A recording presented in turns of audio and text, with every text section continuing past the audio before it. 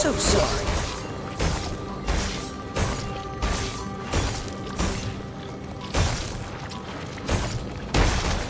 Cool it.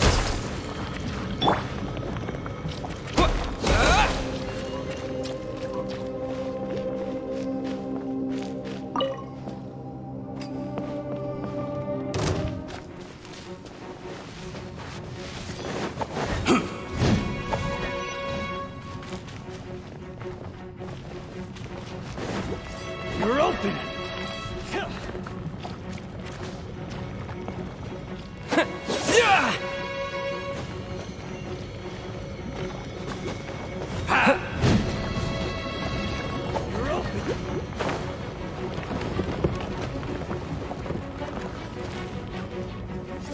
You're open!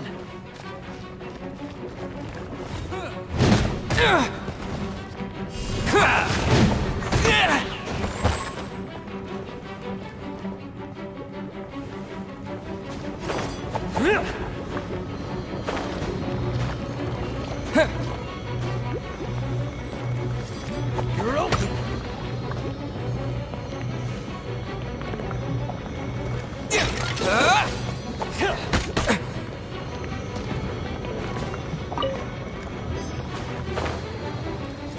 You're open!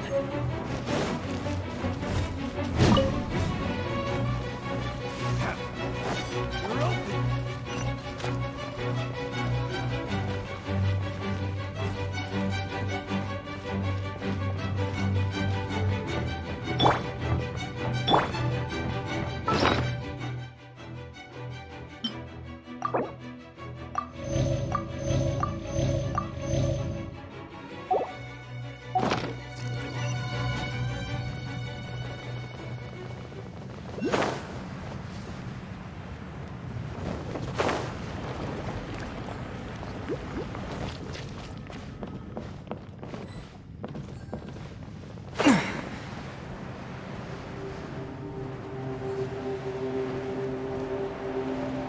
What you got?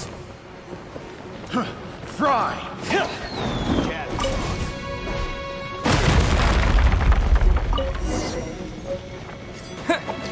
So fury!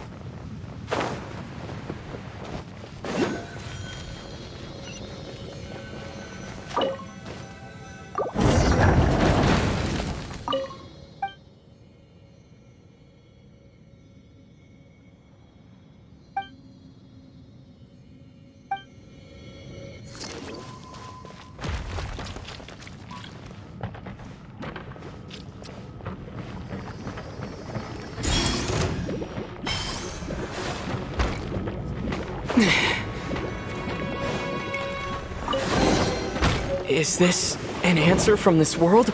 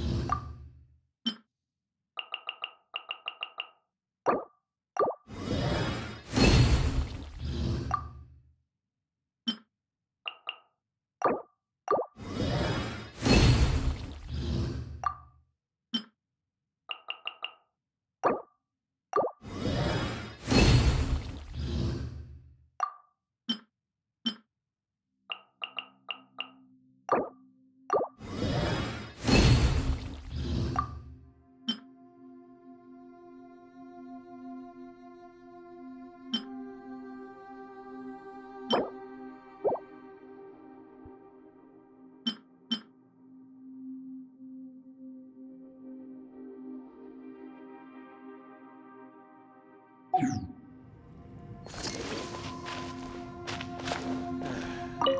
understand.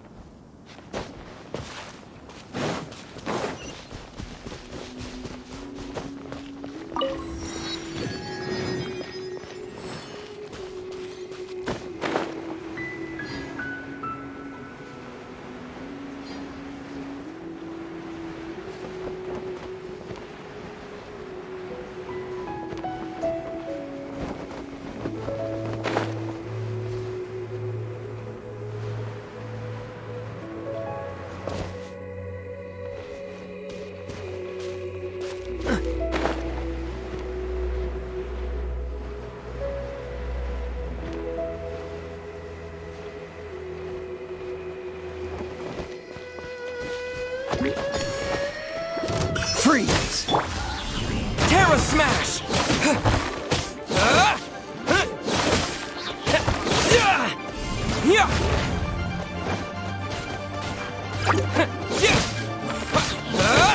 Terra Smash to dust! Dodge this! You're in for a little shock. Come a little closer. Cool it!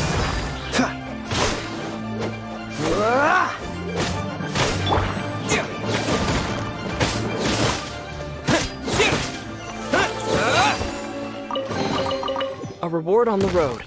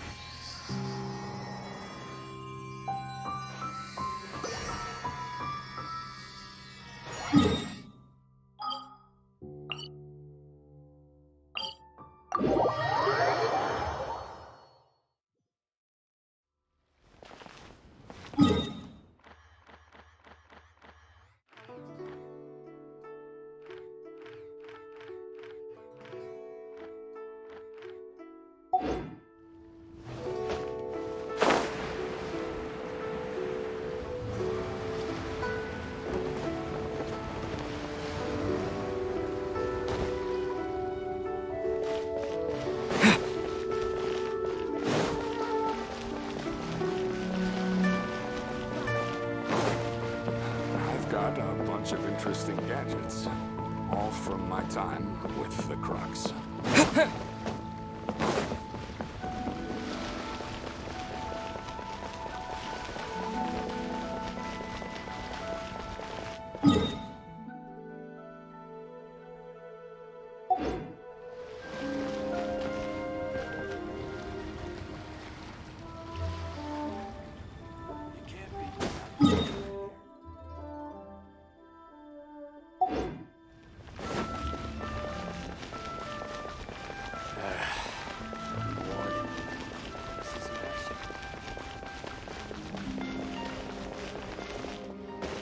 Feel free to take a look around. Thank you so very much.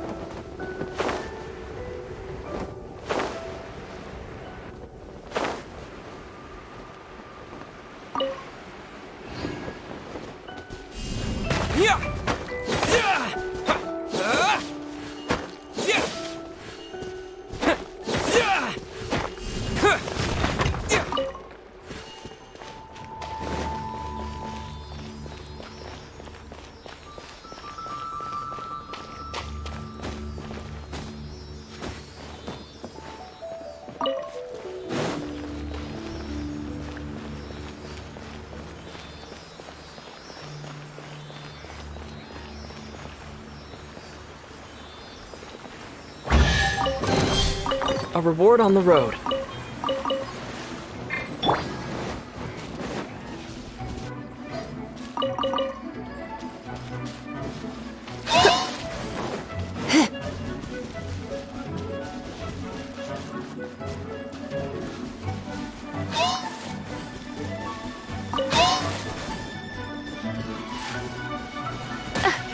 I have some for you too.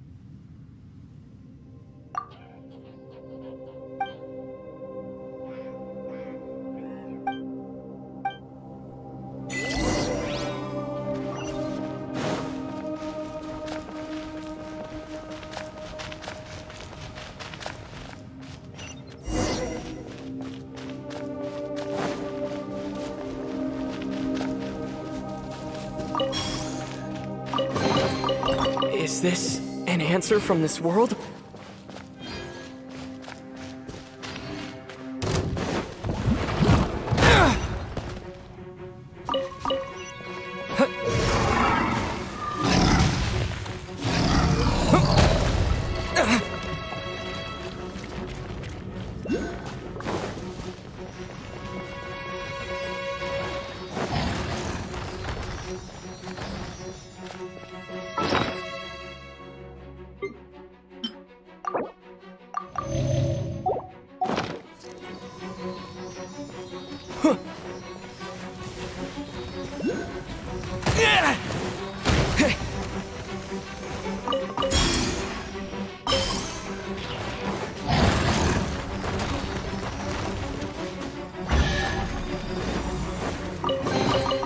Is this an answer from this world?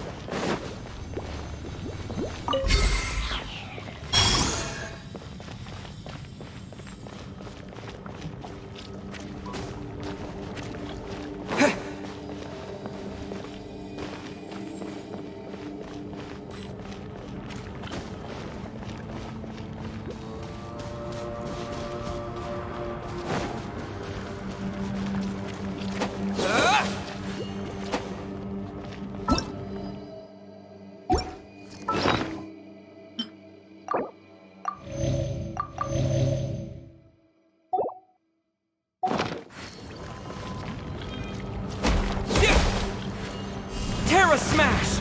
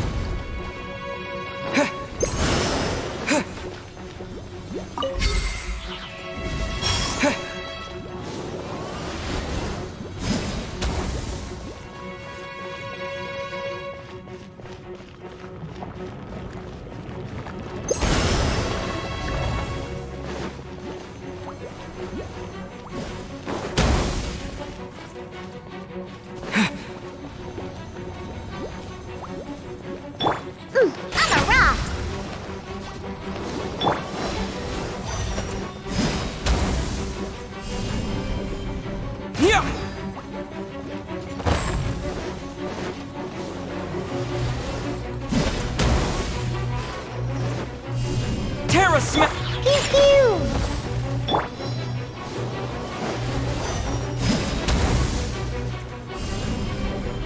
Yeah! Dodge this! You're in for a little shock. Yeah! Terra!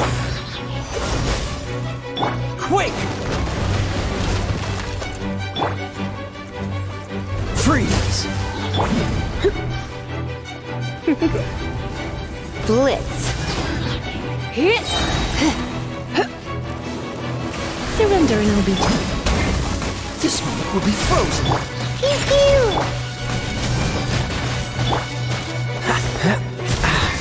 Can't handle your drink. Dodge this!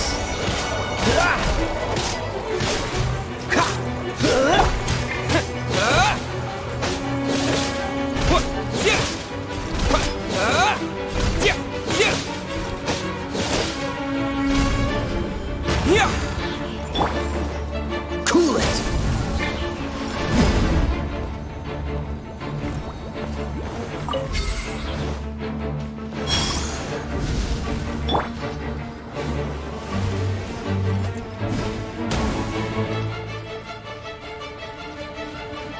You're in for a little shock.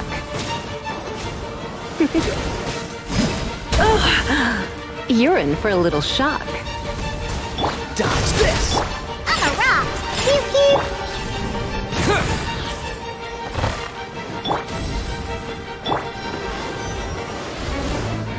Freeze!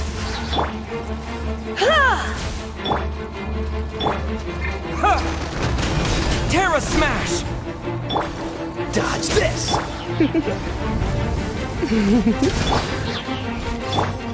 Shaking and stir. Don't get frostbite! Freeze!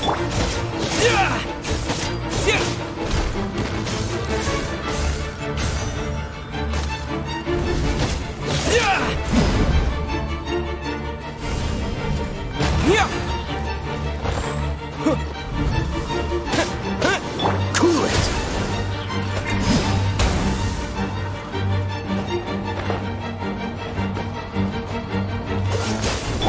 Terra Smash!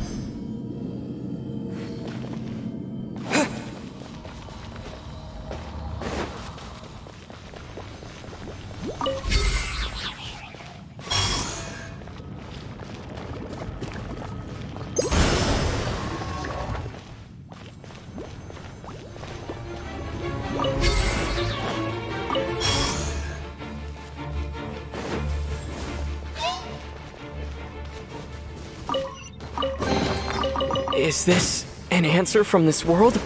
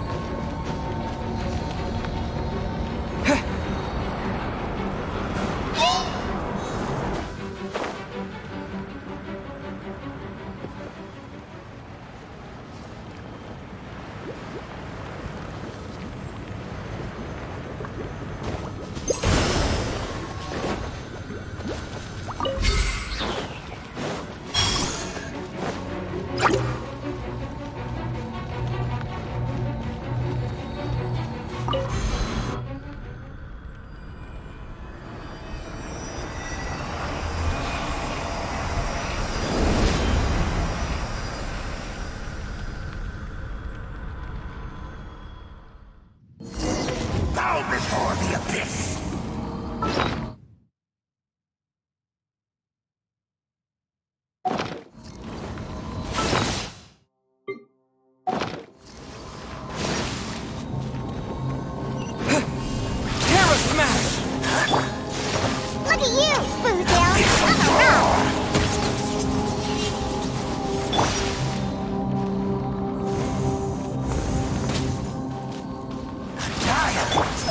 You're in for a little shock.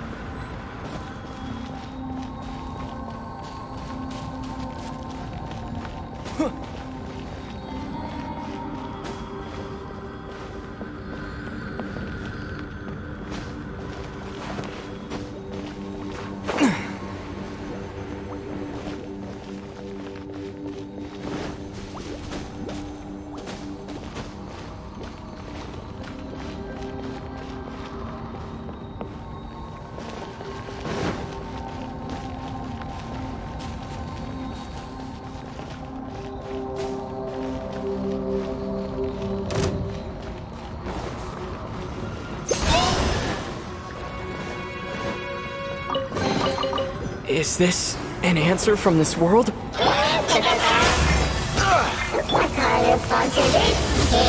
Windblade! Dodge this!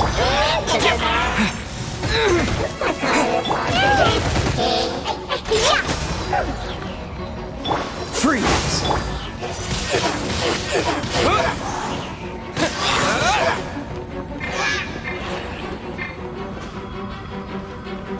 Dodge this!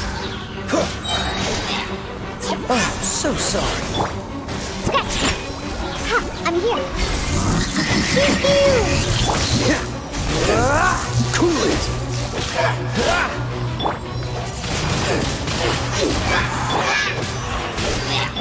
Disappear!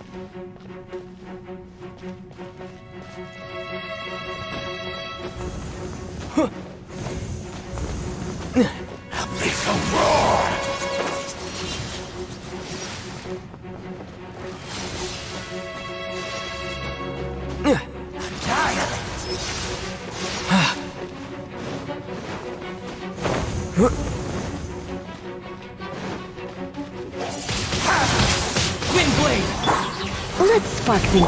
Diana Special! I'm a rock! Dodge this! Don't push your luck.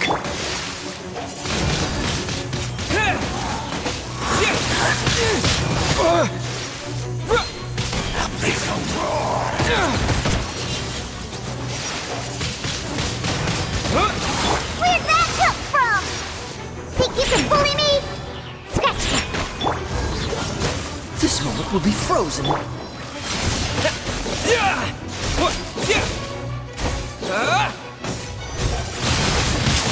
Wind blade!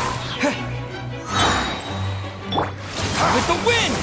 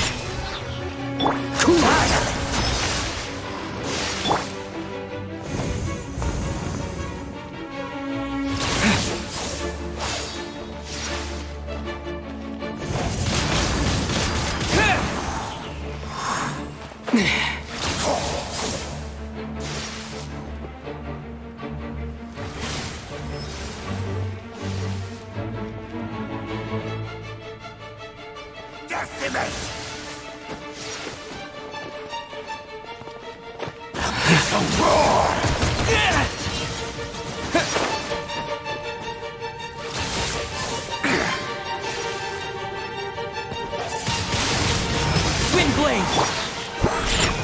Pew pew! Dodge this! Can't handle your drink, huh? Freeze! Oh, so sorry. Come a little closer. You've been a naughty boy.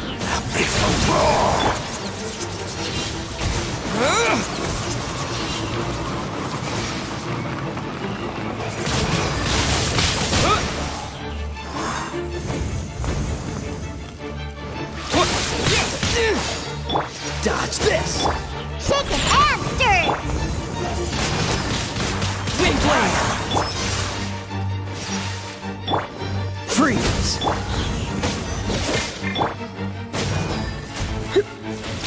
You're in for a little shock. Dodge this!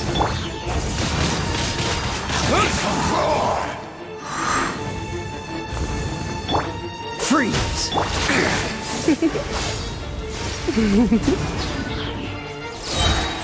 Try not to enjoy it. Disappear! Cool it! The end!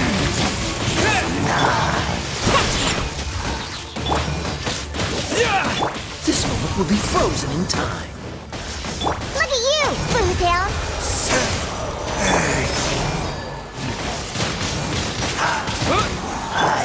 Let's go! Dodge this!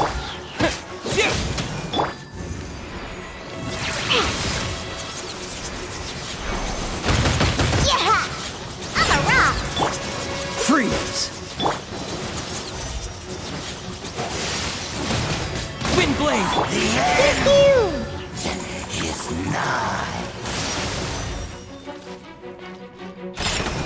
Cool it!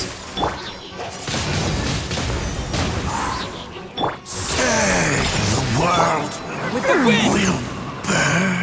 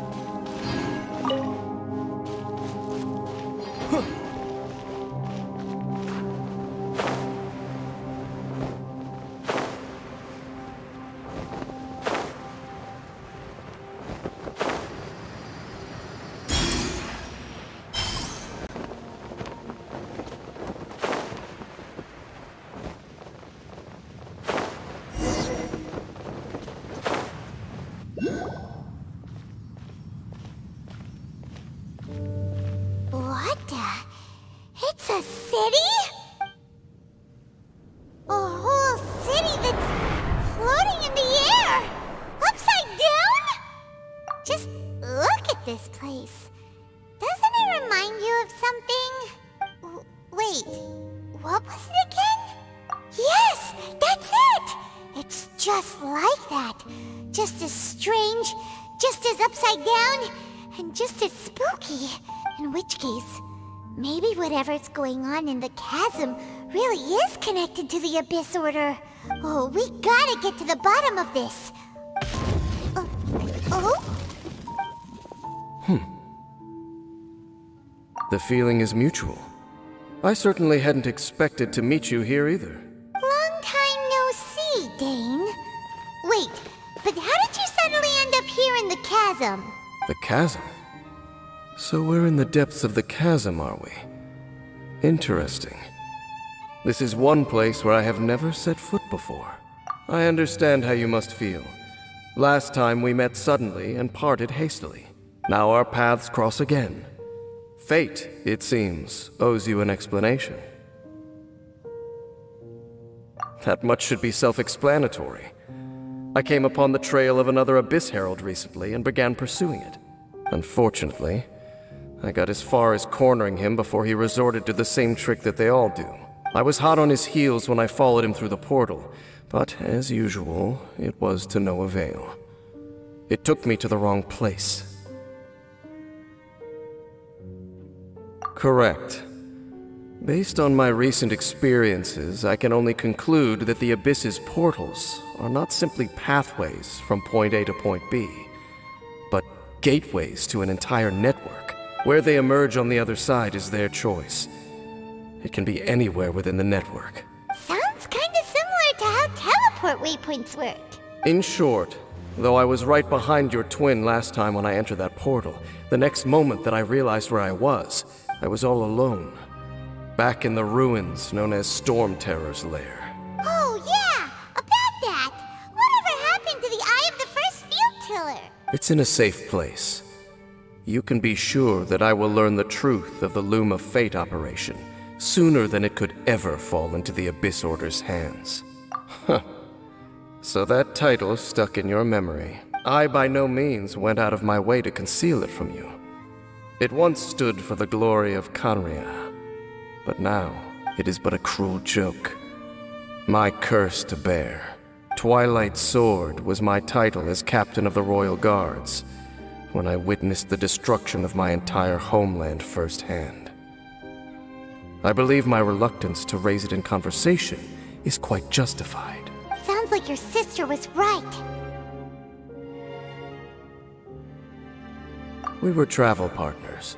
We both partook in a painful journey of searching for our fate. But regrettably, we did not make it to the journey's end together. Before you continue questioning me, I ought to warn you. If my suspicions regarding the portal network are correct, then the fact that there is a portal leading here tells us that the Abyss Order has their eyes on this location. You mean the Abyss Order is plotting something here? Actually, Paimon and the Traveler suspected that too. I mean that it's highly likely that even as we speak, the Abyss Order is watching our every move. Don't say that! You're giving Paimon goosebumps. A wise choice. There appears to be light from a fire coming from near that rocky wall. Let's take a look.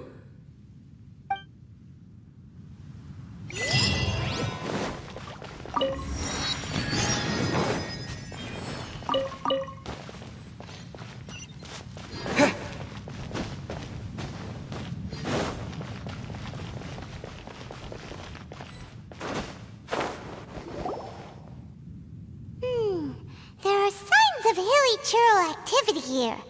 Could these be the hilly churls the requester was talking about? Requester? In fact, hold on. You still haven't told me what you're doing here. I doubt that most travelers would have any reason to venture down this way. We took a commission from the Adventurers Guild to investigate the chasm. Apparently a whole load of hilly churls have been gathering here, and the requester wants to know why. And now it looks like we finally found our first clue. Do you want the answer? Huh? You mean, you know something about this? As it happens, I do.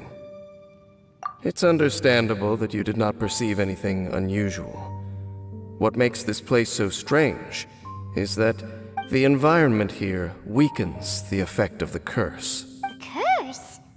Oh, Paimon remembers!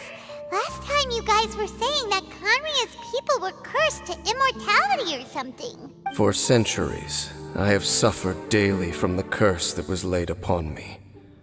But here, I suddenly feel a small amount of relief from this suffering. And right here, right now, I can feel my body sending a strong message to me. It is telling me, stay. So, this place weakens the curse? That's pretty incredible. But how? That I shall need to investigate. But to the best of my knowledge, the Abyss Order does not have the technology to achieve this. Indeed. Do you know why Hilichurls wear masks? It's to hide their appearance, lest they catch sight of their reflection in a body of water. Compared to how they remember themselves, it is a terrible sight to behold. One that causes them great despair. The curse of immortality denies death to those afflicted with it. And yet, it does not truly mean that they will never die. So, you mean there's a way to undo it? No. I mean that the body and soul will continue to be eroded until they are virtually non-existent, even if death is not the form that this erosion takes. When the Hilichurls realize that the end is nigh for them, it seems their instinct is to seek out a calm and dark corner of the world in which to finally say goodbye to the centuries of suffering they have endured.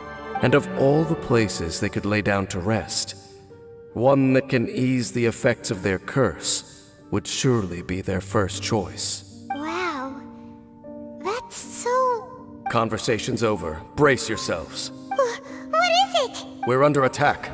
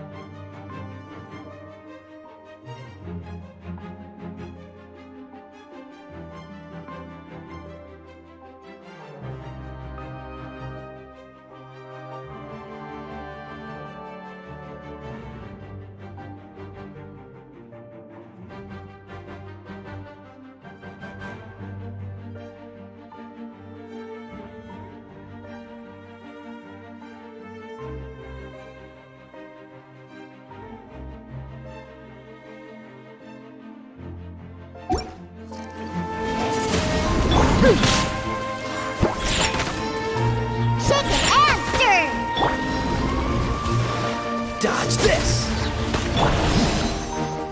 Come a little closer. You're in for a little...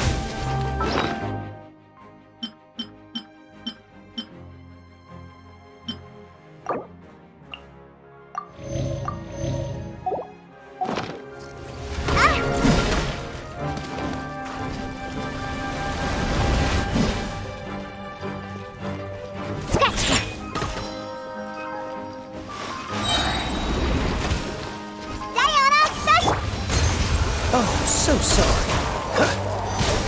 Freeze!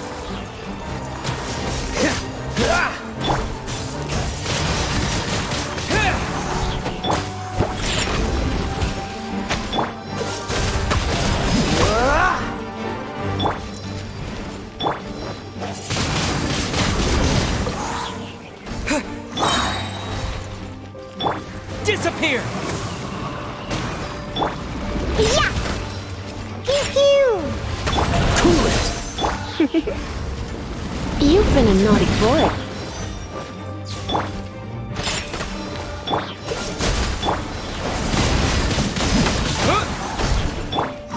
Think you can bully me? Don't get frostbite!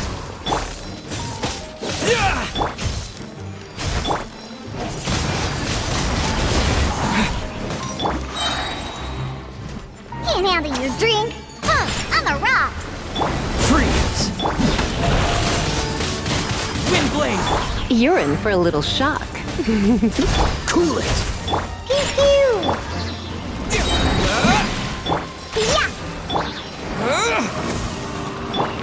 Surrender and I'll be gentle.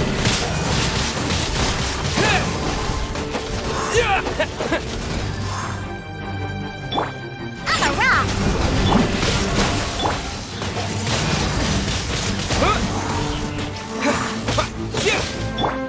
Shake it and stir!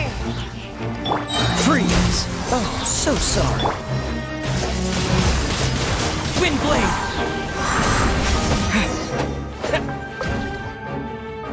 What were those? And why did they attack us all of a sudden? Black Serpent Knights. They once belonged to the Royal Guard of Canria. Wait a second. Royal Guard? So, they used to be your troops? Yes, they were. But now, the curse engulfs them, and they fight with none of the honor they once had. Because they've become pawns of the Abyss now? Let's continue on. Wait! Dane!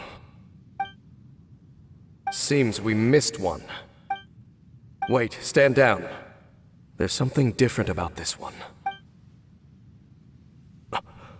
It's disappeared. What the heck?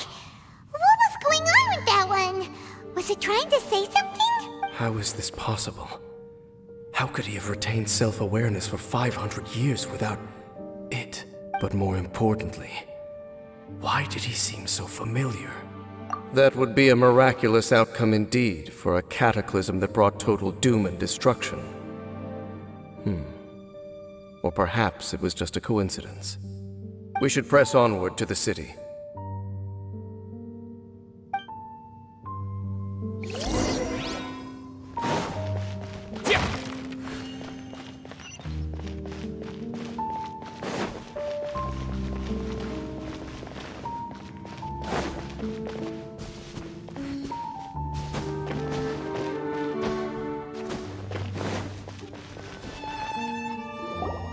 Looks like there's a strange energy surrounding the city. We can't go any further. Guess there should be a mechanism or something around here, right? Traveler, looks like it's time to get into ruin exploring mode. Don't waste your time. Huh? Canria's technology, abyssal power. Two things I couldn't be more familiar with. They're just cheap tricks to me. Okay, so the Abyss Order really is trying to hide something here, right? Dan seems like he really understands what's going on here. No wonder the Abyss Order doesn't want him around. Not necessarily. The closer we draw, the more I am inclined to conclude that these ruins belong to a more ancient civilization still. The Abyss Order simply got to them before anyone else. Even older than Conria? Whoa. Paimon can't even imagine back that far. That said, the architecture here does somewhat resemble that of Conria. At least, it would if it were the other way up. Let's head toward the light over there. Mind your footing on the way ahead. It's a long way down.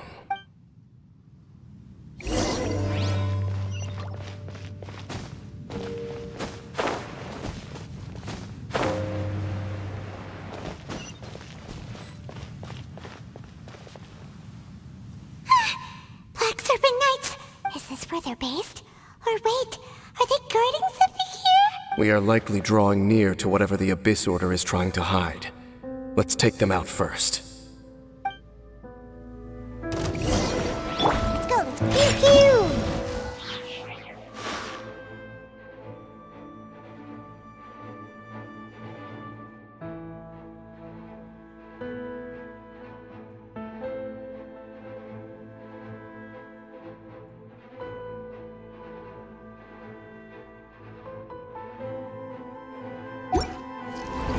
What's the hurry? With the wind! Scratch that! Dodge this! Look at you, Boozle! Shaking ass!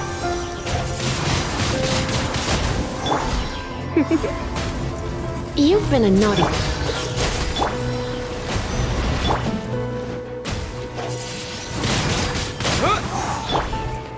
Yeah! Don't get frostbite.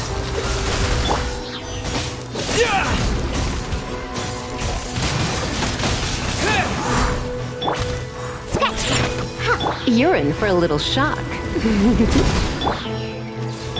Cool it! Wind blade! Dodge this! Pew pew! Can't handle your drink! Huh! Come a little closer. You've been a naughty... Freeze!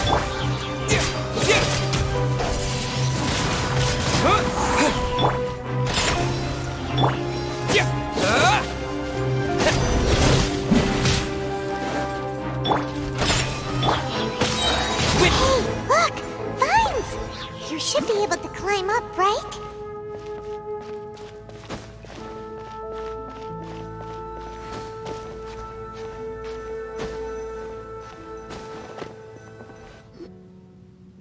Oh no!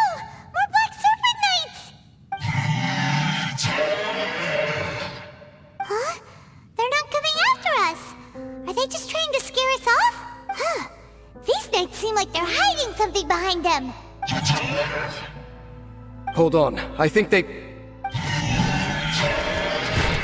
Ah! They're coming! Quick, get them! With the wind! This moment will be frozen. Yeah! I'm a rock! Let's spark things... Dodge this!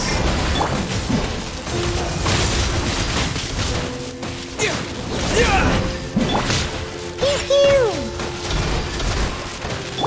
Freeze!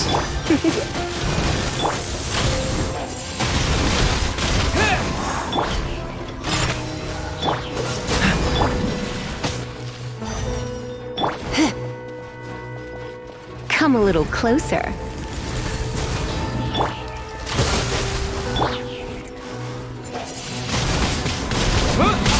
Yeah! Diana Special!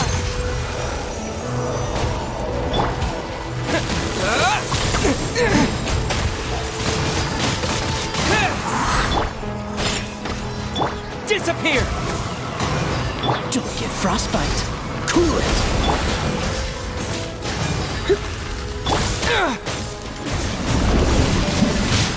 Wind blade! I'm a rock! Yeah!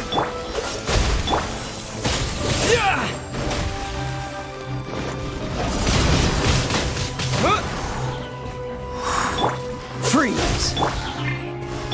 Pew pew!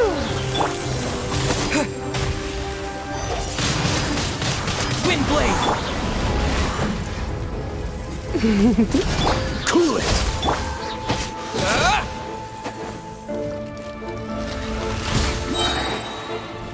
With the wind! On a rock! Yeah. Whew. That was the last of them. Now, let's see what it was they were trying to hide. Huh? What's this? So, the Black Serpent Knights have nothing to do with the Abyss Order's secret. Huh. I should have guessed. So, what exactly is going on with these hilly churls? As I said, for these hilly churls, the end is nigh. They have grown old and fearful of the light, even become one with the darkness. And yet the curse continues to corrode them. But why would the Black Serpent Knights want to stay here and guard them? More of them are closing in!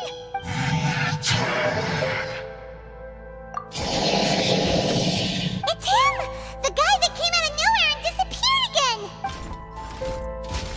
And now they're retreating! Did he just order them to do that? Halfdan? Whoa, whoa! What? You recognize him? Could it be? If it's as I suspect, then this is a truly tragic state of affairs. Dane? You want to know why they were gathered here guarding the hilly churls, don't you? It's because as far as the Black Serpent Knights are concerned, they're simply doing their duty. The one who ordered them to retreat just now, I suddenly recognized him. I knew him as a young man, an elite in the royal guard of old.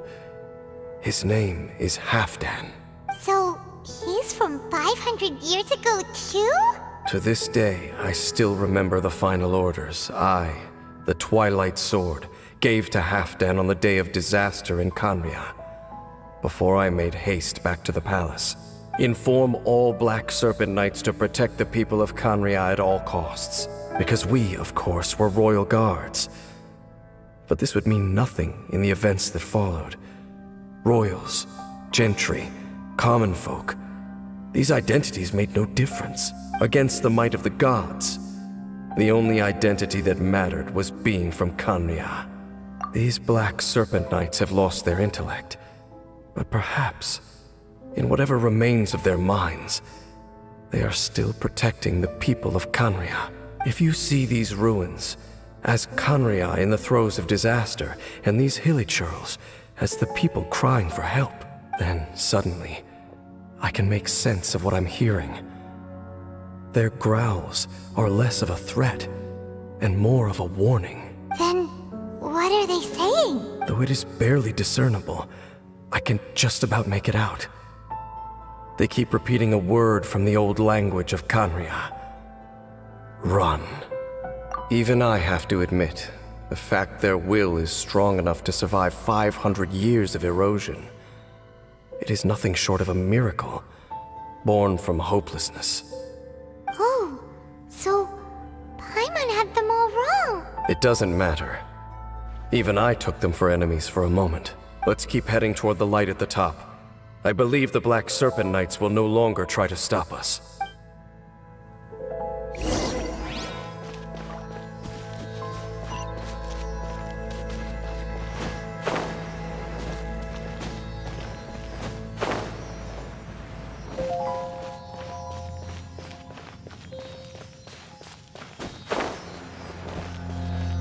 Sure enough, we aren't seeing any more Black Serpent Knights. Guess that Halfdan guy really did recognize Captain Dane, huh?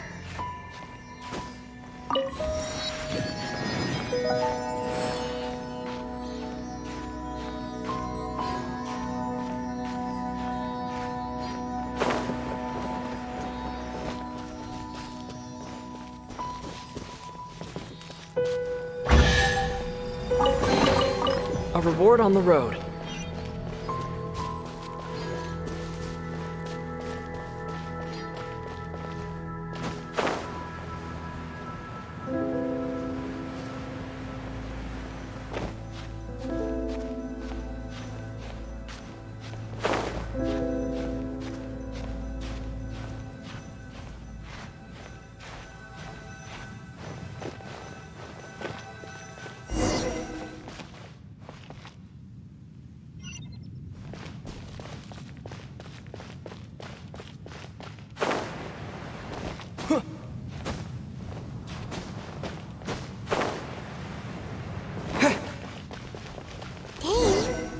so quiet?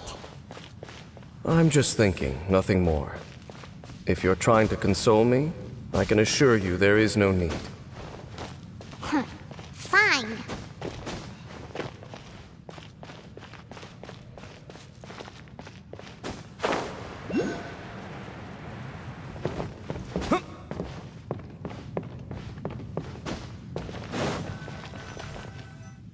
Hey, look! There's no door sealing this room off. Looks like we can finally head to the room in the center. Come on, let's go!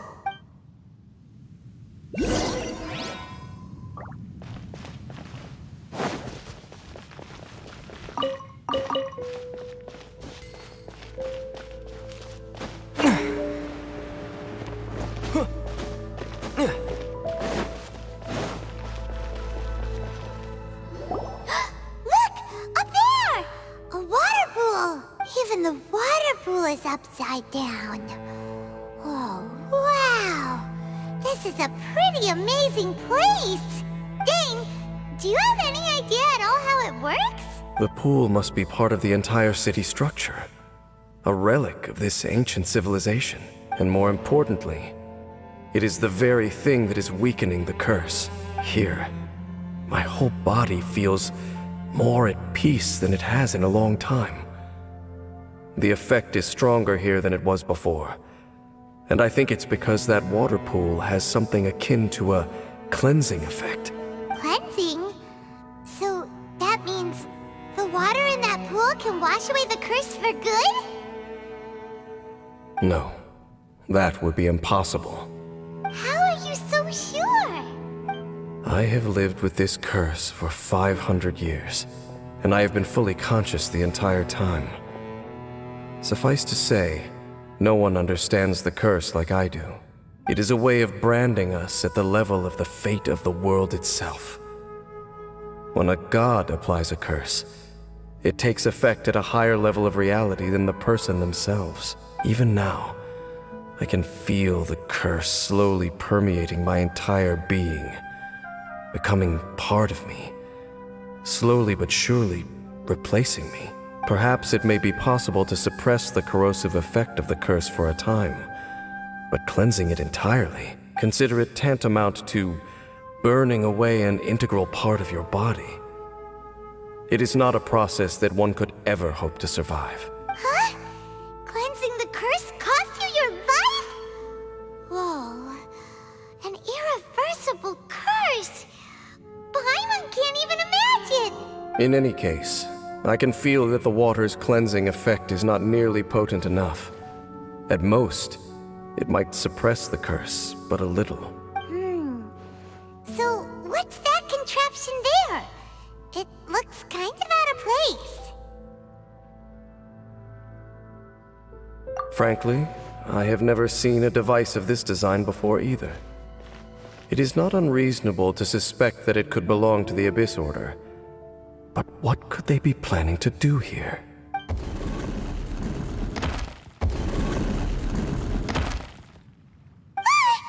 Oh, that gave Paimon a fright! So, all the doors are open now?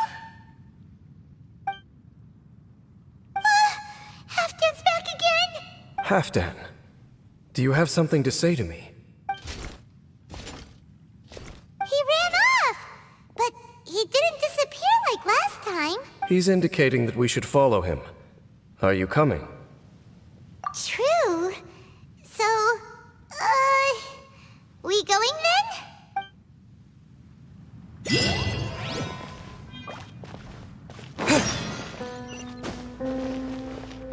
Halfdan jumped down over there! Let's follow him!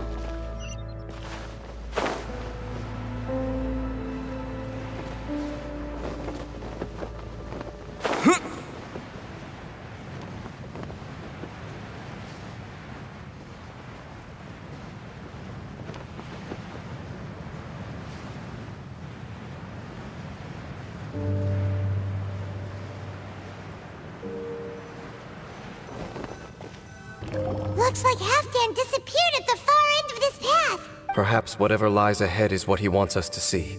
Let's keep going.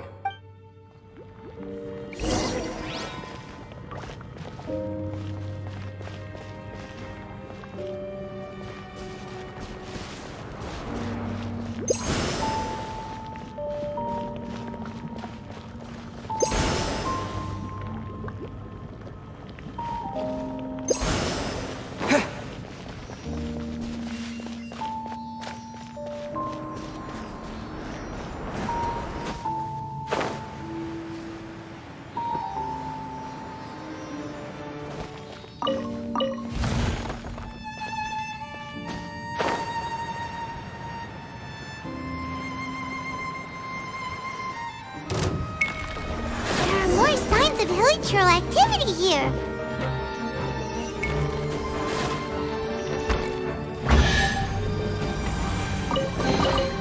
Is this an answer from this world?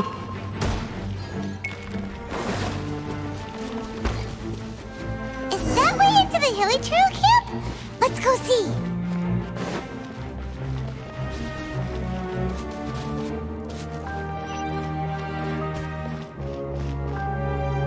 It's a humble Hilly Trail camp. Oh, these Hilly Trails look like they're in pretty bad shape, too. Some of them look like they've already taken their final breath. Is this what Halfdan wanted to show us?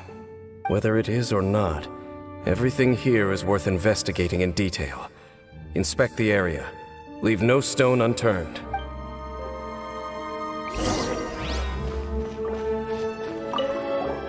Seems like these Hilly Trails have no life left in them at all.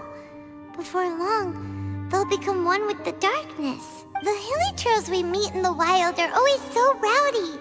Paimon never would have imagined that this is how they spend their final days.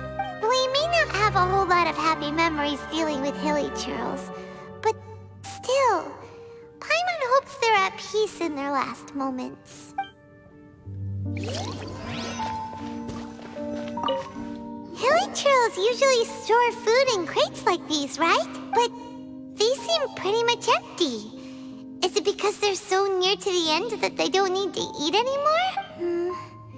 Even if they don't need to eat anymore, Paimon bets they still miss food for the flavor.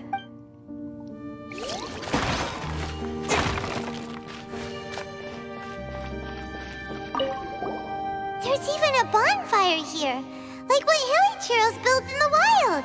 Wait, but wasn't Dane saying that Hilly Trails get scared of the light when they reach the very end of their lives?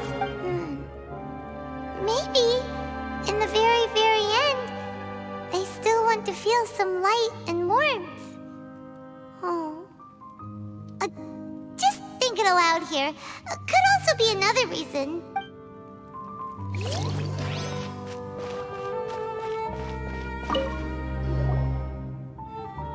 How did that flower get this far underground? Did someone bring it in memory of the deceased Hilly Trails? Hey, now that you mention it, Paimon thinks it looks kind of familiar too. It is the national flower of Kanria, the Intivat. It once bloomed all over the nation. It would only last 2 weeks before wilting. But if you were to pluck one and take it out of Kanria, the petals would stop growing and turn hard.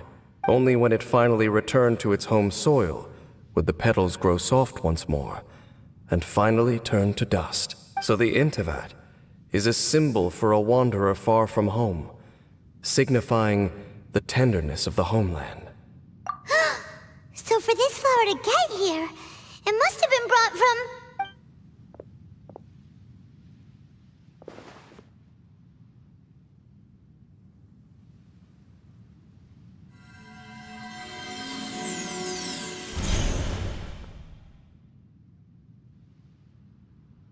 Your Highness, so the proposal finally has your blessing? In focusing single-mindedly on confronting the heavenly principles, we neglected our original mission, the revival of the homeland. I should not have been so indecisive. The device is almost ready. We await your command. What are the chances of succeeding? Theoretically speaking, approximately. Forget it. Even a 1% chance is enough. For too long have we dwelt in the abyss. Surely they would rather return to the natural cycle of life and death as soon as possible than continue to exist as they are, without a shred of dignity. They cannot be made to continue paying the price for those so-called sins. The Order is most fortunate to be graced with your decision.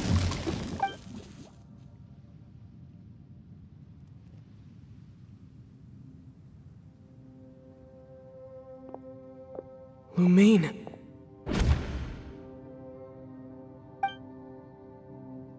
You saw something, didn't you? Can you tell me what it was? Yeah, you zoned out for quite a while there.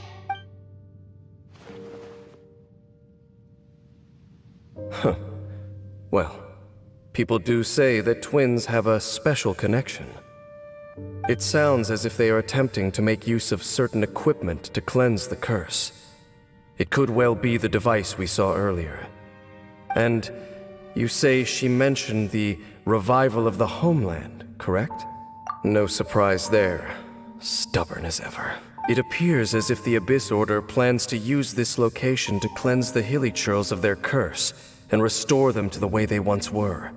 Then, they will serve as the foundation for reviving the nation of Kanria. After all, there can be no nation without a people. It is the height of foolishness. They have no chance of success, not even a 1% chance. I told you already that no one knows this curse better than I, having lived with it for 500 years. There is no redemption. There is no undoing the curse. Trying to remove it by force will achieve nothing but to inflict further suffering. So make sure you are clear in your mind. You have to tell yourself, they are no longer human. If you cling to false hope and allow yourself to become too emotionally invested, the only way is down. You will end up just like them, mired in hypocrisy. Save your strength for something worth saving. Oh? But of course, I am merely someone you hired for a task, while she is your sister. It is only natural for you to side with her. But whatever decision you make cannot deter me from mine. My chosen path is to stop the Abyss. If we have reached an impasse, then perhaps this is where we should say,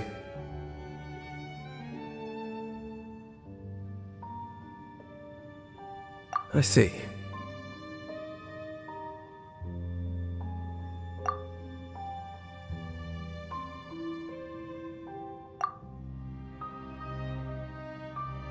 It seems that the 3 questions I put to you on our first meeting were worthwhile. You have developed your own individual views on this world. Very well. Since you have volunteered your true thoughts on this matter, I shall not hide mine from you.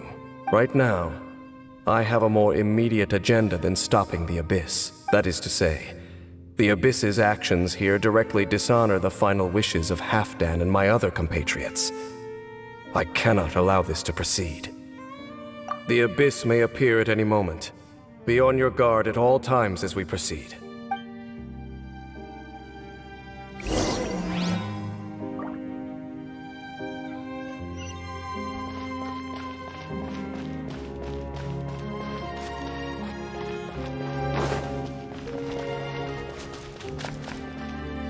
We can see the Upside Down City from here, too. Wait, watch out!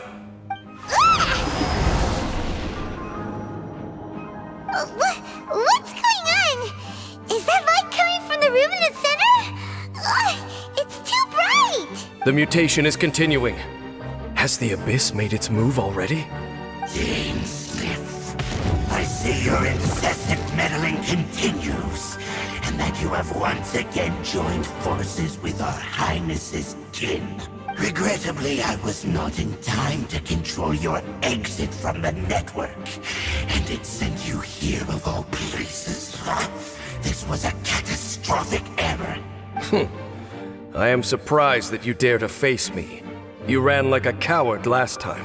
Our Highness's will must be done. All interferences must be removed, whatever the price to pay. This time, the curse that torments our people must be undone, once and for all. You are the only ones who torment them. There is nothing else left of those Hilichurls. Nothing besides the curse itself. Say what you wish. I am going nowhere, Dainsleif. Then you will give your life just to delay the inevitable. How absurd. But since you wish to persist, then so be it. You really think you can use that device beneath the pool to cleanse this curse? Do not underestimate the ways of the Abyss. That device can amplify the cleansing effects of the water not tenfold, but 100-fold. Then I overestimated you. This plan is even cruder than I thought.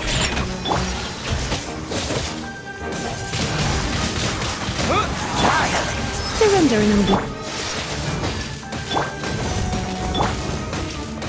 Freeze!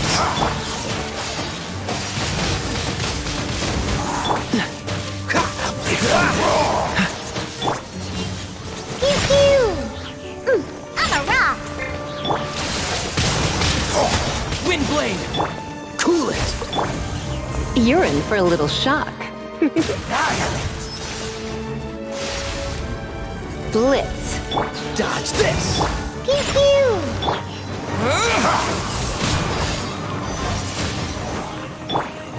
Think you can bully me? Freeze!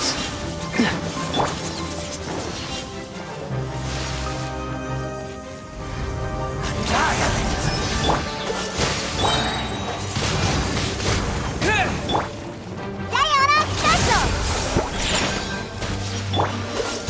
Don't get frostbite!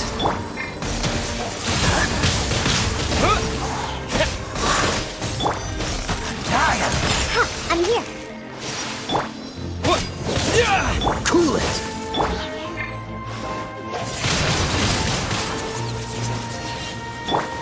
Yeah! Dodge this! You're in for a little shock. You've been a naughty boy. Freeze! Yeah! Disappear! I'm a rock!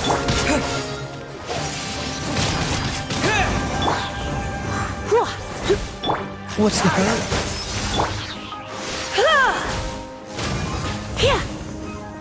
Come a little closer. Cool it! Pew pew! Look at you, Boo Down! Let's spark things up a little. Dodge this! This moment will be frozen.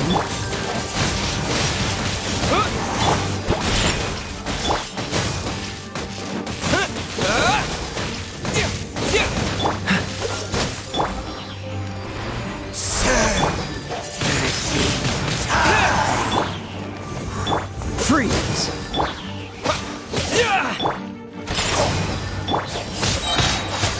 With the wind! The world will call!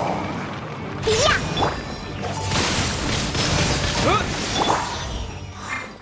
Cool it! I'm a rock! Blitz. The world will Dodge this! Scratch that! The world will... You've been hunting this Abyss Herald for ages! Now you finally got him! There's no time to celebrate. The Abyss Order's device is activating, but there's still time to destroy it. All right, let's go!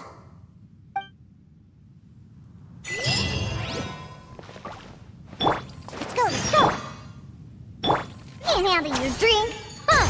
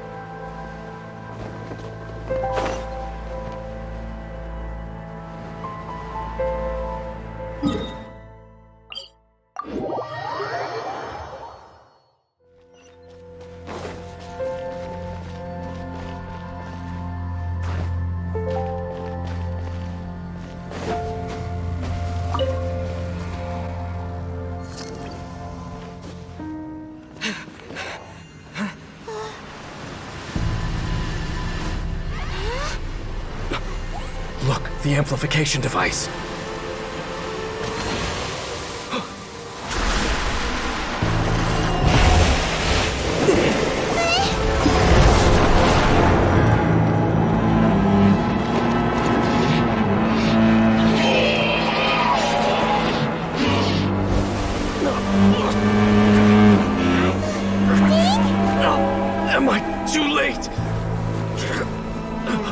They're in agony. This is no way for them to meet their end. Find a way to stop that thing!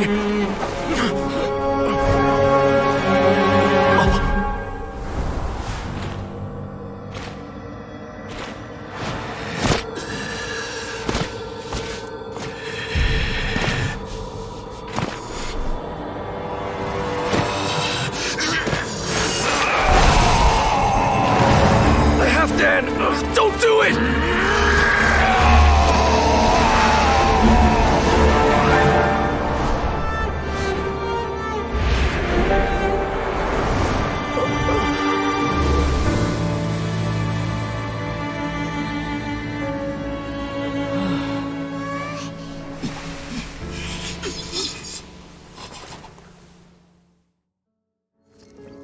I thought he would have been turned to ashes in an instant. Halfdan's soul is extraordinarily resilient. Meddling fool! Encumber us no more! Don't you have a greater encumbrance to worry about? Come on. This is your grand opportunity to get rid of me. Tainslip! Take him out and deactivate the device. Peace be with you! Freeze! Oh, so sorry. Of grace! Shake your hand! Peace be with you! Of the light shine! Freeze! Hear the truth! Don't be such a brute. The gift of grace! Of the light shine! Yeah! Hear the truth! The gift of grace!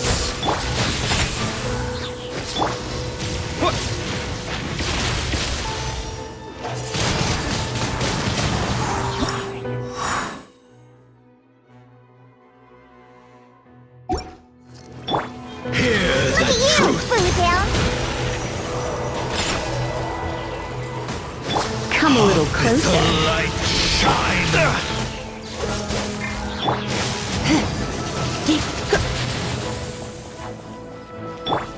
Peace be with you! Windblade!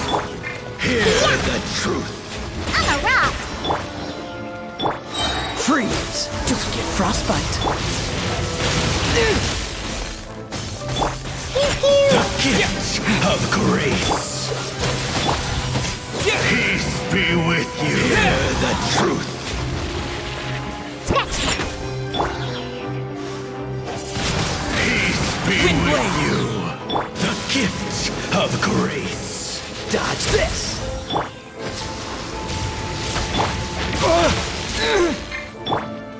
I'm a rock! Peace be with you! Freeze!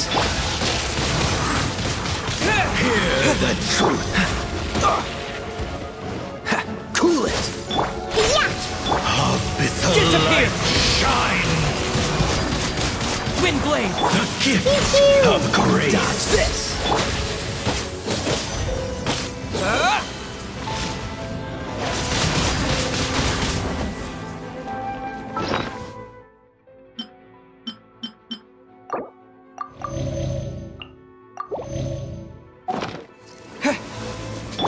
Yeah!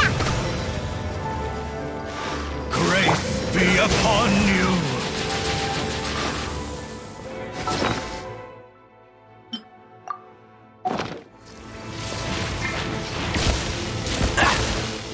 Peace and hope find I'm a you! rock!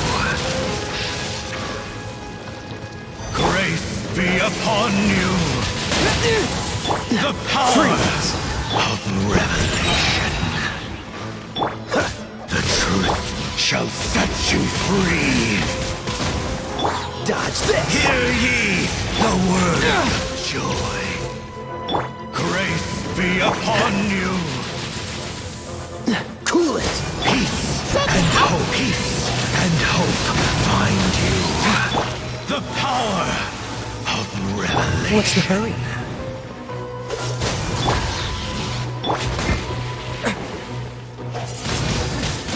Hear ye the word of joy. Grace be upon you. Freeze! I'm a rock! Peace and hope find you. Where'd that come from? Yeah! The truth shall endure. What do we do now? The Abyss Lecter's gone, but the device won't stop! And... Halfdan... No! As long as the device is active, the cursed are rendered powerless. Only you can take on the Abyss. If you value his sacrifice, then do not waste any more time here. See all these rays of light and portals? They must have installed several of these energy devices in various locations. Find them, quickly! So, we have to go through these Abyss portals? Hey! Wait for Paimon!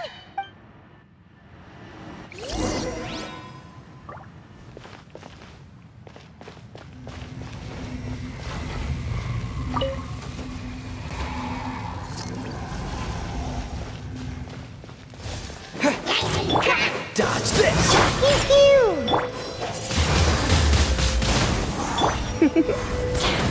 You've been enough. Freeze! This moment will be frozen.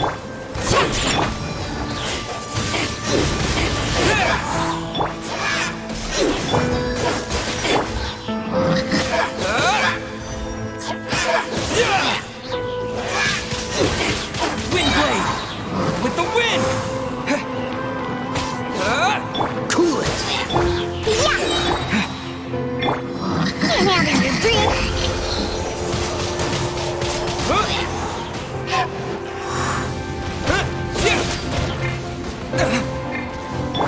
Freeze!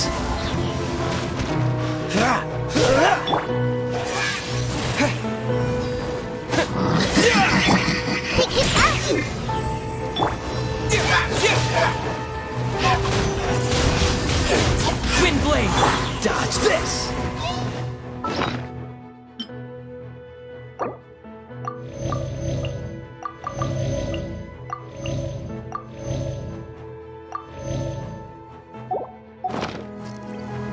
Let's go, let's go!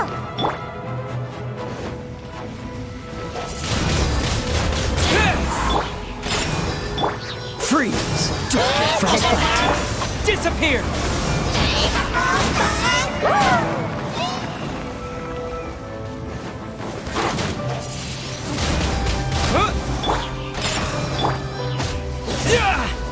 Dodge this! I'm a rock!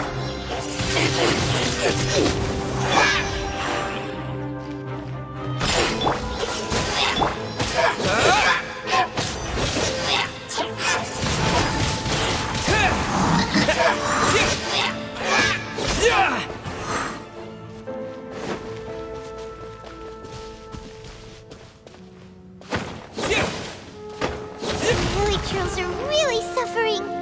Oh, wait! Dane, this must be unbearable for you too.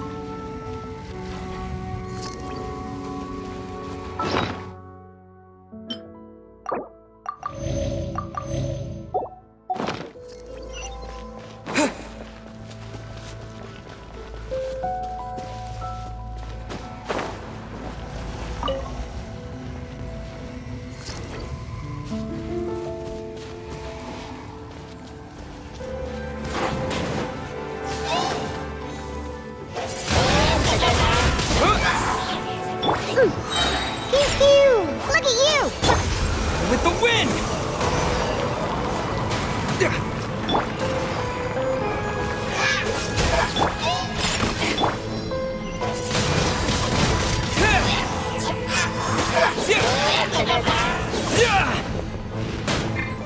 Freeze!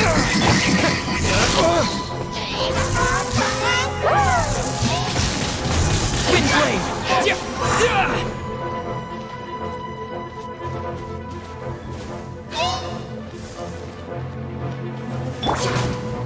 Surrender and I'll be gentle. Cool it! I'm a rock!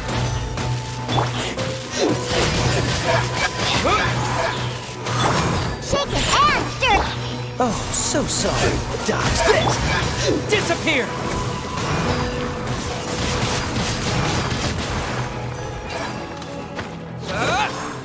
Quick! Destroy the devices and put an end to the Hilichurl's suffering!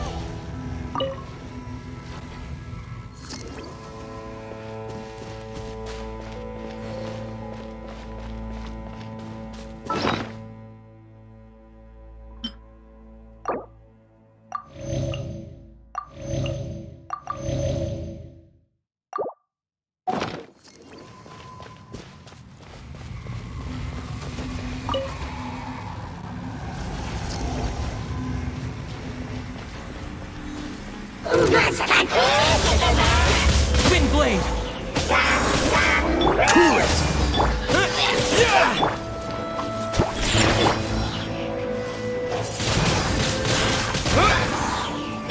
Dodge this!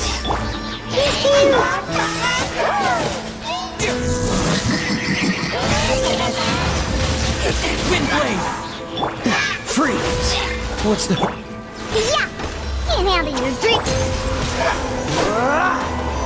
Cool it! With the wind!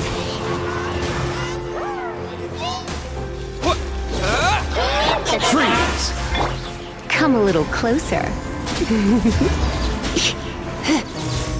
This one will be frozen.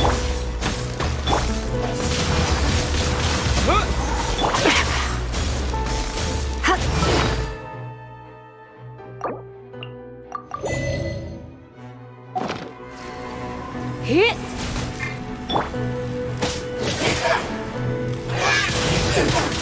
Wind blade! Dodge this! I'm a rock!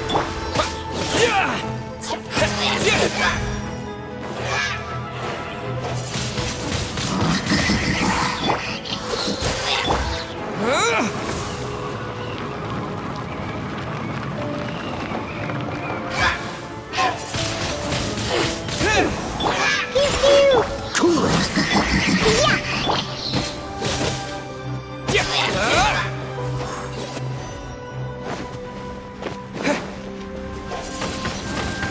Wind blade!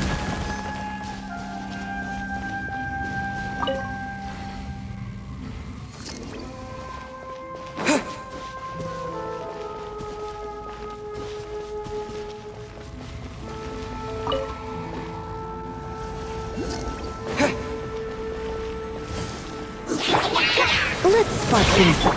Diana Special!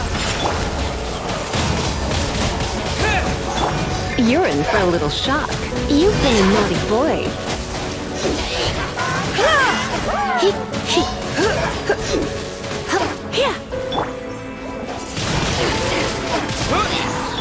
Dodge this! Oh, so sorry.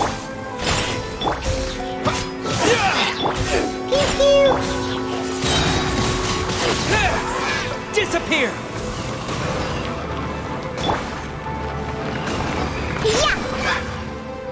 Freeze! Wind blade!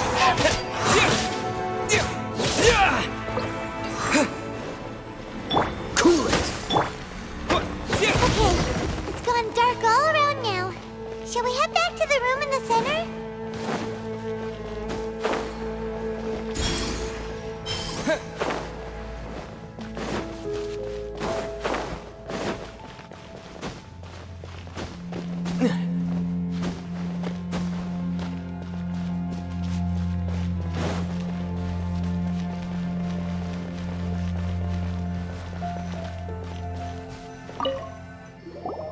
So, that's it, right? The device is fully shut down now? The burning sensation has indeed stopped. So, we managed to stop the Abyss Order's plan? Let me check. Dane must be really upset. Of all the ways to be reunited with one of his former comrades after so long, this is rough. Let's go.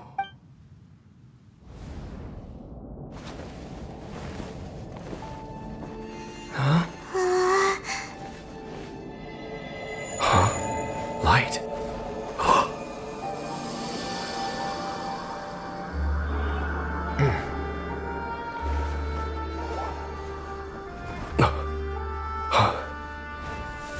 apologies, Captain Dainsleif, Twilight Sword.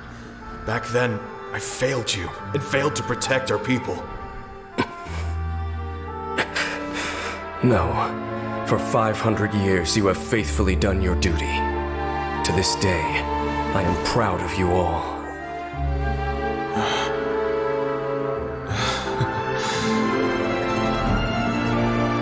Khaenri'ah didn't fall, did it? Since you're still here. Correct.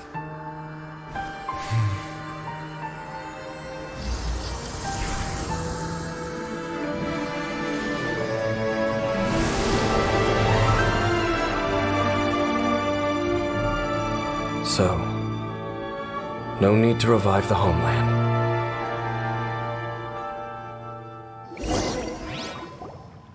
That was Halfdan's soul. More than one kind of strange power exists here. Souls are no strange sight under the circumstances. Still, if you intend to venture deeper in and continue your investigation, you ought to be careful. You bet. We'll be super careful. Oh, but Dane, does this mean you're not coming with us? That device took a severe toll on me. It will take me some time to recover. Oh, right. Well, actually, Paimon already knew that. You've clearly been pushing through the pain this whole time. You've earned a good rest, Dane. Oh, you should take a vacation! Vacation? The very notion. This word has no business being in my vocabulary. There are more important things that demand my attention. The Loom of Fate operation is still underway, and I suspect that these amplification devices are connected to that plan. Thank you for understanding. I only hope that next time we meet, you know whose side you're on. Sheesh. He sure knows how to hold a grudge. Saving that snide remark right until the end. Well, shame that we didn't get to see your sister again. But at least we learned some useful info, huh? As long as you keep pressing on with your journey, you guys will definitely meet again. And everything will be back to normal. Right? Oh, Paimon almost forgot. The real reason we came here was to investigate what was going on with the hill trolls, wasn't it? We've probably seen enough to report back to the miner now. But, how are we going to explain it to him? This is all way too complicated for regular people to understand. We'll figure it out. Just don't forget about the commission when we're done here.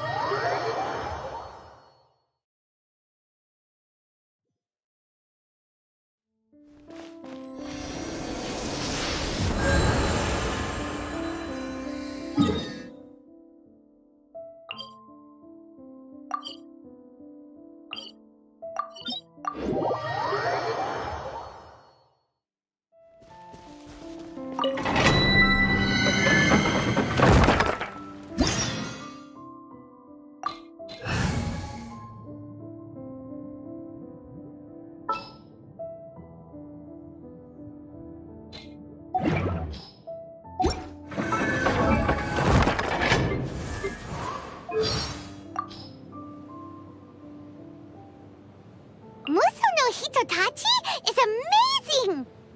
It can beat any enemy with a single slash! But for child, it might need 3 slashes. Yeah. Anyway, if you mastered that technique, Paimon wouldn't have to worry about you for the rest of our journey. So where can one learn that technique? Yeah, where can one learn that technique? Quit looking at Paimon like that! Oh, okay. Paimon will keep an eye on you during our adventures. Did you know that Sanga no Miyakokomi, she's Watatsumi Island's divine priestess? In other words, she's the ruler of Watatsumi Island. The whole of Watatsumi Island is controlled by her. Paimon also wants to become a big shot like her. What will you do after you become a big shot? Then Paimon will deliver justice. For example,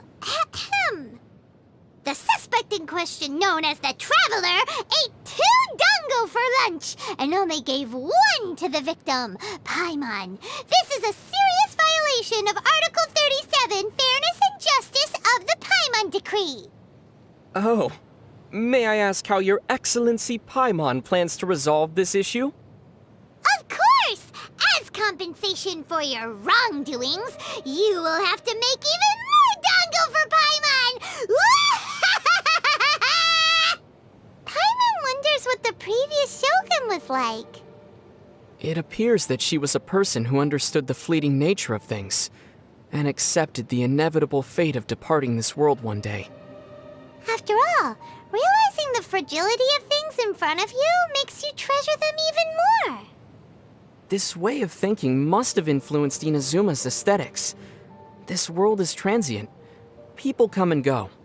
The fun times we shared, our companionship, and the delicious foods we got to savor. Those emotions and experiences are real things that existed at some point in time, not just empty concepts. Even though every banquet must eventually come to an end, it'd be nice to enjoy those happy moments for a little longer. Shifting seasons and elusive dreams, the ephemeral and fleeting. With thine companionship, all are eternal. Paimon doesn't get it. I'm saying that I'm having a lot of fun traveling with you, Paimon. It'd be nice if we could just go on like this forever. Paimon will take your word for it then.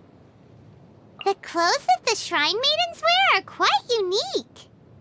I heard that after the Sakoku decree is lifted, Yae Miko plans to run a rental service where people can try on Shrine Maiden outfits as a tourist attraction in various places. Combined with the latest camera technology from Fontaine, it seems like a real Mora maker. Oh. The Shrine Maidens in the Grand Shrine even asked me if I knew any pretty girls who are willing to become models. All they need to do is dress up in a Shrine Maiden outfit and smile to the camera. They even asked me to be a model and said all I needed was some makeup. What? I immediately shared this idea with Rosaria. I feel like they can do something similar at the Church of Favonius with the garments they wear. Wait, I don't think that, Sadly, Rosaria found the idea of it too troublesome. Maybe it's for the better. Aoi gave Paimon a painting. Turns out it's not edible, but Paimon is still very happy with that gift. Aoi? The general good shop owner? Let me see. Here, but be careful. It was painted by a famous artist, Utamaro. It's quite valuable. Utamaro? I think I've heard that name before. Of course! Master Utamaro's work can be found all over Inazuma after all. Did you see one of them in Ayaka's residence? The one that Paimon has right now isn't too shabby either. Oh, I remember now. One of those paintings was used by Yoimiya as kindling, right? Huh? Kindling? Yeah, I think Toma used it as padding for table legs as well. What? Padding? And if I remember correctly, I also saw Sayu use a stack of those paintings as a cushion for her nap. Sayu has several of those works? That can't be right. Real masterpieces aren't mass-produced. If you ask me, that Udamaro isn't a real master at all. Hey! The Komori Tea House is doing surprisingly well. They have a great number of visitors every day. Oh, we should also open a tea house! Paimon feels it'd be really profitable. Well, if we do end up opening a tea house, then you're gonna be the boss for sure. Huh? Deal! Paimon didn't think that you'd have so much faith in Paimon's abilities. Paimon will make sure to be a responsible manager and make our shop the best tea house in Tibet. I don't think it'd need to be managed. Do you remember Taromaru? Yep, he's the owner of the Komori Tea House, right? A lot of the clients go to the tea house to play with him rather than drink tea. So I was thinking if you were running the shop, you'd definitely be more popular than Taromaru. Of course! Hey! So you don't really trust Paimon's management skills? You just want a mascot! With the abolishment of the Vision Hunt decree, I guess the Sakoku decree will be the next one to go. Here's hoping that everything goes well. Let's encourage everyone to hold on for just a bit longer. Yeah. If we get the chance, let's find Atsuko and tell her that the sakura trees in her homeland are blooming. How is that supposed to comfort her?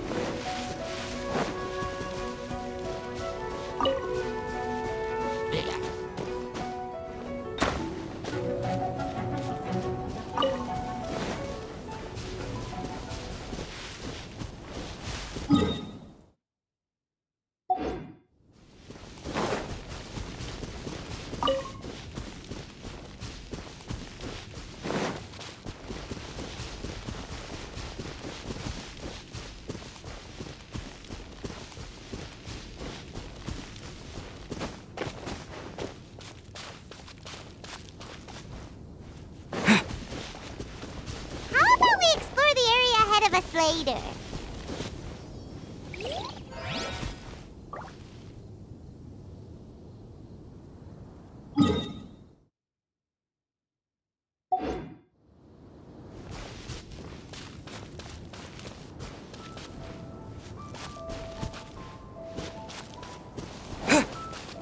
How about we explore the area ahead of us later?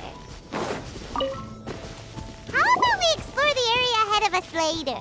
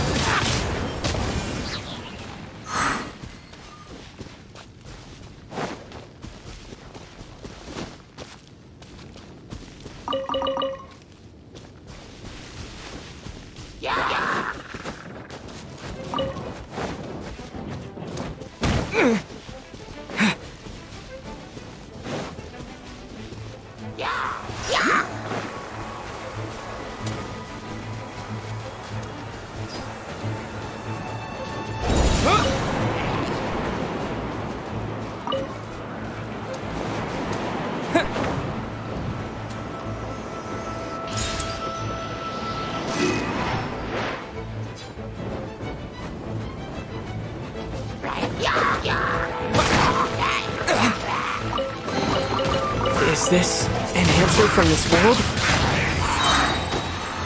With the wind!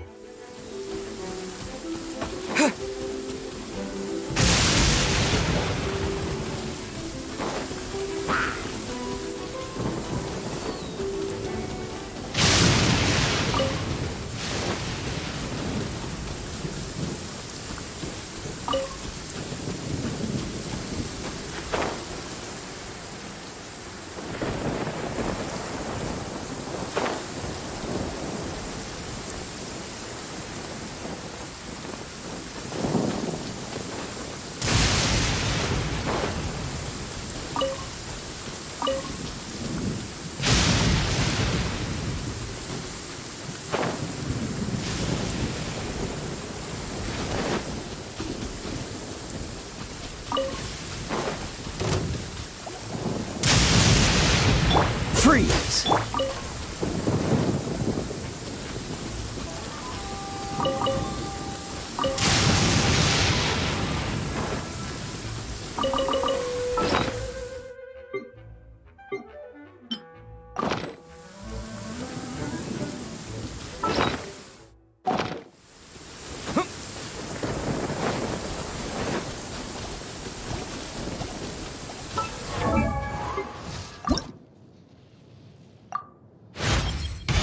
Chances to practice should be left to you newcomers, no?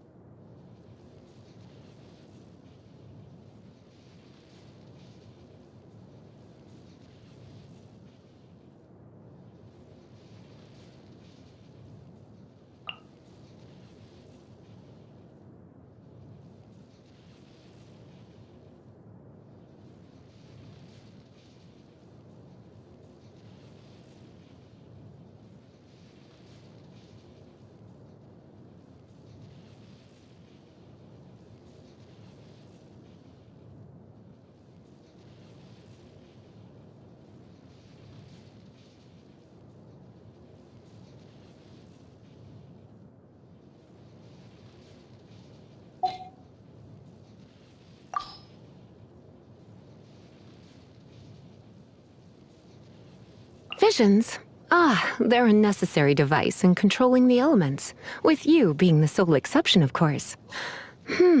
As for why that is, perhaps we can find the time to experiment a little.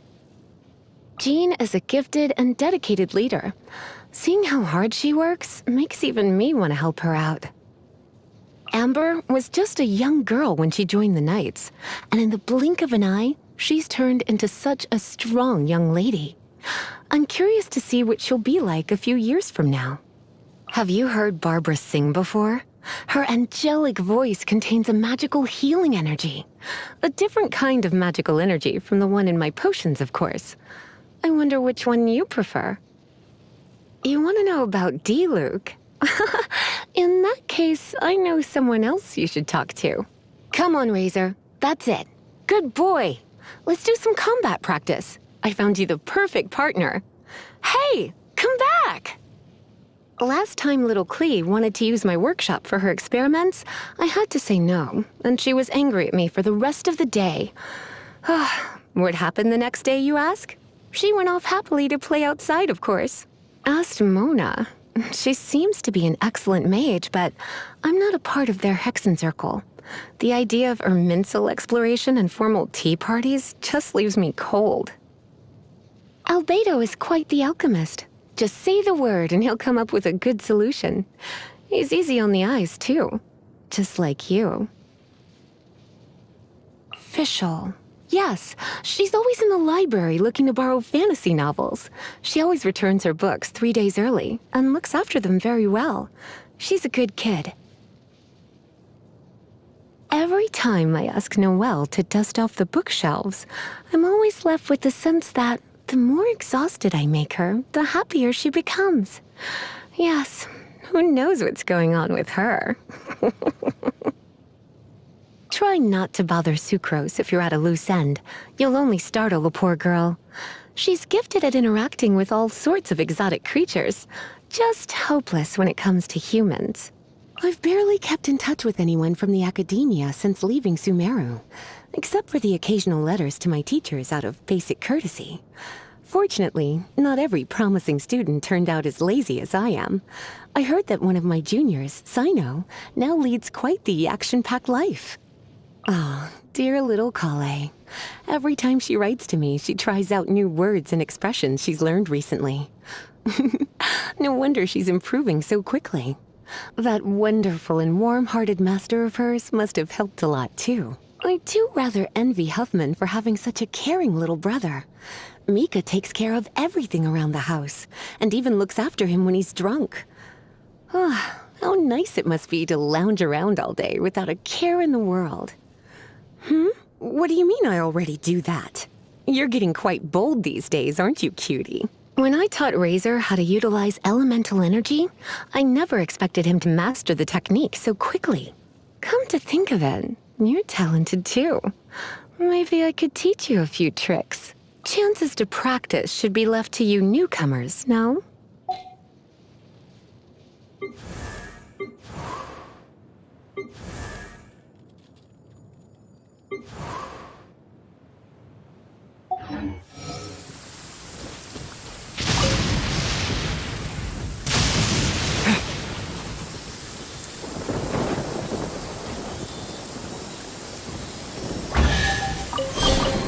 A reward on the road.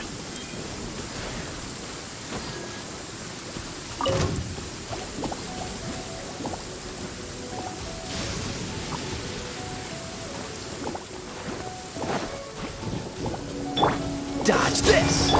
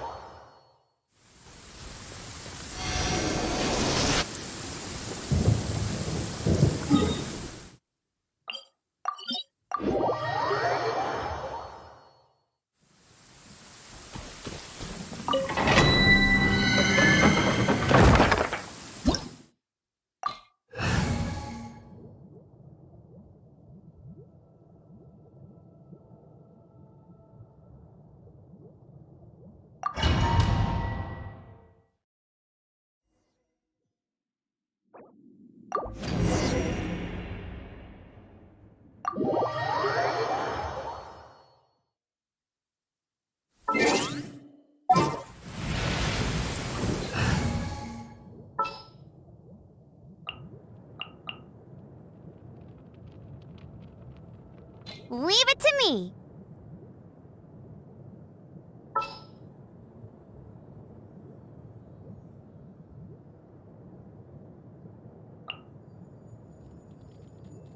Let me double check our equipment. All right. Everything's ready. Leave it to me. My lance and crossbow are prepped and ready.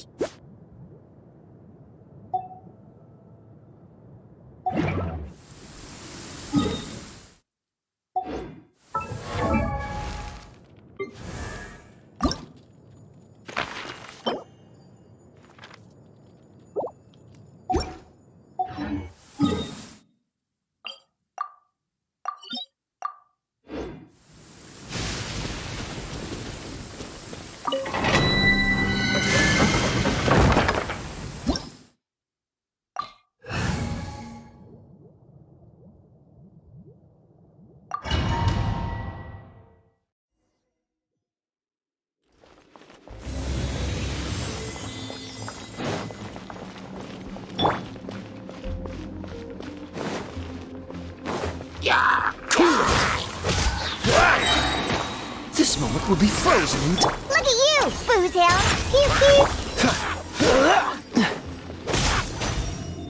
Dodge this!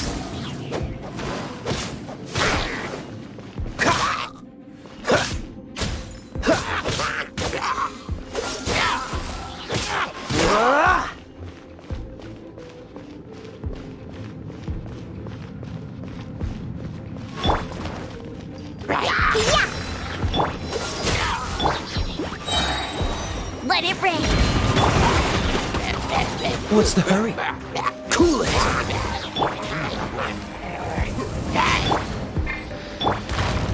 Pew pew.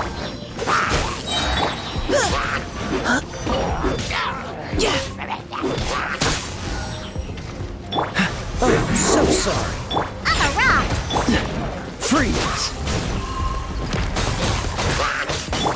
Let's keep going, team!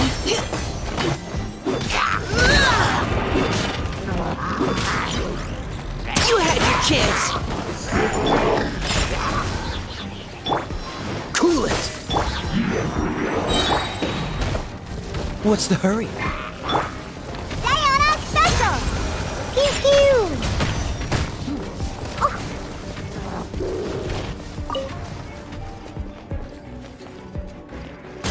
I'm a rock. Precision strike! Freeze! Scratch. No escape. This moment will be frozen. Now's our chance! Neutralizing threats!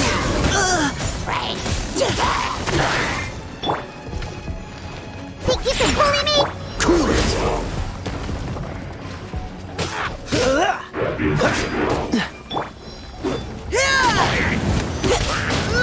No!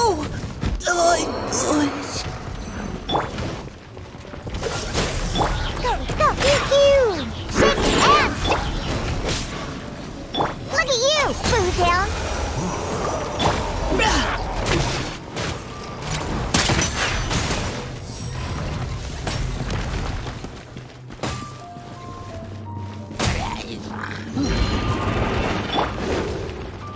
Freeze! Yeah.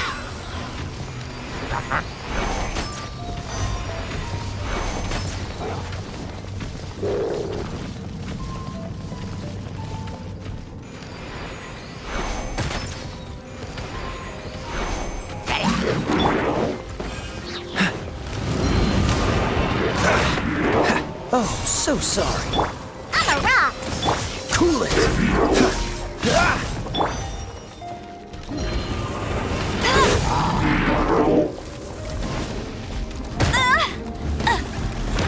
Go, Barrett Bunny.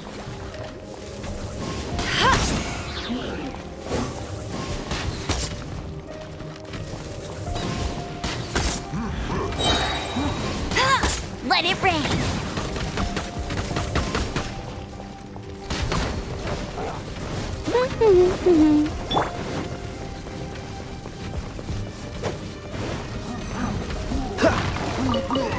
What's the...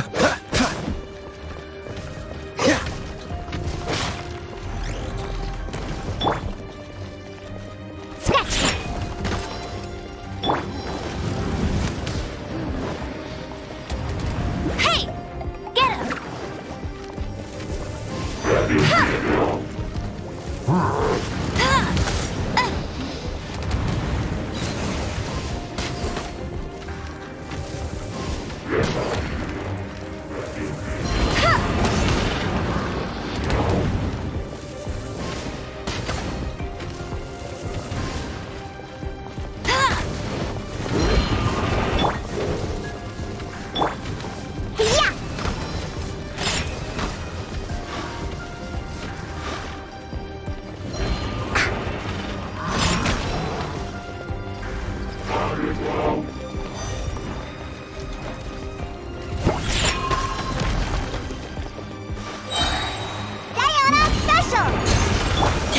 Let's keep going, team. Freeze! This moment will be frozen in time.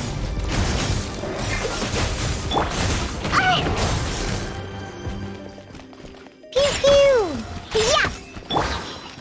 No escape! Let it rain! Go go Barret Bunny! Yeah! Yeah! Yeah! Keep your cool. Precision strike! Don't push your luck. Dodge this. I'm a rock!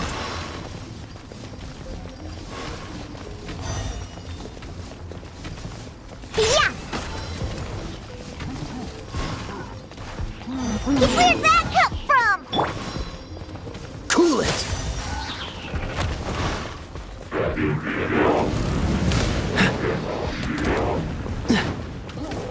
Dodge this.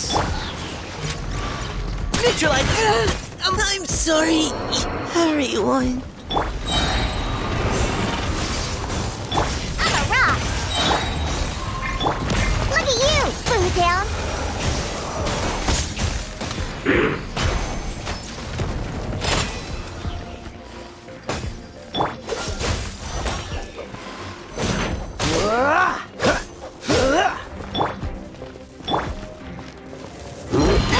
Get it!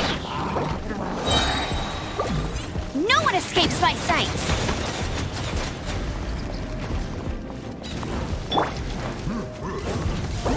Don't push your luck.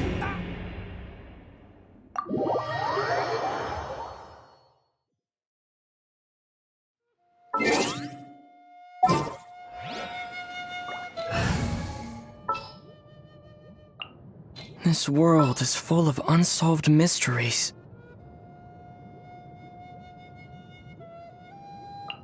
At the ready. I'll take point.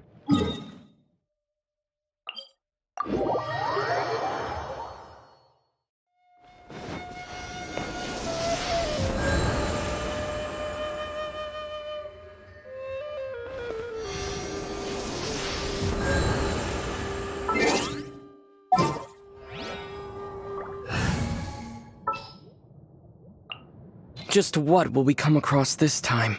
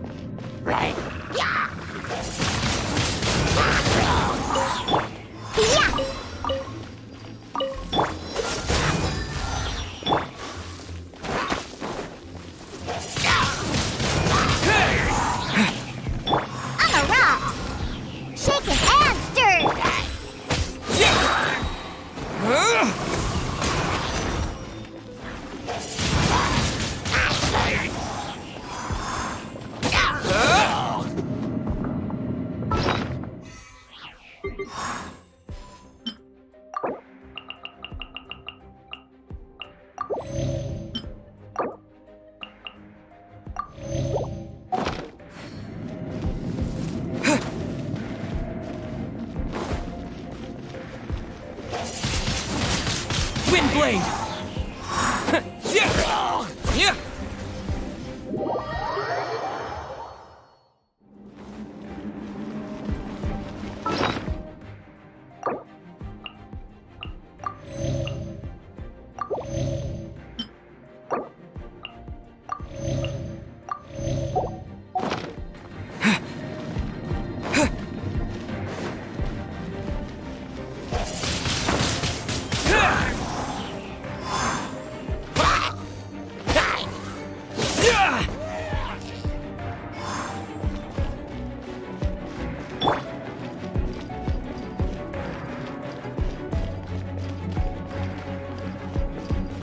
can bully me!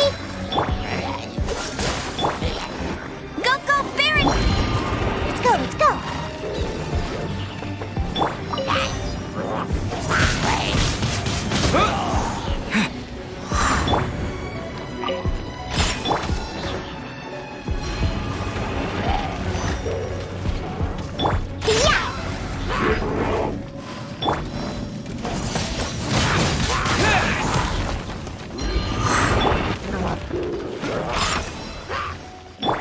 Freeze!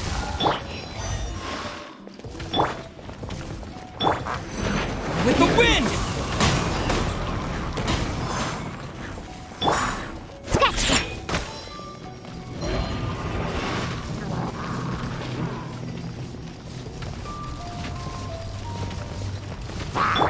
Cool it!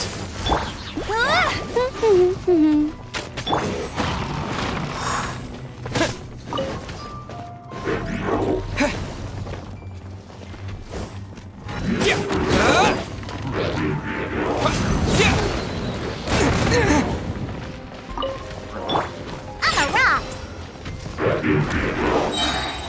Diana Special! Yeah! Oh, I smell wine. Wind blade!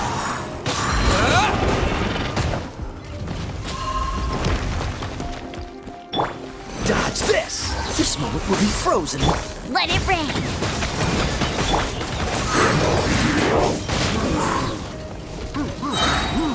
Disappear! Maybe I wasn't meant for this world.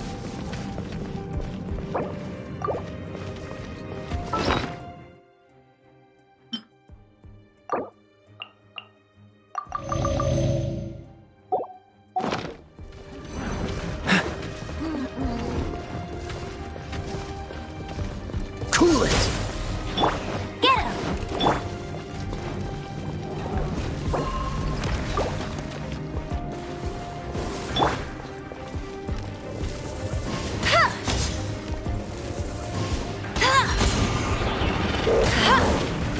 Hey! Dodge this! Pew pew! Freeze!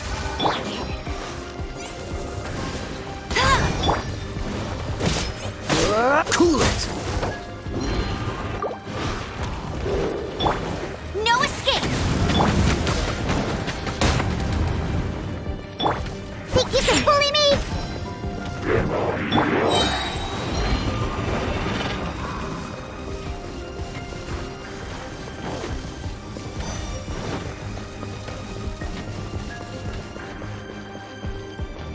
What's the hurry? Don't get frostbite.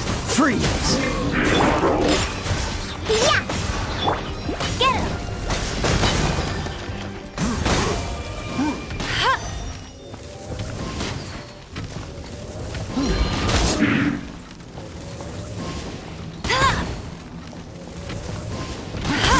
I'll race you there! Go, go, Baron Bunny!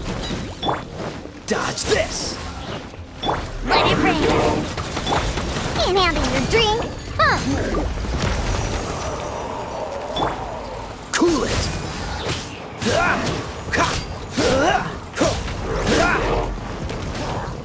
Bet you can't keep up.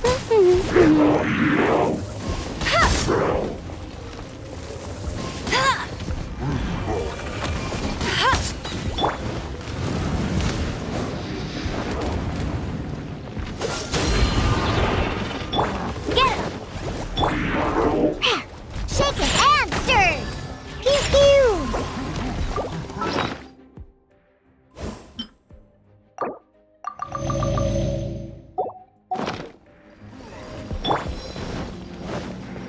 This moment will be frozen in time.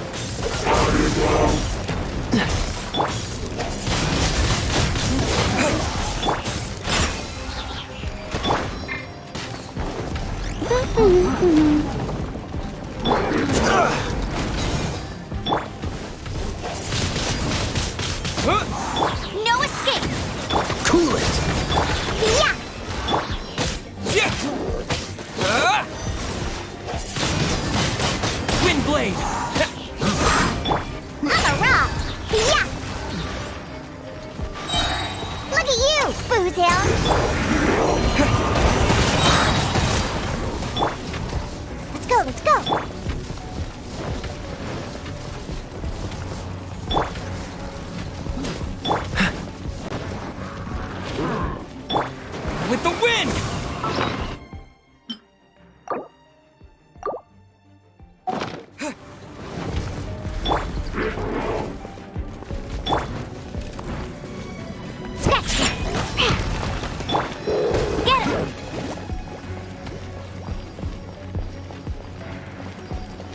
What's the hurry?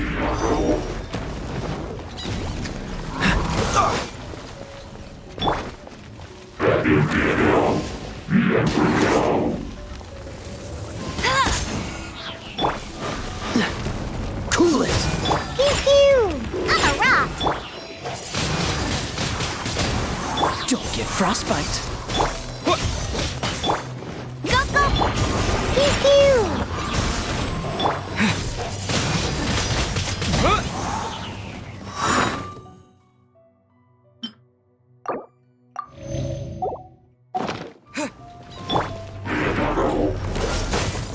Let it rain!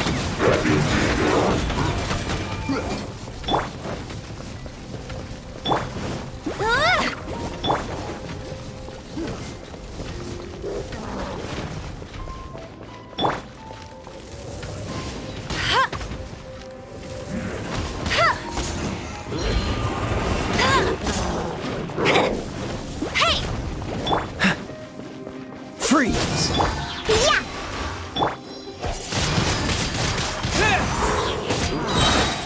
Disappear! Shaken and stirred! Diana special! Oh, so sorry. No escape! Get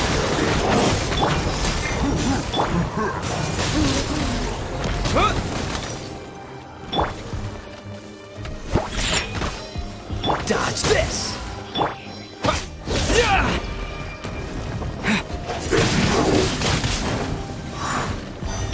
What's the cool it? Pew pew!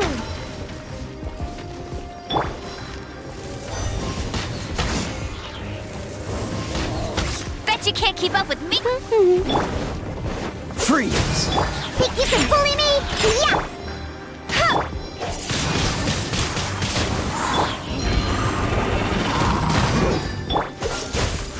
Scratch!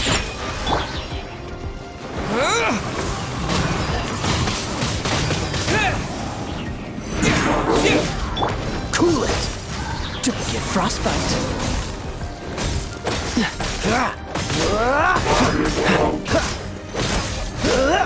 Dodge this! Let it rain! Wind blade!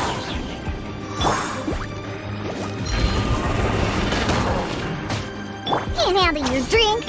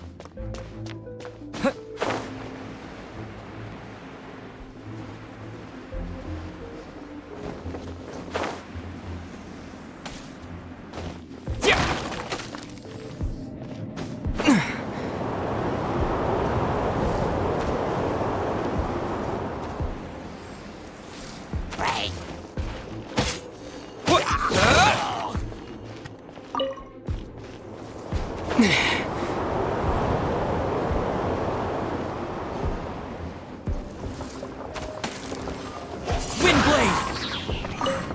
Disappear!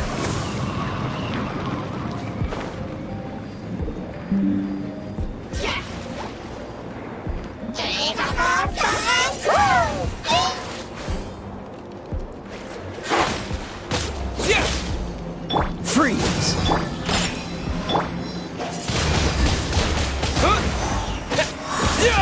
Dodge this! Pew pew!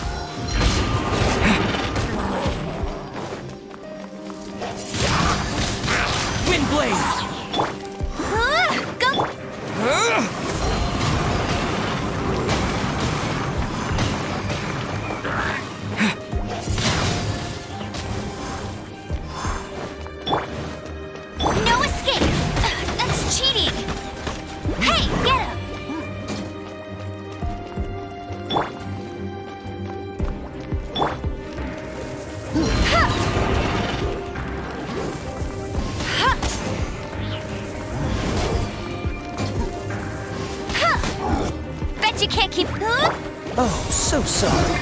Look at you, Boozle! Yeah!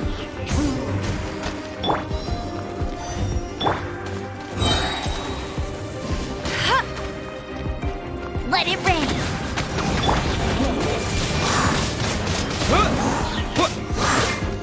Cool it! I'm a rock!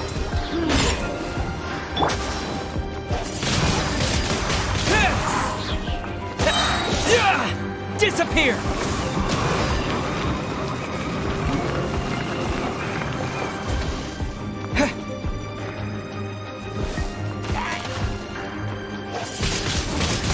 Windblade! Freeze!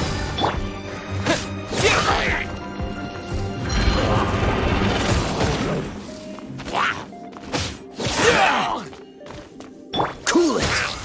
Shake it out! Think you can bully me? This moment will be frozen. Can't handle your drink!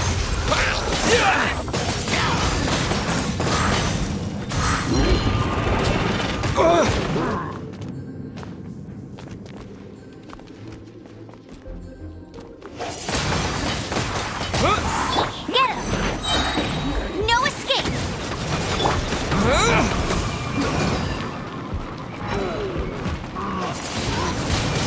Windblade!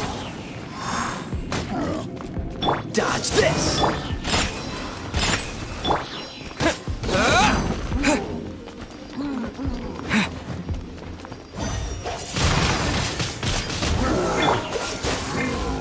Yeah!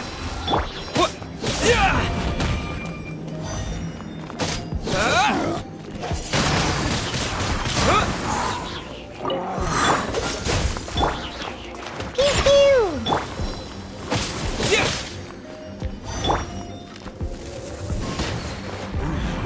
Go go Baron Bunny!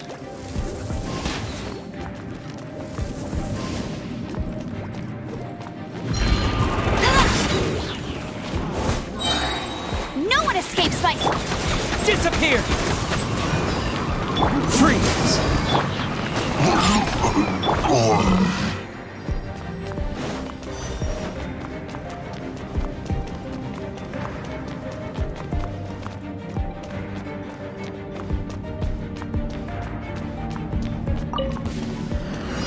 Pay your dues.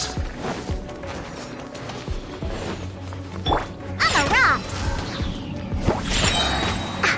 Diana Special! Meeting so soon. Windblade!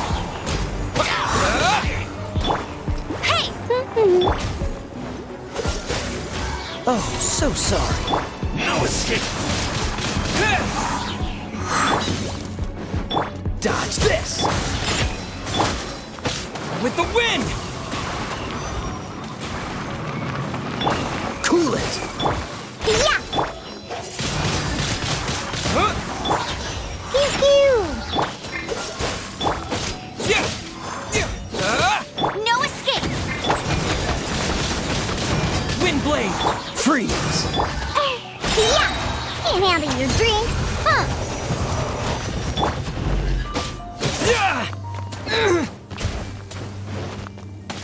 Prepare yourself.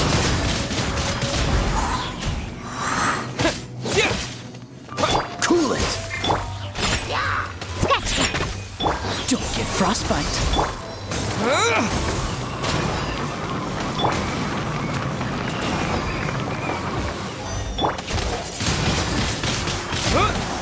Freeze! Pew pew!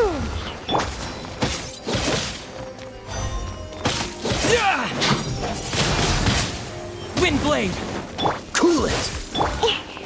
Yeah!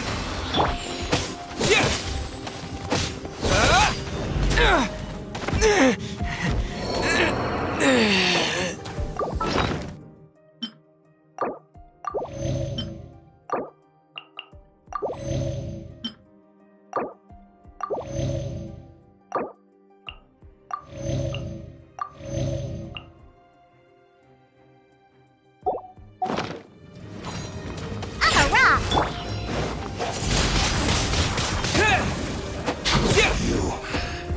run from death. Yeah! Huh, I'm here. Pew pew!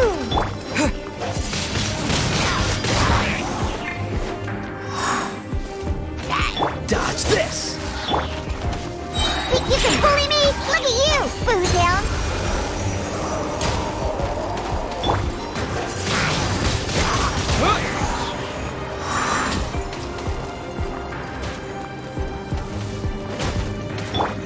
Cool it! No one escapes my... Windblade! Disappear!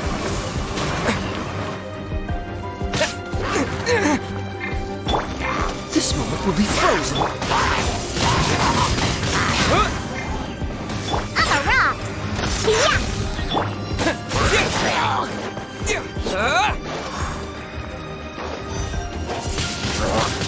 Windblade!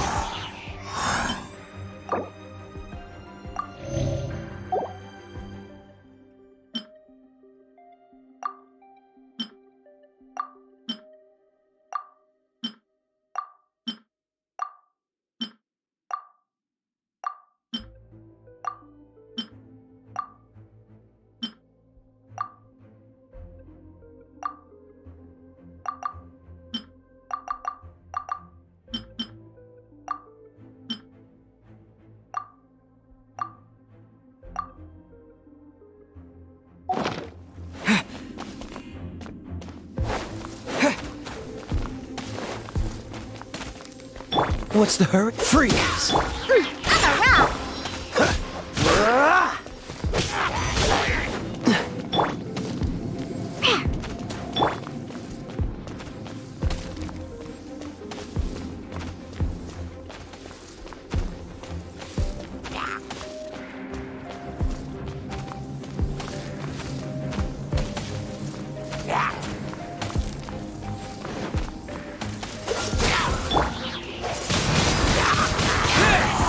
What's the... Shaken and stirred! Let's go, let's go! Diana Special!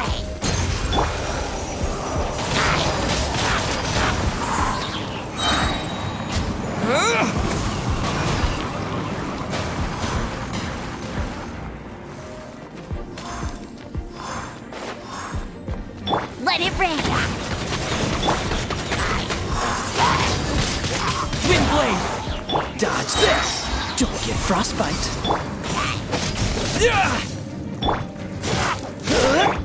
Think you can bully me?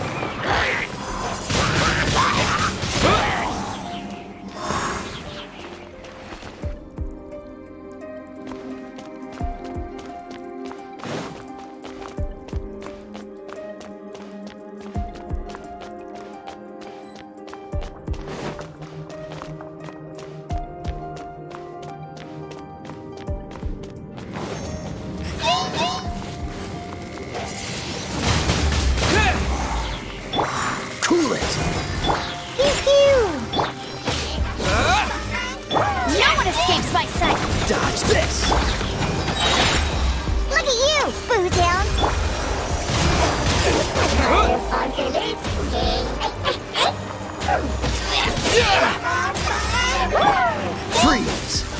This moment will be frozen in time.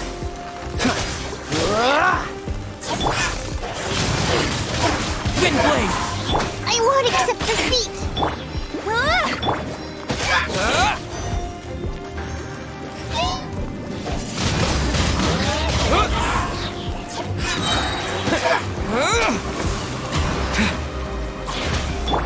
I'm a rock!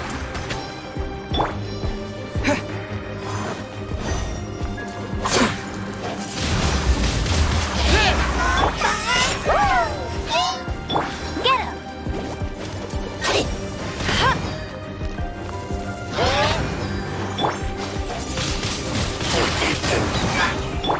Cool it! Shake his ass, dude! Let it rain!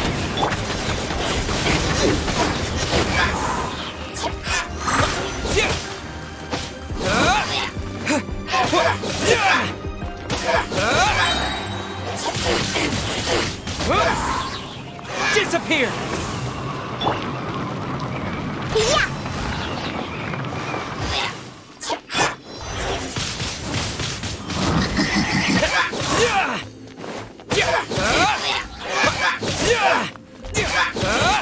Don't get frostbite. Dodge this.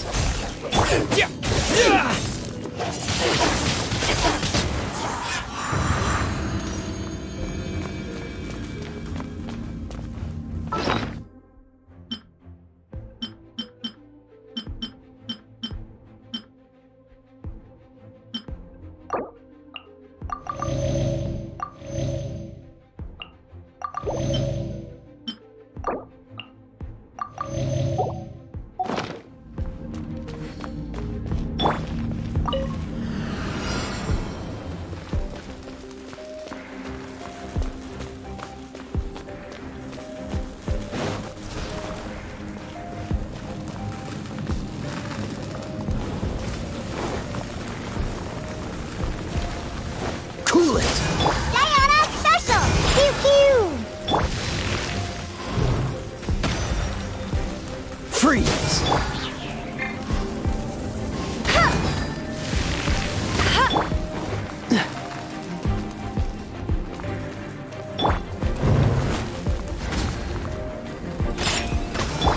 Dodge this.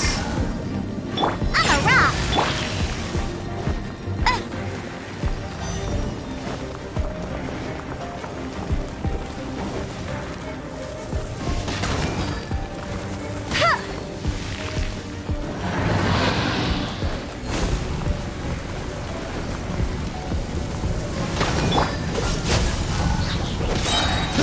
Oh, so sorry.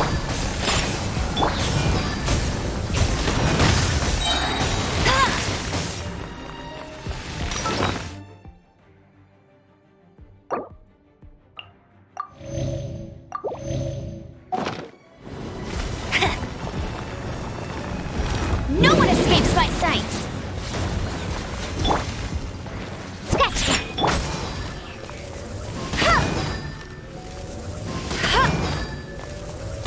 Cool it.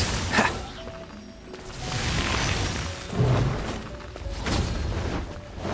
Dodge this. Yeah! Pew pew!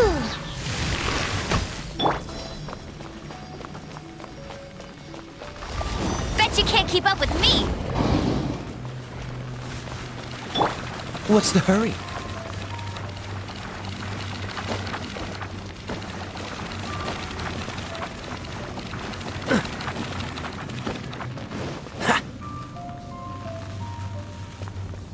Cool it.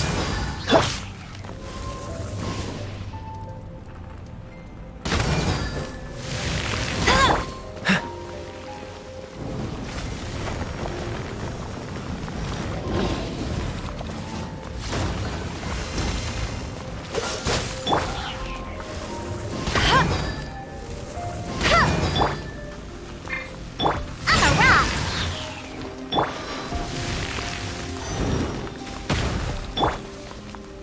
Look at you, booze hound!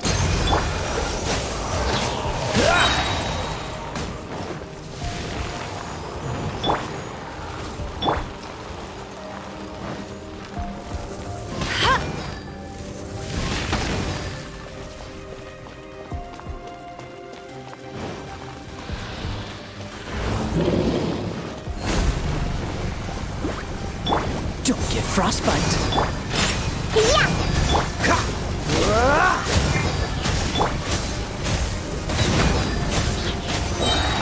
Not so hard!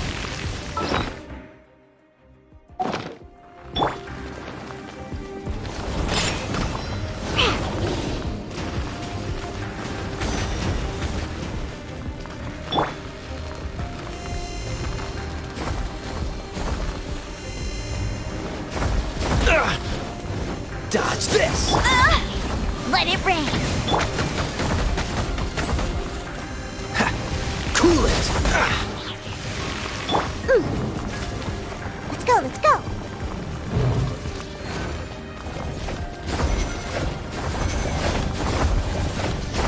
Think you can bully me? Dodge this! Hey, go, Barret Bunny! I'll race. What's the hurry?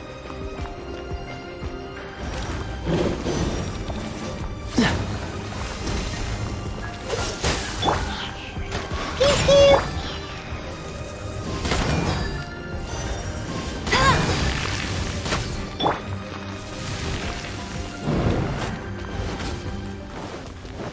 This moment will be frozen. What's the hurry?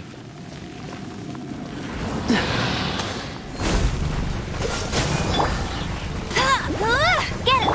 I'm a rock! Freeze!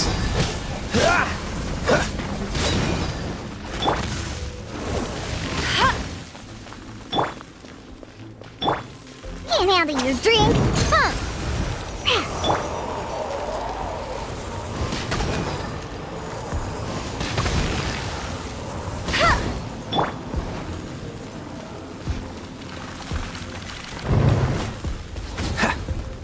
Dodge this!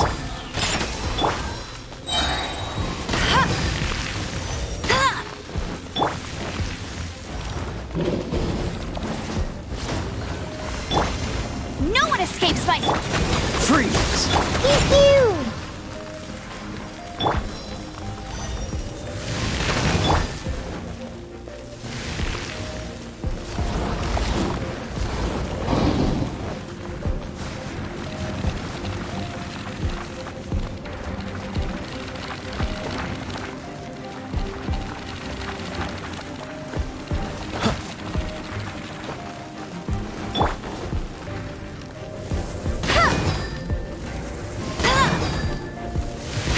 Dodge this! Huh, I'm here.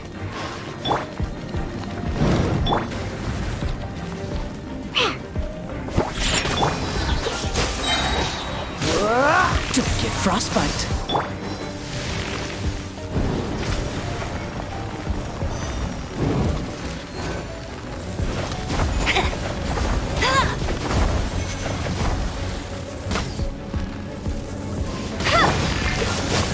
I'm a rock!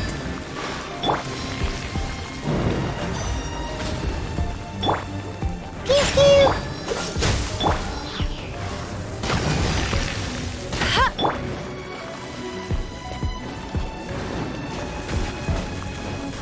Freeze! Look at you, Boots!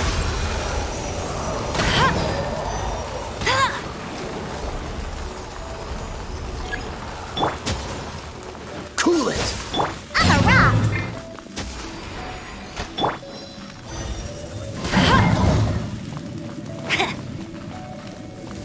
Freeze!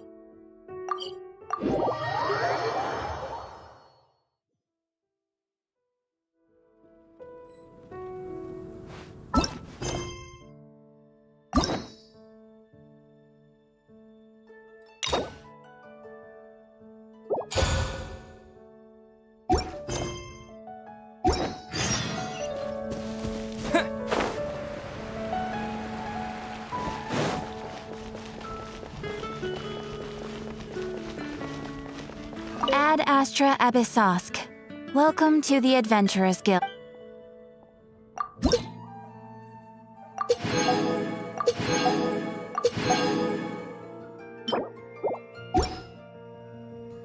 Ad Astra.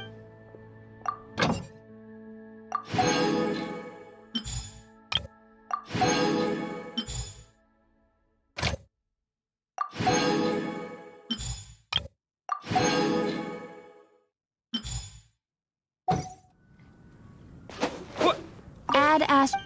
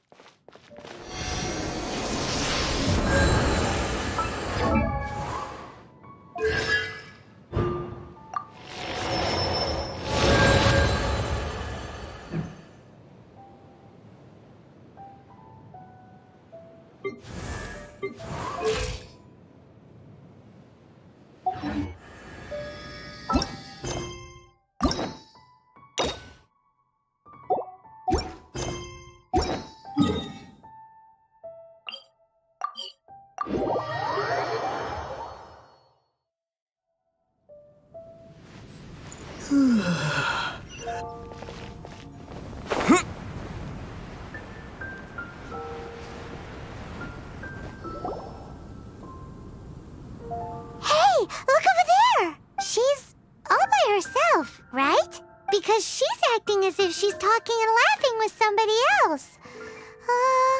Paimon's creeped out. What? You mean you used to act like that too? So is this an invisible friend who hangs out with you sometimes? Or do they just exist in your imagination? Imaginary. Imagination.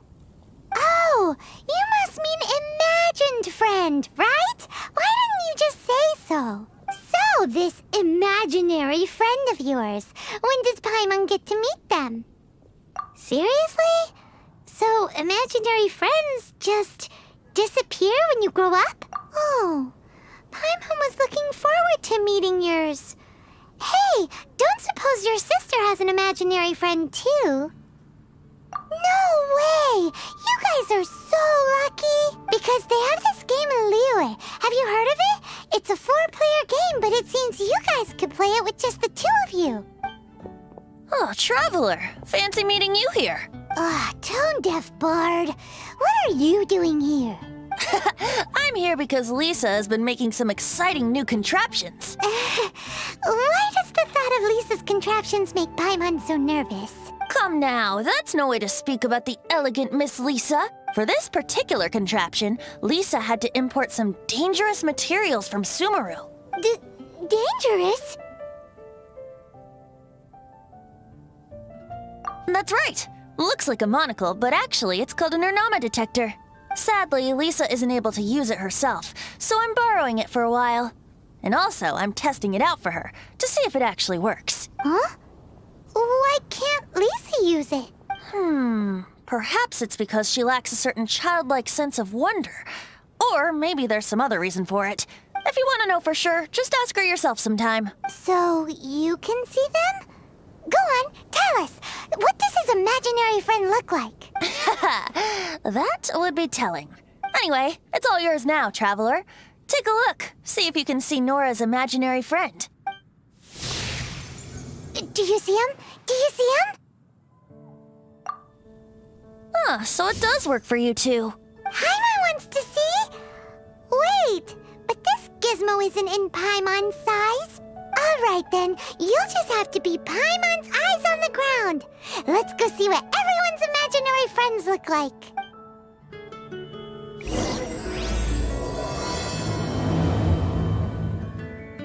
Flora from the flower shop always seems kinda floaty-headed. You know, Paimon bets she has an imaginary friend.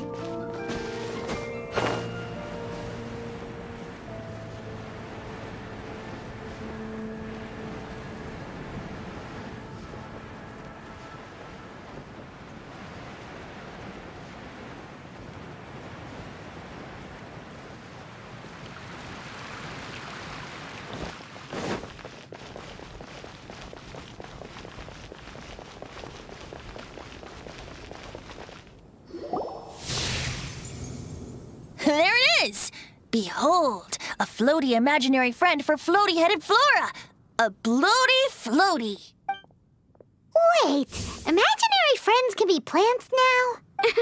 Hi, Traveler. Hi, Bard. Sure, how can I help? Oh, you mean Mr. Floaty? Most people can't see him. Mr. Floaty is my bestest friend. We grew up together. No fair. Paimon hates feeling left out. Flora, why exactly are you friends with a bloaty floaty? What's wrong with it? I always wanted to be friends with a plant who could fly. Friends with a flying plant? Why? Because then when it's windy, you and your friend can fly off into the sky together. You gotta admit that's pretty cool. Isn't that called being blown away?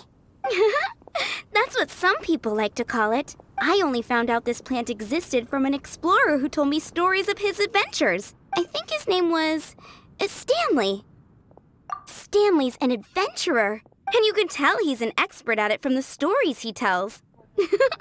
The amazing adventures of Stanley are super famous in Mondstadt. He's in the city at the moment. You should go ask him to tell you some of his stories. That sounds like a fun idea for next time. But right now we have other things to attend to. Flora's a pretty mysterious kid. Which child shall we interrogate next? Paimon's thinking. Oh, how about that little guy on the bridge?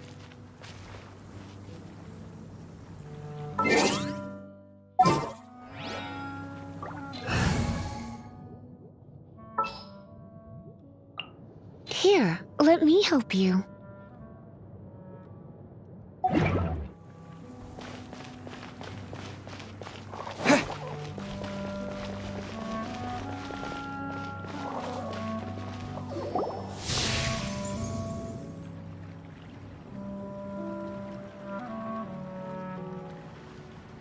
No way! Well, that is unexpected. Timmy's imaginary friend is a ruin guard? Paimon's freaking out right now. That thing is sure to attack us. What say we postpone our conversation with Timmy for the time being? Huh? Paimon has a favorite line? Seriously? Oh, alright then. How about we explore the area ahead of us later? Children are more open-minded. Is that why they can think up all kinds of imaginary friends?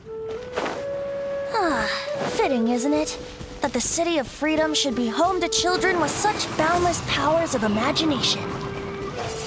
What about adults' imaginations? Let's ask some adults at the tavern.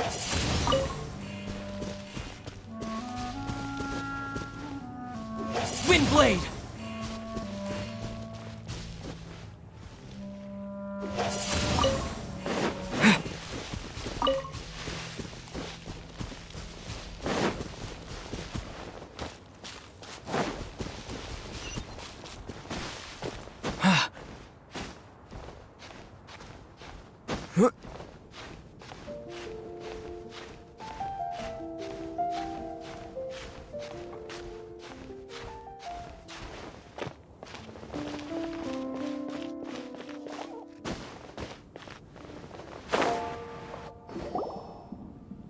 The thing about wine is, you have to drink it at the tavern or you miss out on half the fun.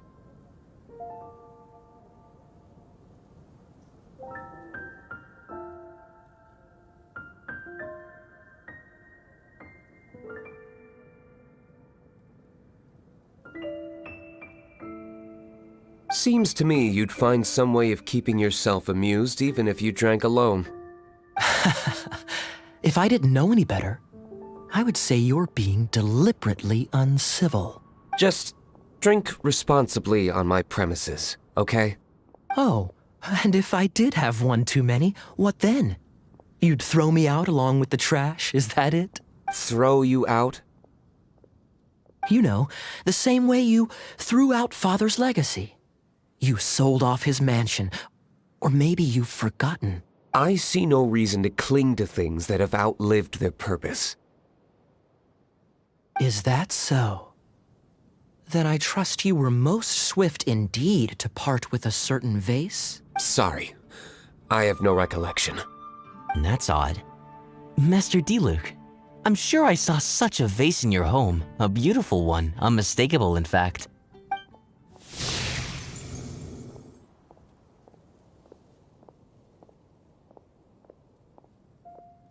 Seems our suspicions were right. Grown-ups don't appear to have imaginary friends. Like I said, a lack of childlike wonder. So people just stop dreaming when they grow up? Okay, well, Paimon for one never wants to grow up. This raises an interesting question. At what age exactly do people's imaginary friends disappear? Let's go and check.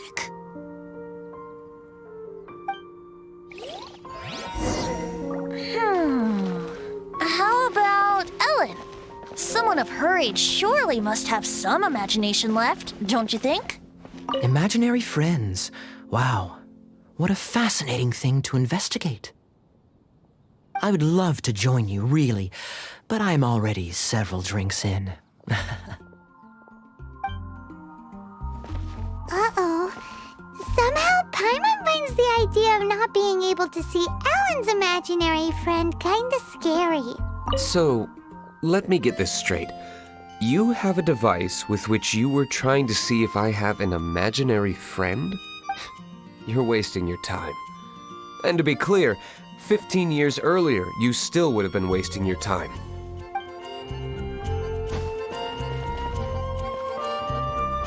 Me? No. I don't imagine any friends. Too busy imagining epic adventures. One more, please. I'm feeling better already.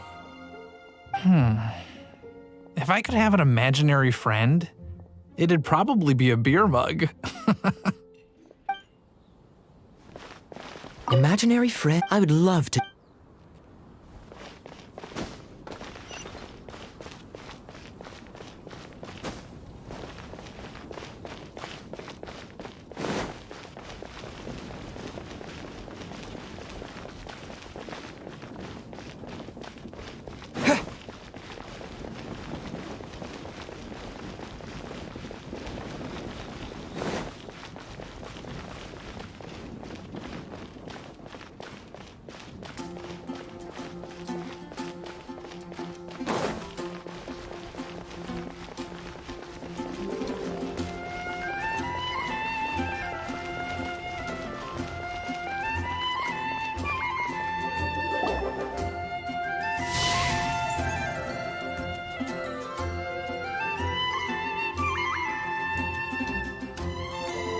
Jean? What is Jean doing here? Is Master Jean Ellen's imaginary friend? Yeah, she's so conscientious. It's terrifying. Oh, hello. What are you guys doing? Are you always training here? You bet. Today, I heard Stanley talking about his adventures. It was incredible. It got me really pumped up. I hope I can be as outstanding as him one day. So that you can fight shoulder to shoulder with Master Jean? I mean, obviously I want to become a knight. And if I got to go on an adventure with Jean herself, well, even better. Seems Ellen really looks up to Jean. Thanks. I was thinking, it's not every day I get to hang out with the honorary knight. Would you join me for some sword training? How can I smash all these training dummies at once?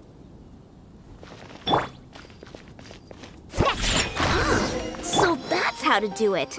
I'm impressed. Oh, thank you. It's clear I still have a long way to go in my training. So modest. I, for one, think you're quite the pro at this already. Well, I'm exhausted from training, so clearly my fitness needs some work. One day, though, I'll smash all the training dummies in Mondstadt. Ellen, she's our girl. If she can't do it, Hilly Churl. Thanks. Thanks. Shoot, I got so caught up here I forgot there's something I was supposed to do today. Ugh, but I'm so sore from training. I can hardly move. Honorary Knight, could you deliver a message to Jack for me? He's gone adventuring at the Temple of the Lion with Stanley today. Stanley's a truly legendary adventurer, renowned in all of Mondstadt. He once set foot in the Mare Javari. We were gonna meet up tonight and discuss adventure plans. Could you let him know it'll have to be another day? Great! Thank you so much.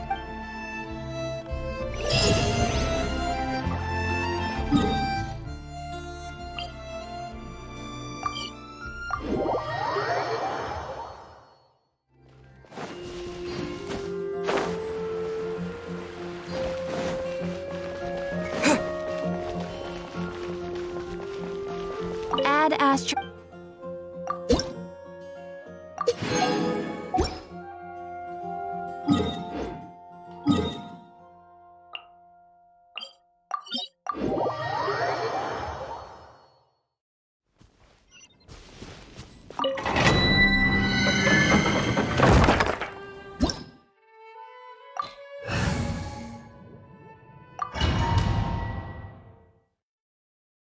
The Temple of the Lion? We explored this place once before, didn't we? During the Storm Terror incident. Seems like it's now a hot spot for adventurers. That can only mean one thing. We didn't bag all the loot last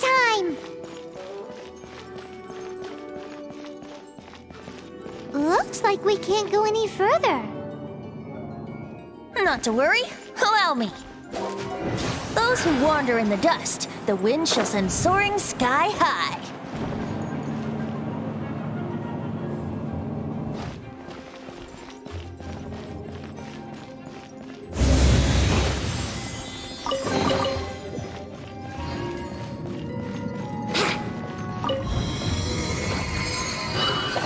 Wouldn't gliding be faster?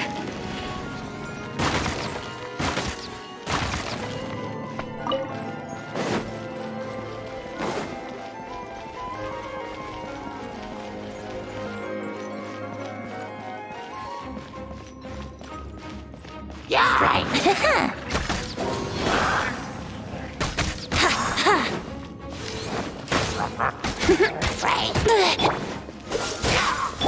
Think you can bully me?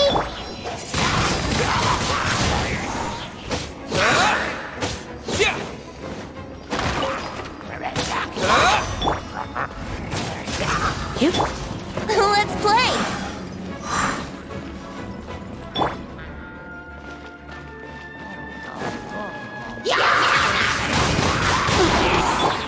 Dodge this! Oh, so sorry.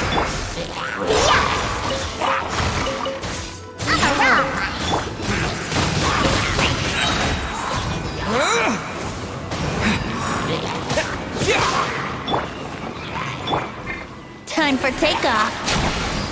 Yeah. Shaking and stirring.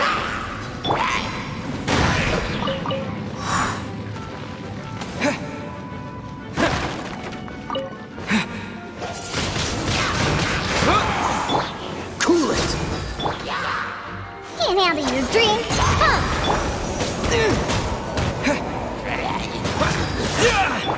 Brace yourselves.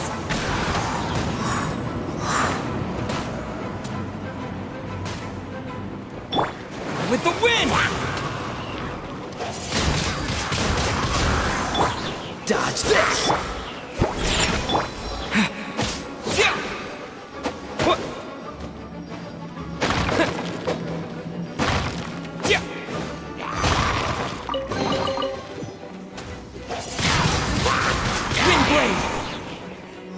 Don't get frostbite.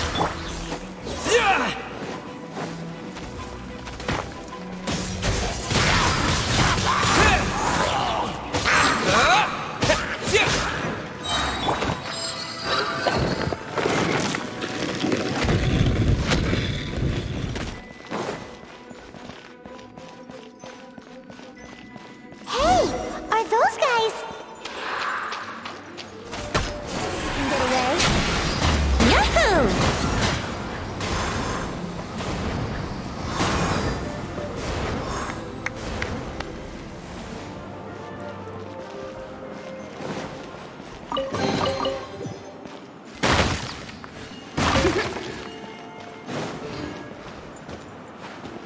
Wouldn't gliding be faster?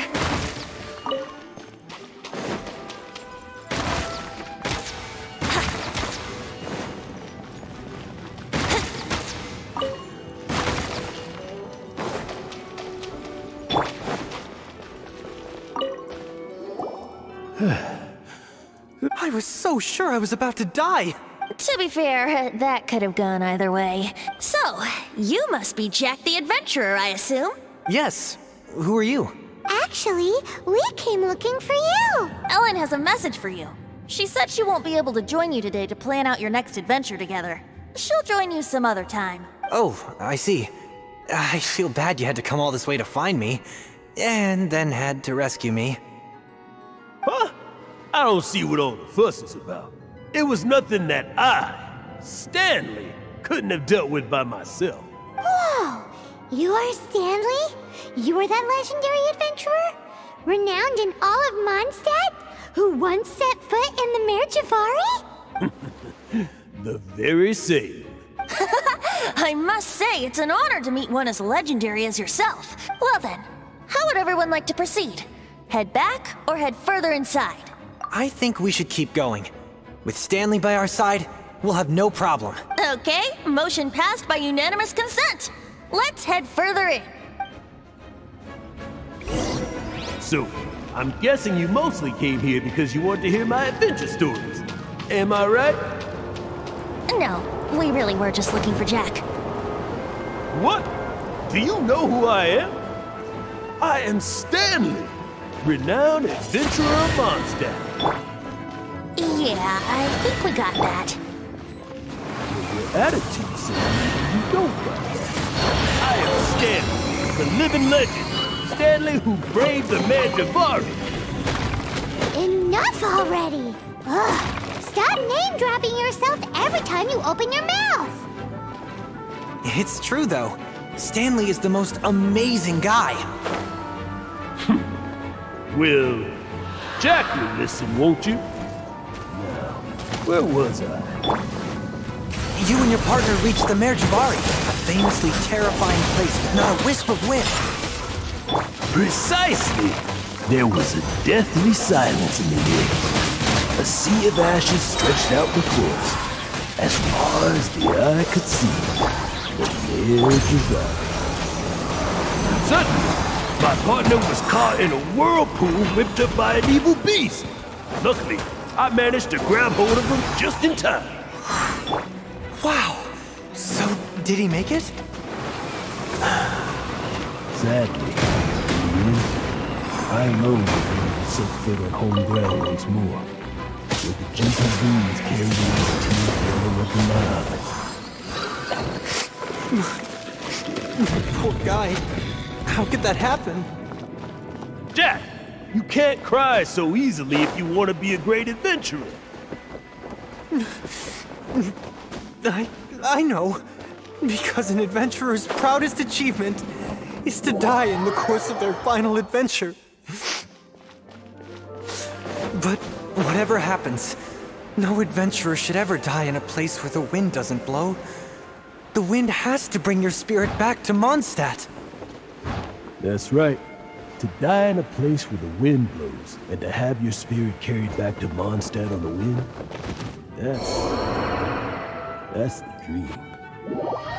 Yeah. Although, the most I can aspire to right now is beginner's commissions.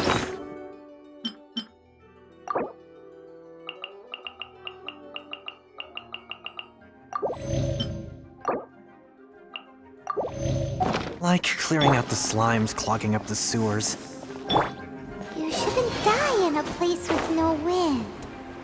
Why do they keep going on about that?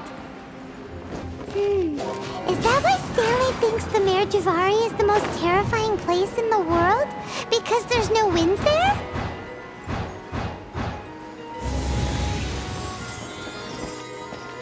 Wouldn't gliding be faster? Let's play! Freeze!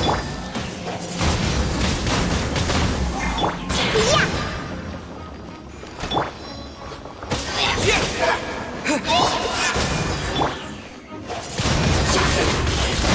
Maybe I wasn't meant for this world.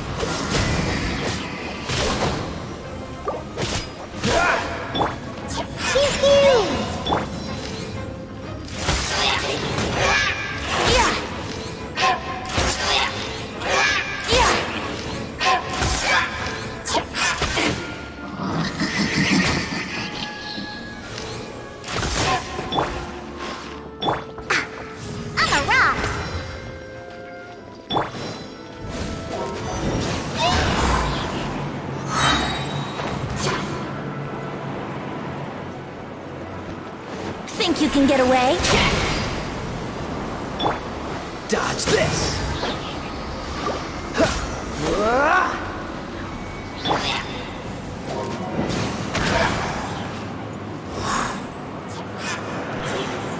This moment will be frozen in time.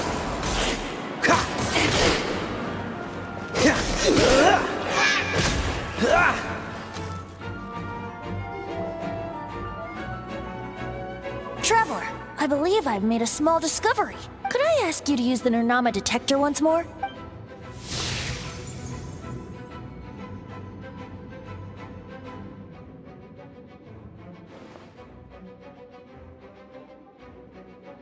What? Stanley has an imaginary friend? It seems his imaginary friend is a seasoned warrior, covered in scars from head to foot, and a look of staunch determination on his face. Oh, you thought so too, huh? I agree. He wasn't telling the whole story. Please excuse me. I'll be leaving now. Bye, Stanley. Do you two still have time to spare? What is it? A few days ago, Stanley got drunk and told me a secret. Something he's never told anyone before. The weapons he took on his adventure all those years ago. They were none other than those once wielded by Mondstadt's greatest hero, Vanessa herself. The Sword of Brilliant Valor and the Shield of Magnificent Honor. I don't know whether you believe me, but apparently, both the sword and shield are still right here in Mondstadt, over in Dadaupa Gorge. Since you guys are the experts at this, can you come with me to try and retrieve these two legendary weapons?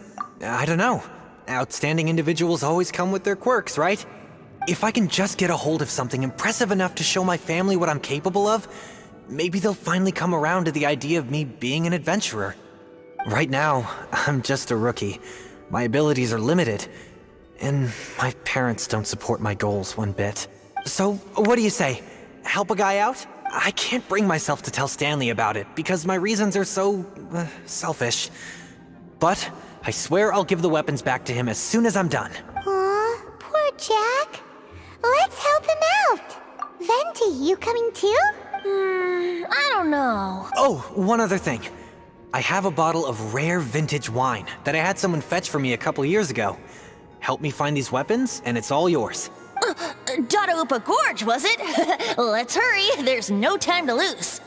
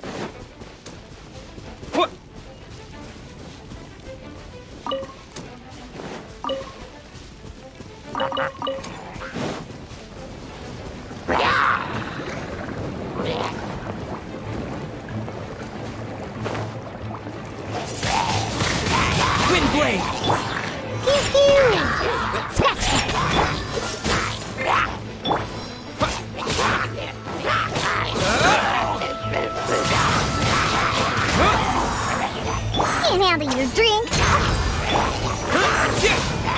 Freeze!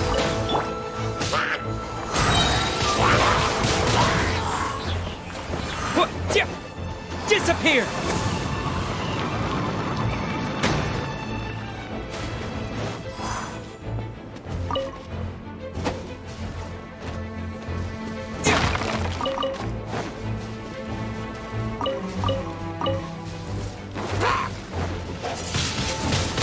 Windblade!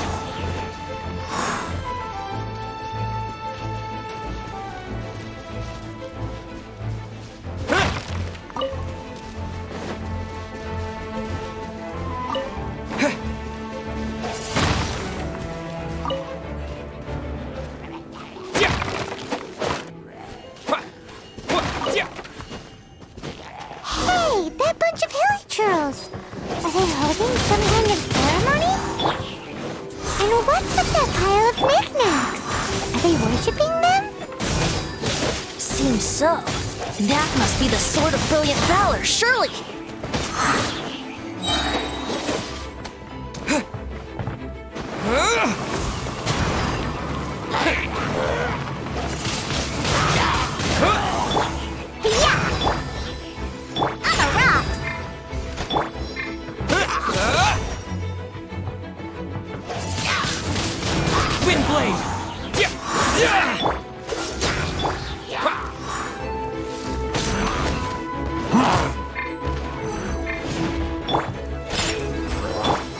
Try not to enjoy this.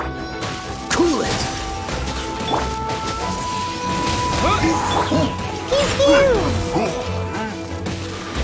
Dodge this! Windblade! Look at you, Foozle!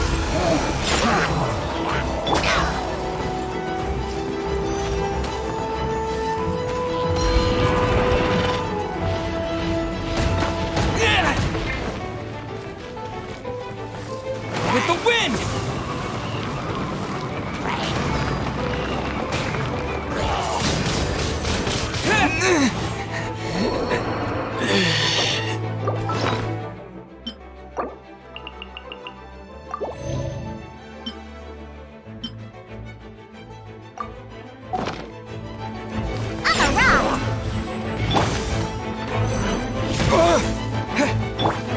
Oh, so sorry.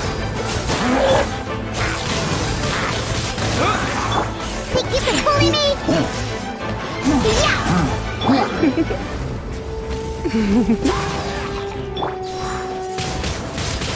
Windblade!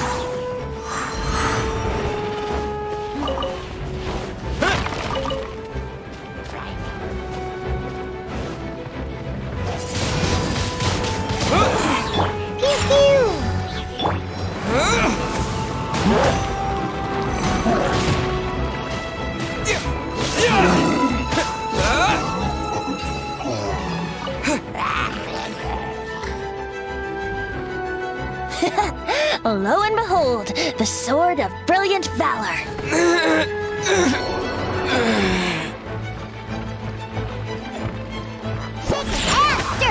Freeze! Think you can bully me? Can't handle your drink, huh? Don't get frostbite. Dodge this!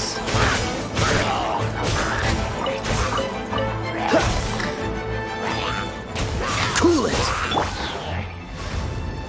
You've been a naughty...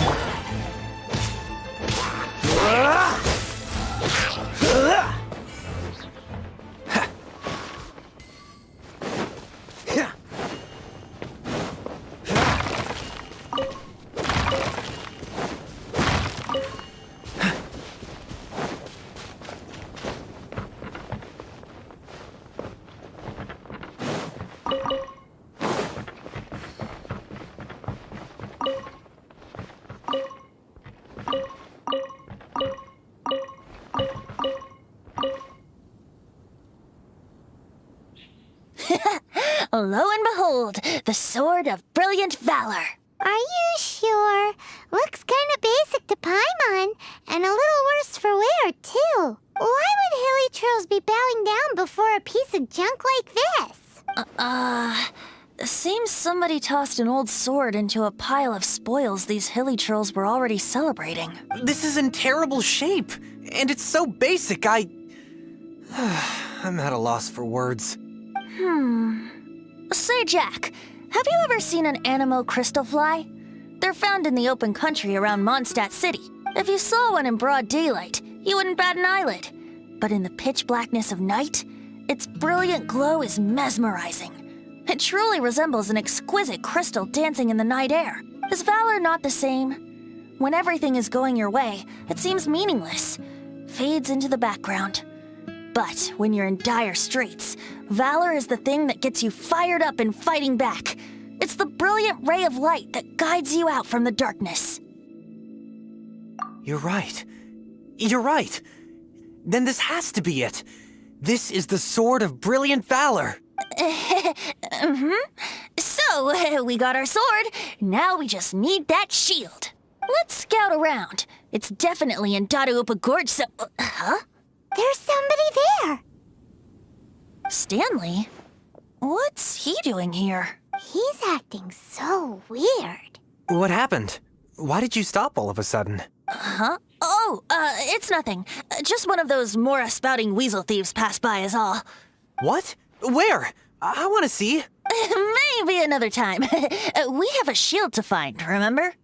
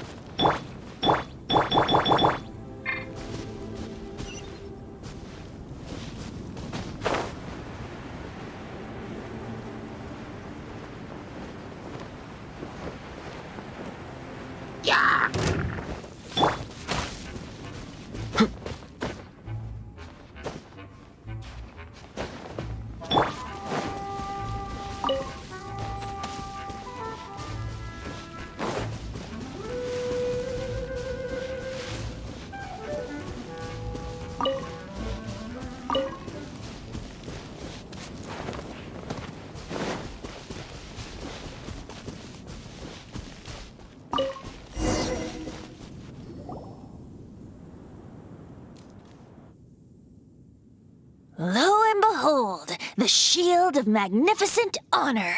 Liar, liar, pants on fire. It's a chunk of wood. A chunk of scrap wood with the handle attached. Who in their right mind would use this as a shield? There's also wine stains on it. Yeah, I'm pretty sure this was just taken from a wine barrel. And yet, my bard's intuition tells me that this is none other than the shield of magnificent honor. Warriors wear their battle scars with pride, and shields are no different. Surely an intact shield is one that has shied away from the battlefield. Is not the broken and splintered shield the one that has fought in countless wars and lived to tell the tale? Though the soldier's body be tired and torn, still they fight till the very end, till they have no blood left to bleed. Such magnificent strength of will. Is that not the true meaning of honor? You do have a point. Shiny new shields don't stay new and shiny for long. Okay then. Well, Maybe if we ask nicely, he'll just let us take the Shield of Magnificent Honor for free. Ahem. Excuse me, Mr. Hilly Churro? Well, okay, you take it from here. Hope you've picked up some Hilly Churlian by now. If not, there's always body language. Seems cheerful enough. Maybe negotiating will work after all.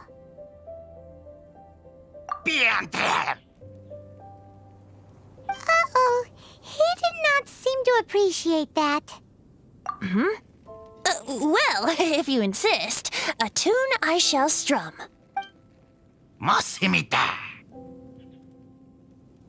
Seems cheerful enough. Maybe negotiating will work after all. Mexican plata? Manilla!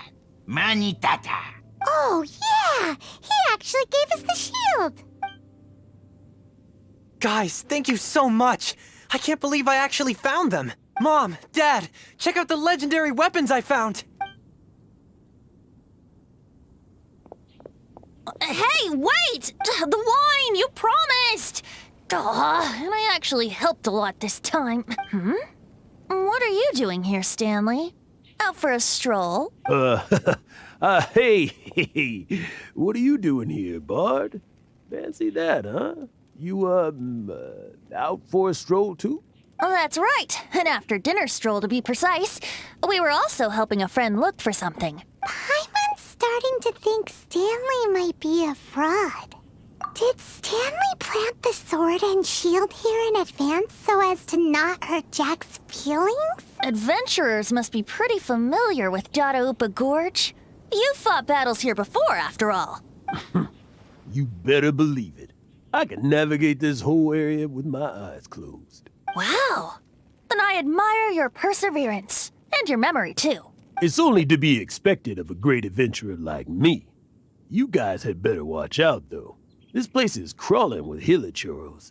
I'll get back to my, stroll now. Goodbye. Guilty conscience much? Well, he shouldn't have gotten so carried away bragging to Jack, should he? Although, on further reflection, I must say I'm intrigued. Someone who can't let go of the past and gives up on the present instead. I wonder, if such a person was forced to take their first step towards the future, which way would they go? What are you talking about? I'm just musing to myself. Anyway, I propose we take a trip to Angel's Share tonight.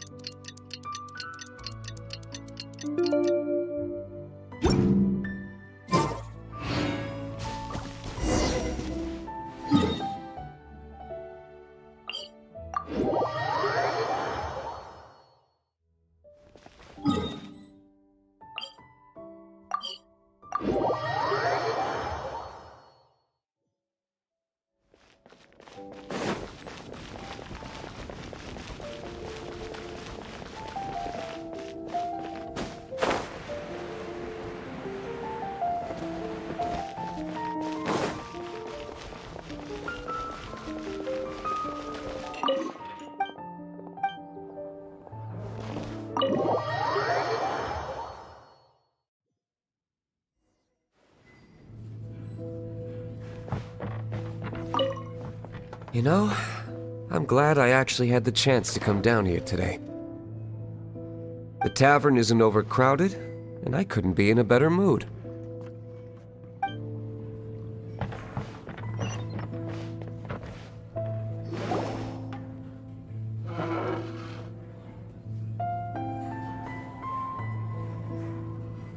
Tell me, Stan.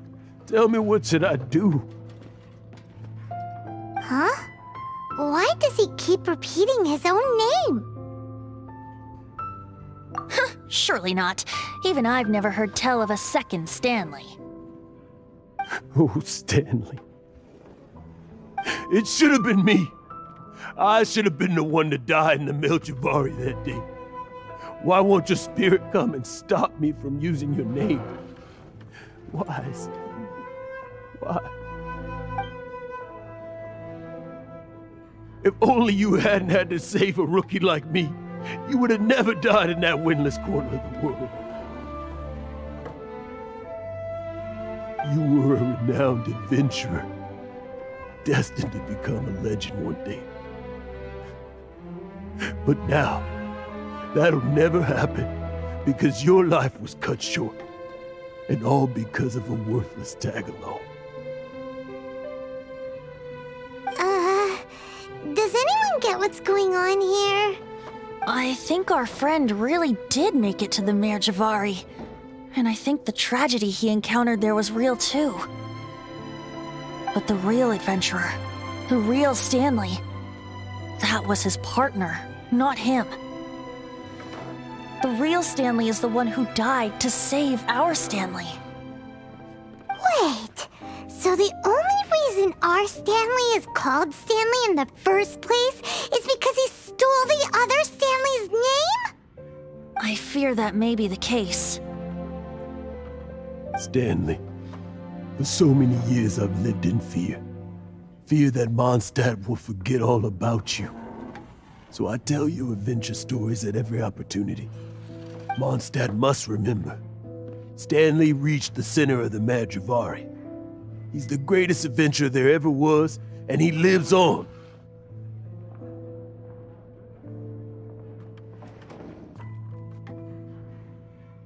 Stanley will never die, because I am Stanley.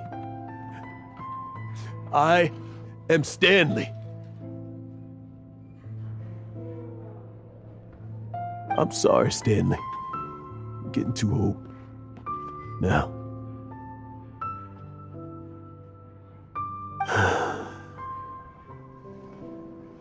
Are you guys planning on eavesdropping much longer?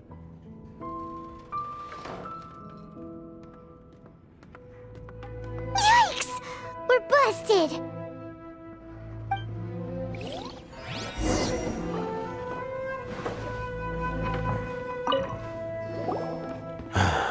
Go away. Save your questions. Just leave me in peace. But... Leave now. Don't make me tell you again. Honorary Knight, Venti, and Paimon. I'm so glad you guys are here. I've been looking for you everywhere. I wanted to thank you again for helping me find the sword and shield. My parents are finally supporting me. Oh, really? Yeah, really. They even said they're gonna pay for someone to fix up the Sword of Brilliant Valor and Shield of Magnificent Honor for me, so I can take them out on the road. That's wonderful! So, Jack, is this the part where you bid farewell to Mondstadt and set off on your intrepid trip traversing Tevat? No, not yet.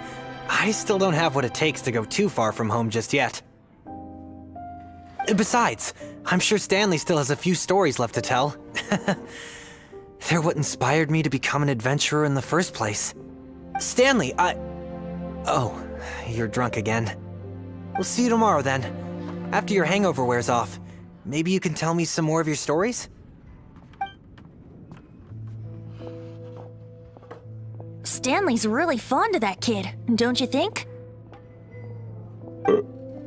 Jack.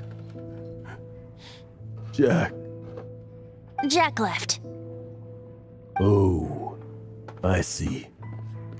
Well, thank you for not telling him about my secret. Huh? All of a sudden you're facing the facts? That isn't like you. Just now, I couldn't bear to look at him. His adventurous spirit is so pure, unblemished. I'm just a weary old feckless fraud. But that kid is a brand new shining star, full of potential. I cannot allow his dreams to be crushed. You're not a total fraud. Stanley's adventure stories and experiences, they're all true, aren't they? Stories? Experiences? What's the point of them anymore? To be honest, my memories of adventuring and of Stanley, they're hazy these days. That's my biggest secret of all, and my biggest fear. All these years, I've been living to tell his story. But his personality and the details of his life, I don't remember them clearly anymore.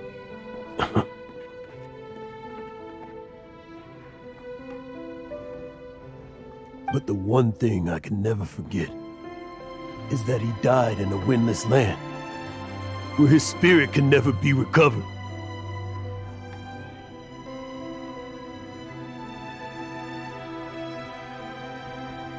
Exactly. Even in his memory, the real Stanley isn't the living, breathing friend he knew at all. Instead, he's become fixed on the image of him as that battle-scarred warrior, and that image has held him captive his entire life. I'm too old. I never let go. But still, so much has slipped away. I'm completely and utterly worthless. No adventurer should have to go that way. No adventurer ever. Hans Archibald. My true name? How did you know?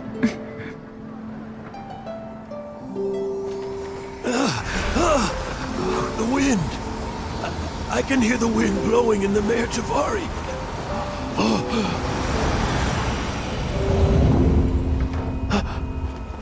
I always believed you existed. Will you hand me your old friend's spirit?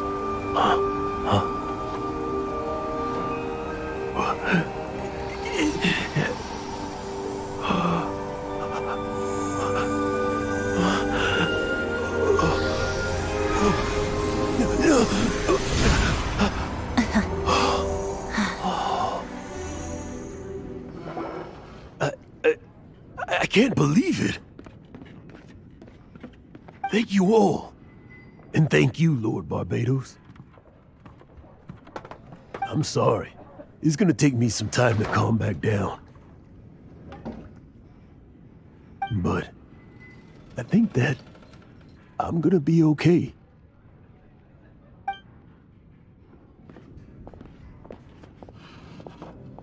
Ah, wonderful! Stanley reconnected with his true self and Jack can finally go his own way. This calls for a celebration! And by celebration, I do, of course, mean libation.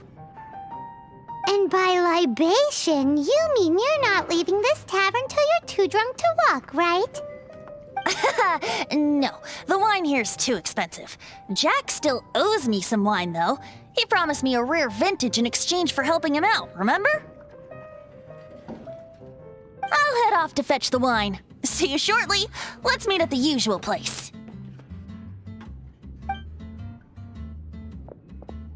Huh? Where's that supposed to be? Why has Paimon never heard of it? Hey, Tone Deaf Bard! Oh, hey!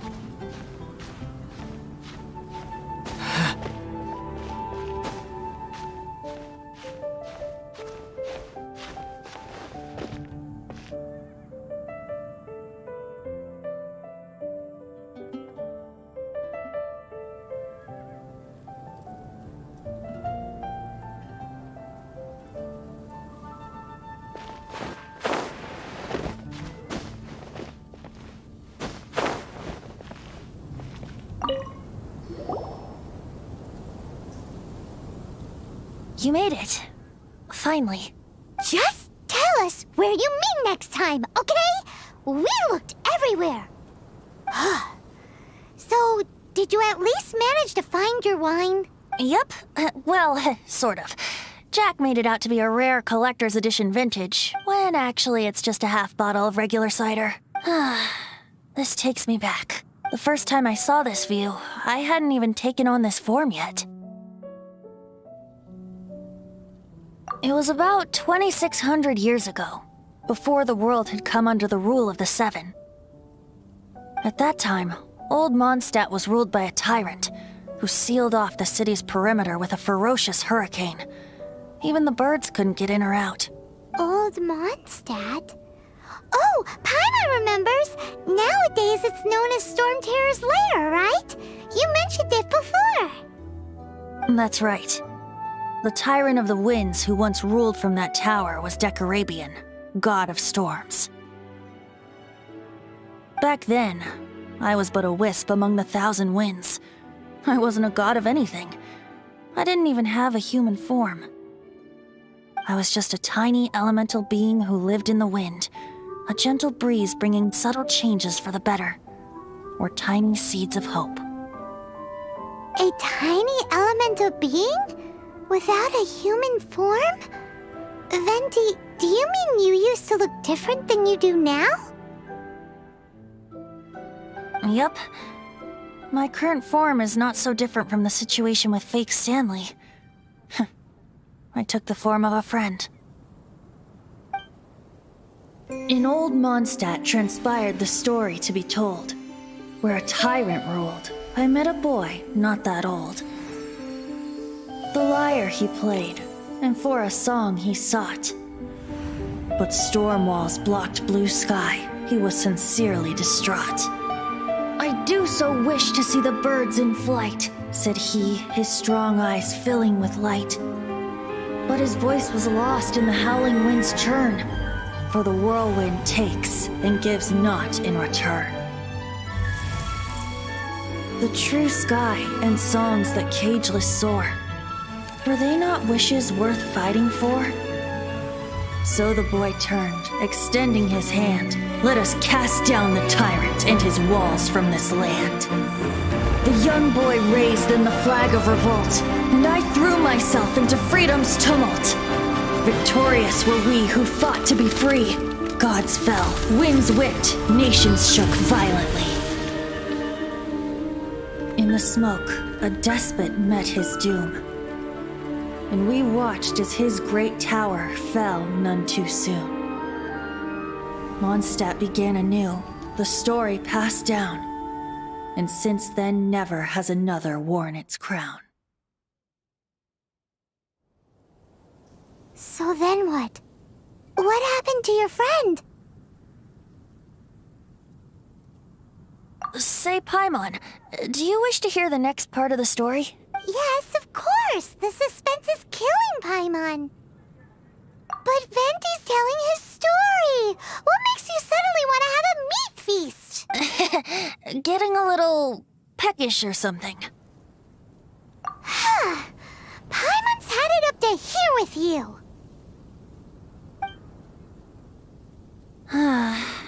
You know, you're so smart it almost makes me uncomfortable sometimes. But then, maybe it's right that true friends can tell what the other is thinking. A refreshing drink, a gentle breeze. Moments like this always take me back. Back to a song that I first heard from him.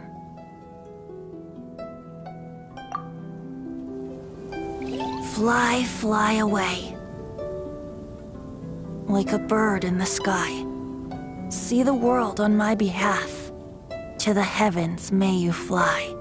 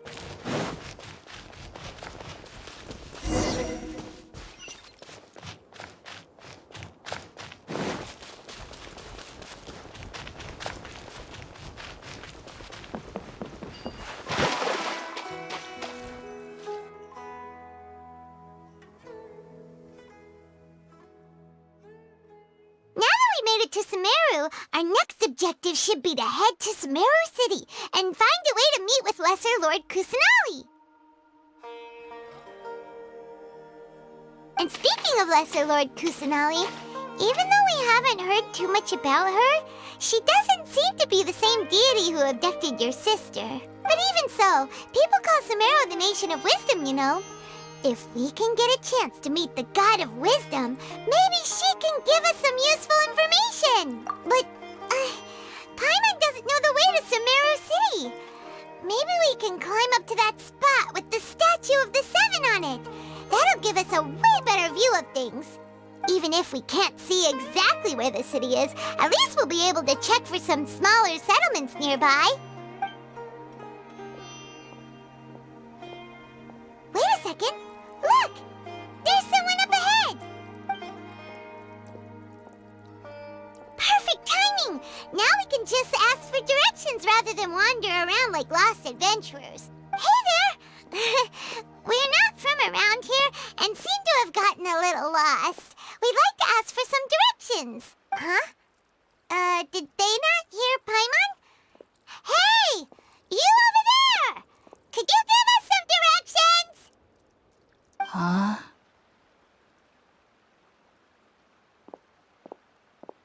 What's going on here? There's no way she could have missed that. Wait! Could she be ignoring us? How dare she? Well, even so, she might be heading someplace where we could find other people to ask. Let's keep our distance and follow her. When we get the chance, we'll just ask someone else for directions.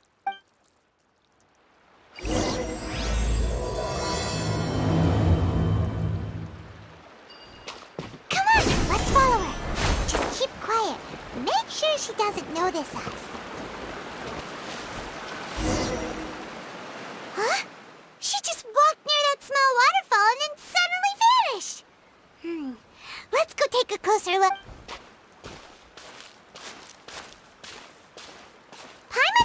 cave would lead to a village or something, but, it looks like that's not the case.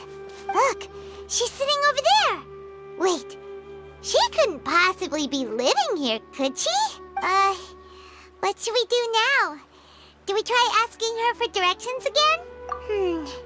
It looks like she's meditating or something. If we bother her now, she probably wouldn't let us off very lightly. Oh! What a lovely smell! It's coming from that sensor over there. This is definitely not your typical place to call home, but at least it smells nice.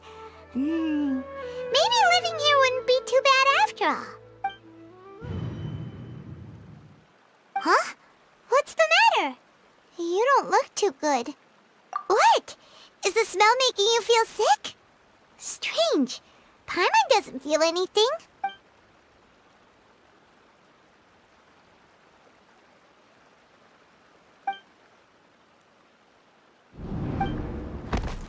What's happening?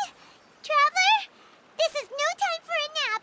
Oh, come on, wake up.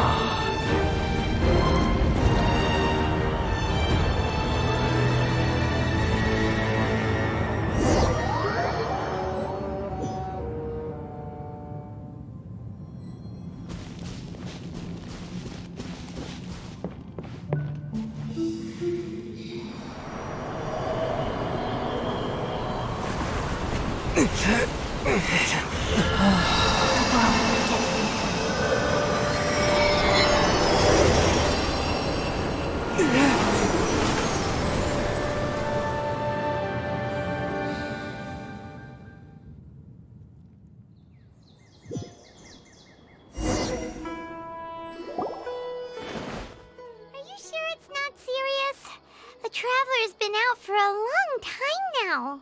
Yes, you can relax. Believe me, Master is extremely knowledgeable. If he says that he's going to be alright, then there's absolutely nothing to worry about. Oh, are you awake now? Oh, thank goodness! Traveler, you're finally awake! Well, we're at... good question. Where are we? Paimon was in such a panic when you passed out that she even forgot to ask what place this is. This is Gandharvaville. It was originally built by scholars from Sumeru as a place to rest in the rainforest. Now it's mainly used by the forest rangers as a base of operations. My name is Kale. I'm a trainee forest ranger. My master and I found you passed out during our patrol, so we brought you here.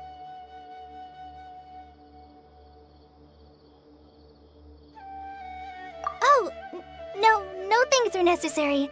I didn't do anything really. By the way, how are you feeling now? Any discomfort? Oh, that's Master's herbal medicine you're tasting. He gave you some while you were unconscious. Before I forget, Master mentioned you should take more medicine once you wake up.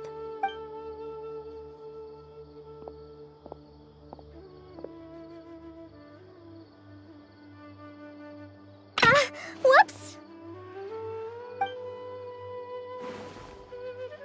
Kale, what's the matter? Were you trying to retrieve the medicine? As I've already told you, you must be careful with these. All right, I'll get it for you once I'm finished here. Sorry, Master. Now, the guide to Avidya Forest's edible fungi is clearly posted on our bulletin board. But if Farbode forgets which mushrooms to avoid one more time, I'll have no choice but to leave the guide somewhere a little more visible. Like right smack on his forehead so others can remind him to be careful. Right? This is the second time he's come down with food poisoning this month. I'll be sure to give him a good talking to. Yes, please do. If, on the off chance, Farbode simply enjoys having little imaginary fairies dance before his eyes, then we'll just let him be.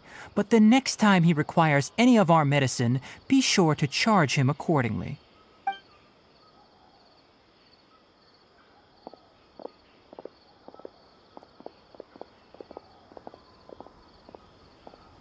So, how are you doing?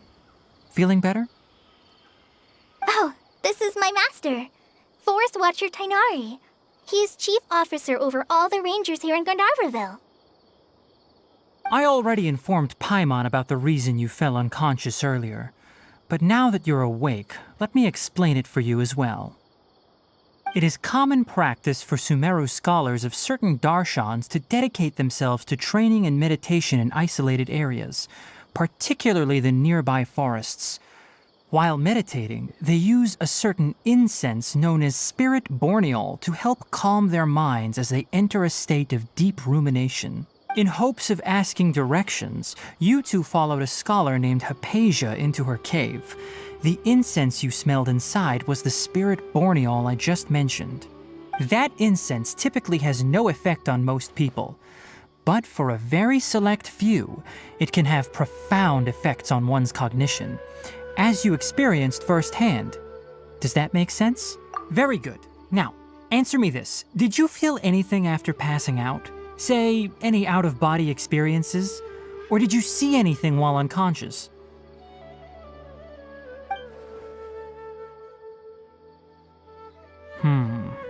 Kale, let the others know to stop bringing their patrol logs here for now. Huh? Why? Because these two will be staying here for the next few days. They can have my room and I'll bunk with Amir. Now get a move on and be sure to do as I've said. Yes, Master Tainari.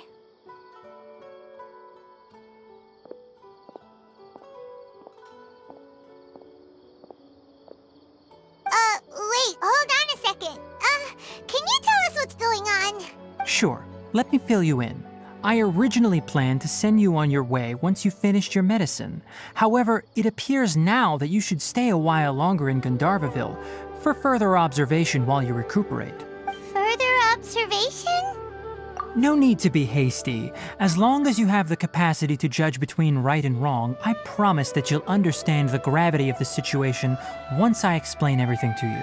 Based on what you saw after smelling the incense and losing consciousness, we can conclude that you experienced a powerful hallucination, which suggests your mental state is not in the best of shape. If you're skeptical, have a whiff of this. Oh, are you okay? You're experiencing a similar sensation as when you passed out, aren't you? So even though your condition is stable as of now, if I were to haphazardly let you leave, it's highly likely that you'd suddenly pass out again somewhere else. The rainforest is home to many fierce animals and hazardous areas. If something were to happen to you again, I'm afraid you might not be so lucky. For now, I suggest you continue taking your medicine each day and avoid wandering off on your own. At least until you stop having adverse reactions to this kind of smell, okay?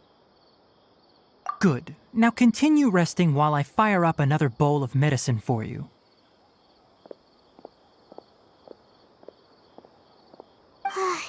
Seriously? We just arrived in Sumeru and we're already having problems left and right! Paimon knows we're set on meeting Lesser Lord Kusanali as soon as possible, but you really don't look too good. It'd probably be best to let you recover first. Hey! Are you even listening to Paimon? Paimon's over here worrying about you, you know. What's weird? You mean how you're feeling now? You mean the vision of tree roots and red skies you saw? But if those weren't hallucinations, what could they be?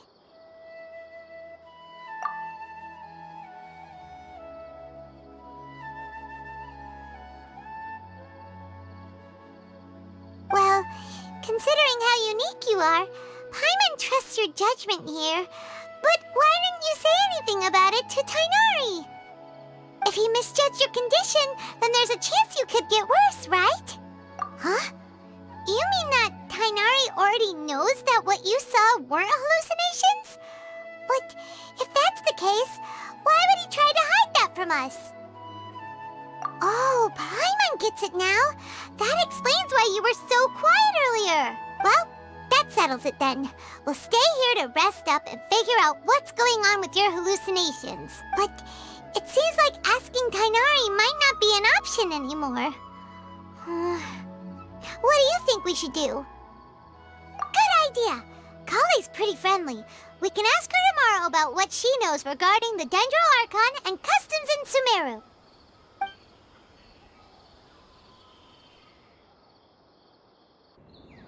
Rise and shine! Come on, it's time to go find Kale!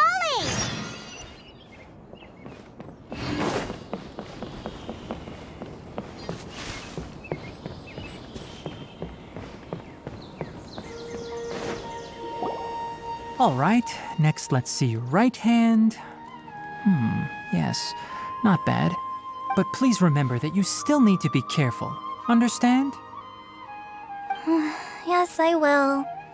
By the way, Master, I still haven't received the patrol route for today. Look, Kale, today's patrol will be a long one, so you won't be coming along this time. Besides, there's a chance we may encounter... well, you understand. But I have a vision too! Am I useless to everyone now? Don't talk like that, Kale. This is not something you need to be worrying about right now. Ah, there you are. Feeling any better? Yeah, since we'll be staying here for now, we thought we might as well try lending a hand around here. Seems you're not the type to sit back and take it easy for a while, huh? In that case, perhaps Kale could take you two for a patrol south of Gandharvaville for the day. And if you're feeling up to it, you can be responsible for cleaning the Statue of the Seven. Tainari, we're ready to head out. Roger, I'll be right there. All right, we'll be heading into the forest now. I'll leave any further details to Kale. Yes, you can count on me. So, Kale, what exactly are we going to be doing today? Tainari mentioned cleaning the statue just now, but, that doesn't really sound like the job for a ranger. Well, a forest ranger's responsibilities can be pretty diverse. They handle a variety of tasks, like checking the condition of outlying roads, maintaining forest facilities, ensuring fire prevention standards are met, and providing assistance to travelers and locals. As for Master, well, he has to handle more dangerous areas of the rainforest. Today we can perform routine checks on the pathway lamps as we make our way to the Statue of the Seven. Paimon, traveler, this way! You can leave the task of checking the lamps to me. In the meantime, you two can keep an eye out for anything unusual.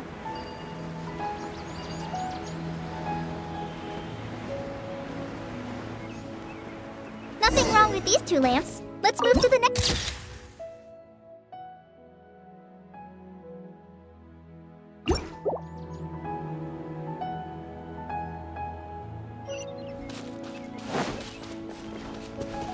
Oh, this lamp seems to be getting a little wobbly. Let me make a note of it.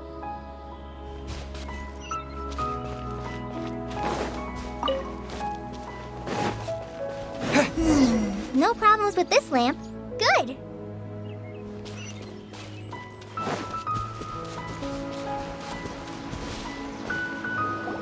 The Statue of the Seven is up on top of that large rock formation.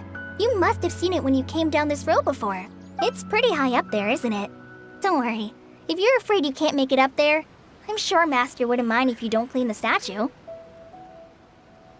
Oh? I guess I'll leave it up to you then. There's not much footing once you reach the statue, so be careful up there. Paimon will fly up with you and help you with those hard-to-reach areas. By the way, Kale, do you know anything about the Dendro Archon? You know, what's she like? That depends. Are you referring to Greater Lord Rukudavata or Lesser Lord Kusanali? Huh? Greater Lord Rukudavata? Oh, is that the Rukadevata was Sumeru's first Dendro Archon. She created the rainforest as well as the wall of Samiel around the desert. Her works provided a means of peaceful living for everyone. To the people of Sumeru, she's not only a symbol of wisdom, but also of power and kindness. Unfortunately, she disappeared in a great calamity that occurred a few hundred years ago. According to what Master has told me, the sages later found the newly born Dendro Archon and whisked her back to Sumeru. To celebrate the reinstatement of their lost deity, the sages dubbed her Lesser Lord Kusanali and let her reside in the sanctuary of Siristana. Uh-huh. Then what happened? Well, and then... I'm not too sure what happened, to be honest. Huh? You're not too sure? But aren't you from Sumeru? Yeah, I'm from Sumeru. But... Maybe it's difficult to discuss this topic with strangers. If that's the case, then don't worry, we understand. No, it's not that. I'm not trying to hide something from you. Besides, I don't consider you two strangers. Because you two know Amber, right? Wait, Amber? You mean... Yes, that's her. I once lived in Mondstadt for a while, and she helped me a lot during that time. You could even say that she helped me become a new person. There's no one like Amber. She lives life to the fullest while always adhering to her strong sense of justice. She's ready to answer the call for action at any moment, but is also very understanding of others. She's like the spark that lights the fire in everyone's heart around her. If you ask me, she's a prime example of a true outrider. She's the first person anyone coming to Mondstadt will meet. You can't help but be enthralled by her charm and enthusiasm, causing you to fall in love with the lands of Mondstadt and... sorry. Paimon thought the work of Outriders was a little different from what you just described, but one thing's for sure, you really like Amber. Sorry. I was rambling on just now. It must have sounded kind of weird. It's alright, Kale. Knowing that you're a friend of Amber somehow makes Paimon suddenly feel a lot closer to you.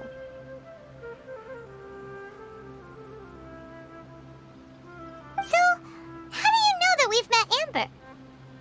Well, after I returned to Sumeru, Amber and I have stayed in touch by writing each other letters. In one letter, she mentioned that Mondstadt was attacked by a fearsome dragon, but the city was saved by a mysterious blonde traveler and their floating companion.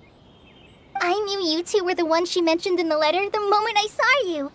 But, considering everything you've been through that day, I thought it'd be inappropriate to bring it up. Ah, so that's how you knew. Yep, so please know that you two have my complete trust. Really. I wish I could tell you more about the Dendro Archon, but I have been away from Sumeru for some time, and I haven't read any books. Sorry. That's alright. You've already helped us a lot. We had never even heard of Greater Lord Rukadevata or the Sanctuary of Suristana until you mentioned them. Oh, I'm happy that was helpful. There is one thing I want to ask, though. Why do you two want to know about the Dendro Archon? So that's why you're here. Thank you for telling me your story. Don't mention it. We are friends after all, right? Alright, we have a statue to clean. You both have my thanks. While you two are up there cleaning, I'll go ahead and inspect the forest canopy. Let's meet back here shortly.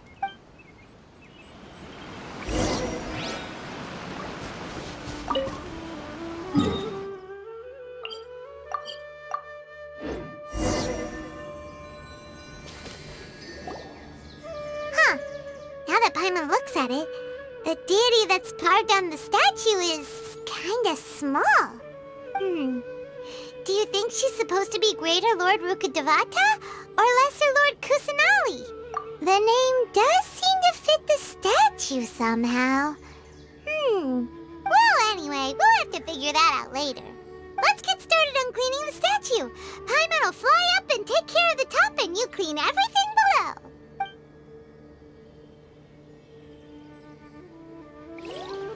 Nice work! That's one clean statue. Let's head down and meet up with Kale.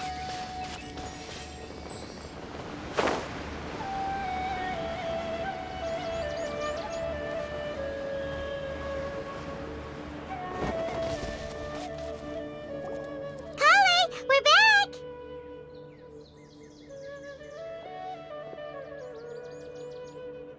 Welcome back! You must be tired after all that climbing. Let's take a little break.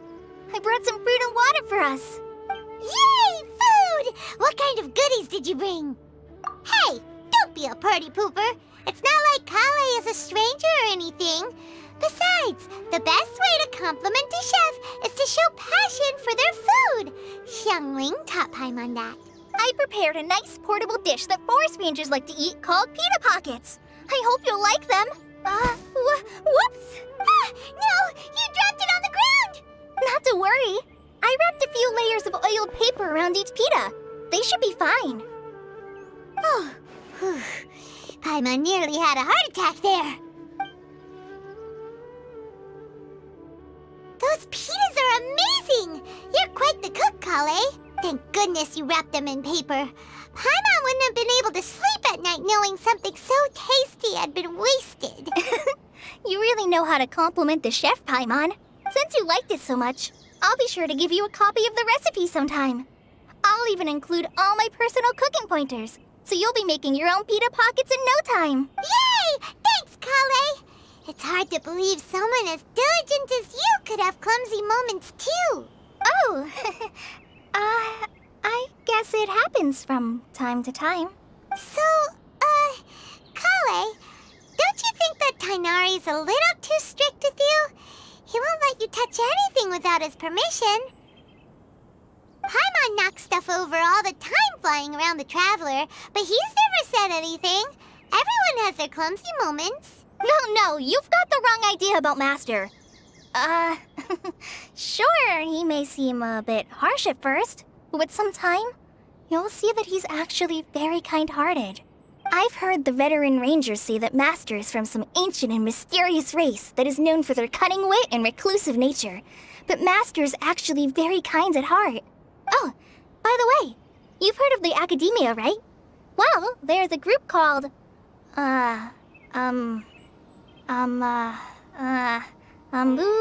something? Well, anyway, because Master does a lot of research on plants, sages from the Academia have written him many times, inviting him to take up an official position there. But Master declines their offers every time, saying, Sumeru City is too noisy. It'd be bad for my ears. I know, right? I've always wanted to pet them too. Anyway, Master could have easily left the rainforest to take up a position at the Academia, but he chose to stay here instead as a forest watcher, helping the locals every day and passing on his knowledge to trainees. In fact, Master's the one who taught me how to make pita pockets. Really? Paimon would have never guessed that. Oh, speaking of Tainari, he was the one who took care of you after finding you passed out yesterday. He even carried you all the way here. Paimon's still kinda upset, though. He kept scolding Paimon the entire way here.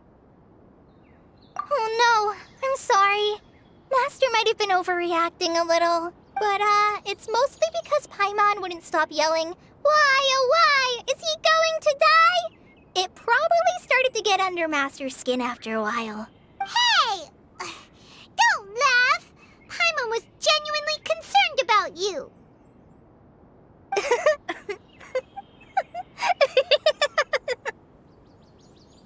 Hey! Now even Kale's starting to laugh. Ugh, that's it! Paimon won't forget this! It's time for some primordial wrath! No! Don't touch me!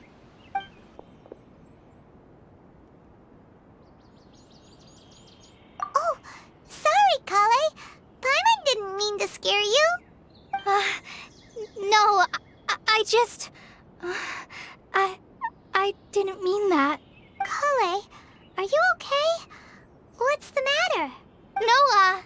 I'm fine. I'm sorry. I must have startled you both reacting like that. Oh, well, it's getting late now. Let's hurry back to Gandharvaville. I think Master and the others should be back by now, too. Huh? What was up with Kali just now? And why is she in such a hurry all of a sudden? Look, she's practically running back. Paimon can't even see her now.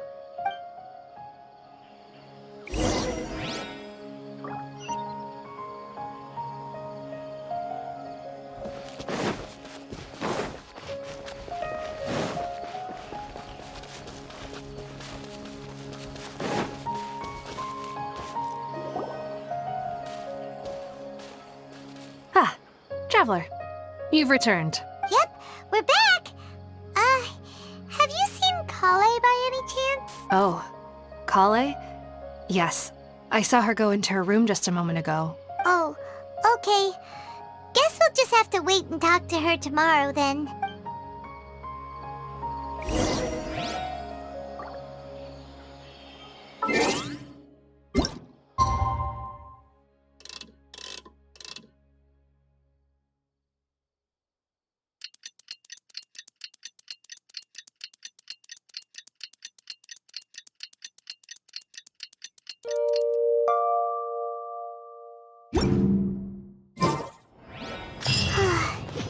Paimon was thinking all night about what happened with Kale, and still can't figure out what the problem might be. Ah, it's you two. I was just about to go look for you. Huh? Tighnari? What are you doing here? Where's Kale? I came to check on Kale's condition. To put it simply, she's not well. You mean she's sick? How could she be... Oh, wait a minute. Could it be because of what Paimon did yesterday? No need to worry. Something as small as you could never harm her. This sickness is something that Kale has been dealing with for some time. Kale has been more excited than usual since you two arrived. A little too much so, to be honest. She hasn't remembered to take care of herself. I suppose it's understandable, though. She hasn't been around anyone she considered a friend for some time now. It must have been refreshing for her to have you two here. So, Tighnari, what's really wrong with Kale? Let's take this conversation elsewhere. Kale just fell asleep after taking her medicine. She needs some peace and quiet.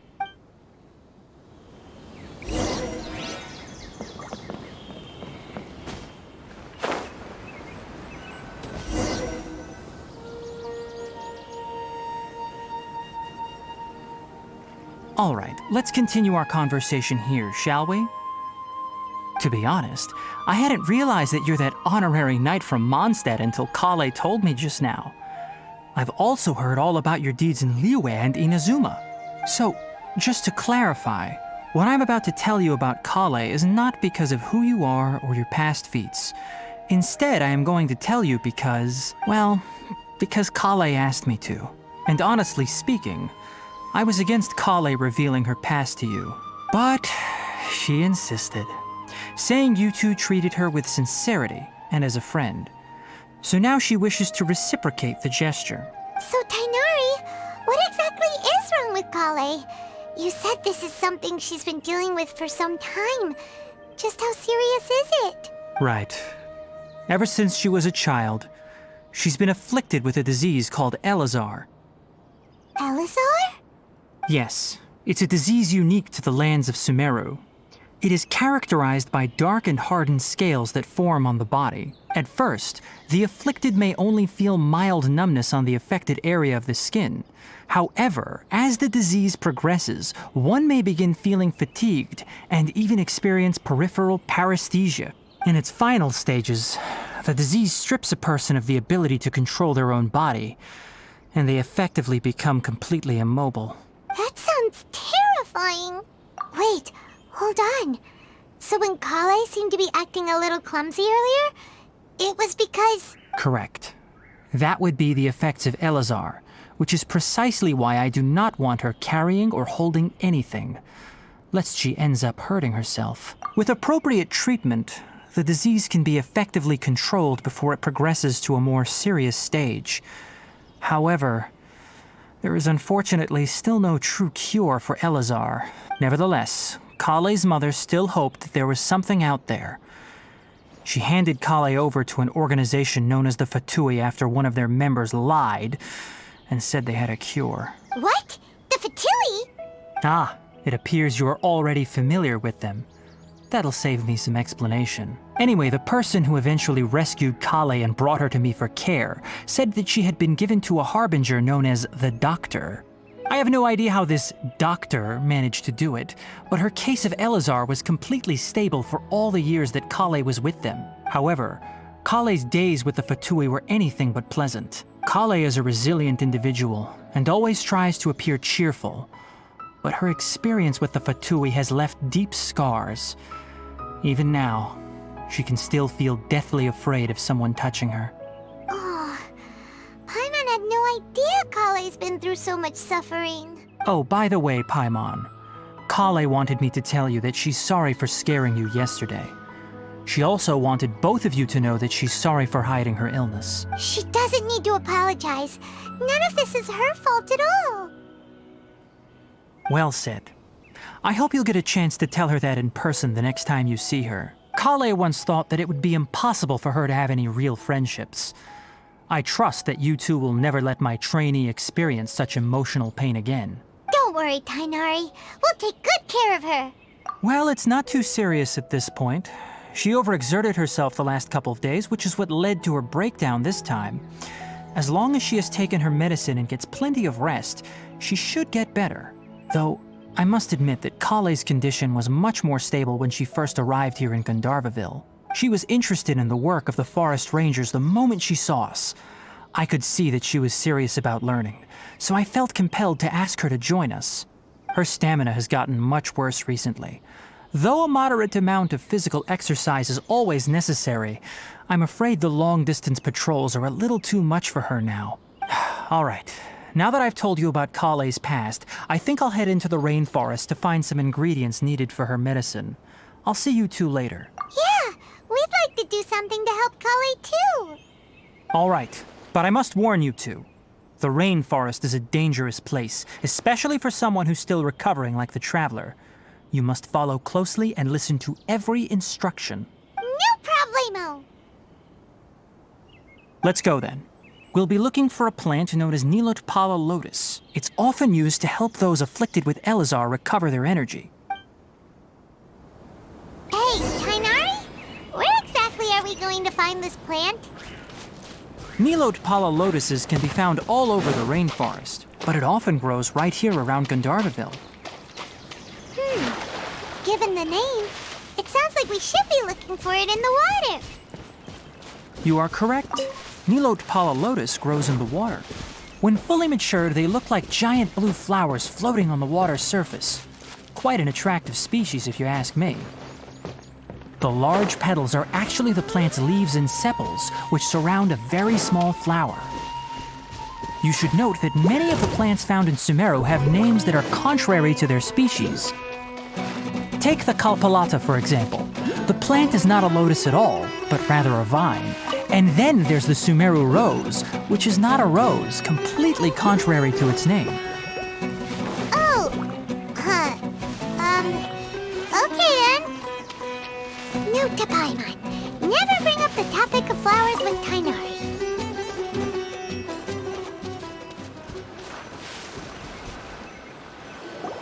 There should be Nilotpala lotuses growing somewhere in this area. Let's split up and begin searching. If you could manage to gather 4 of them, that would be sufficient. We'll rendezvous here once you've gathered the needed amount.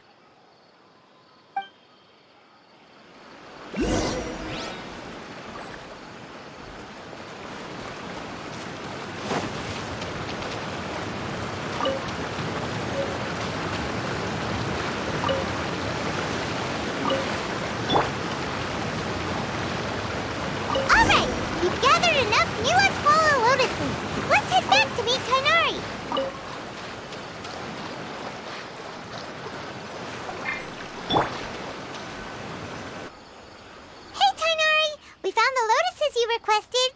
Let me take a look. Good, very good. These are all excellent quality. I'm quite glad you two came along. Your exploration experience helped save me a lot of time here. It seems we even have enough time to stock up on some other things I need. Hey, Tainari! Oh, Tainari! Someone's calling your name! They're dressed like a forest ranger. Ah yes, that's Amir and the others. But didn't they just set off not too long ago? What are they doing back so early? Let's go find out what's going on.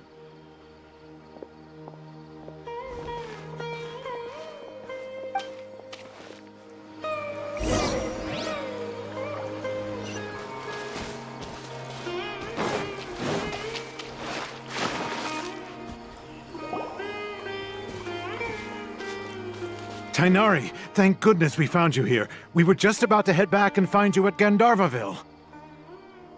What's going on? We just discovered a withering zone. The withering is back? But the patrol route you were on should have been already clear just a week ago. It reappeared so quickly. Can you tell me the exact location?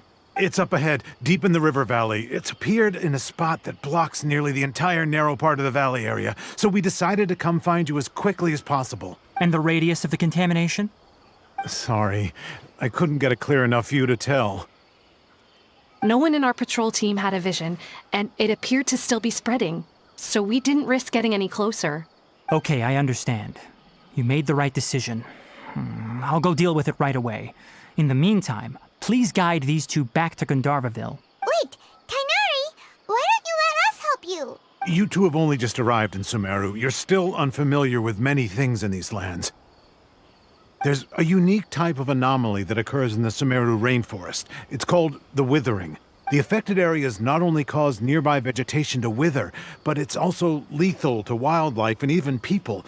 If you don't carry a vision, then you should think twice before approaching such places. Yes, Amir is absolutely right. I wasn't kidding when I said the rainforest is a dangerous place. As Amir said, only someone with a vision, that is, the power to manipulate elements, will be able to resist the withering's corrosive effects for a time. That's right. If any of the forest rangers without a vision come across a withering zone, we first make a record of the location and then have a ranger with the proper abilities deal with it, like Tainari here. Only someone with a vision can venture within a withering zone and find a way to deal with it. But you don't seem to carry a vision. Don't worry, he may not have a vision, but he's a real pro at using the power of the elements. Don't sweat it. We've helped others deal with similar situations before. Wait, you've met other forest rangers before? I was planning to properly show you both how to identify the withering before you left Gandharvaville. Anyway, since you two are experienced adventurers, come with me. I'm sure you'll both be able to help.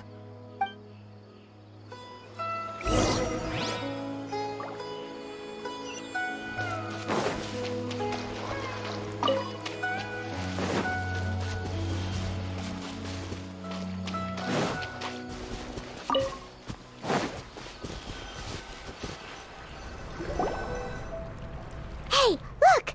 That gloomy area over there looks like a withering zone. Even though Paimon's seen one before, it's still kinda scary. All right, Traveler. We're about to enter the withering zone. Since you already have experience dealing with these things, you should already know what to do. But please remember, don't push yourself. If at any point it becomes too much, return outside the zone and take a breather. It could become a matter of life and death. You ready then? Let's go.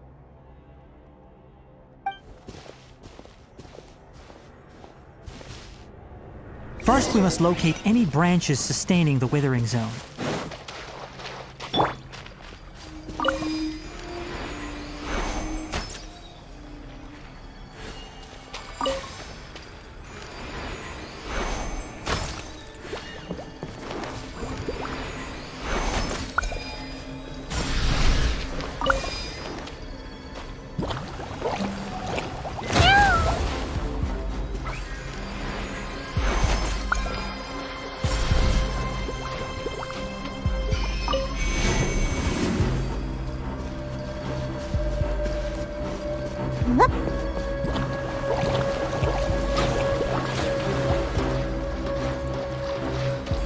Let's go, let's go.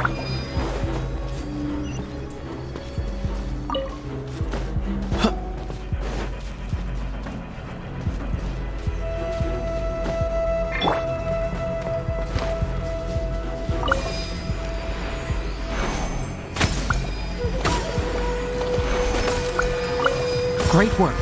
Now that all the branches have been cleared, we'll need to take care of the tube. This moment will be frozen in time.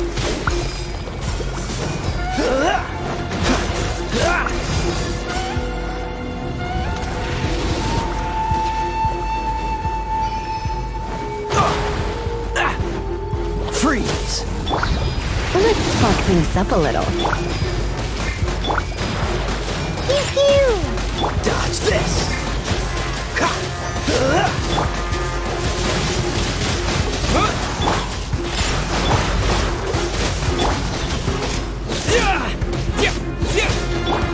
On the rock! Freeze! Sayonara special! Pew pew!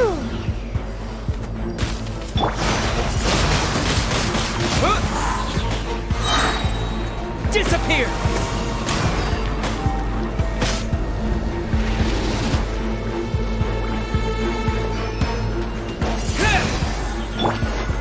You're in for... Cool it! On the rock!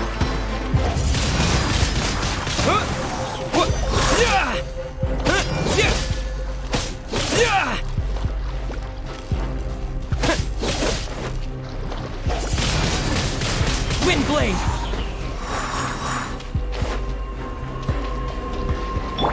Pew pew!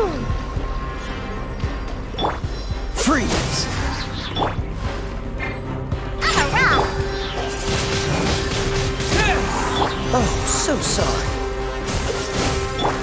Yeah!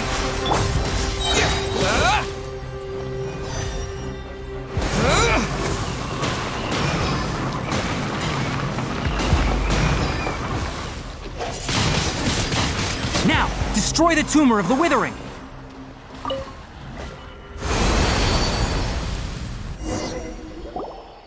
did it! Everything's returning to normal now! Yes, thanks to you two.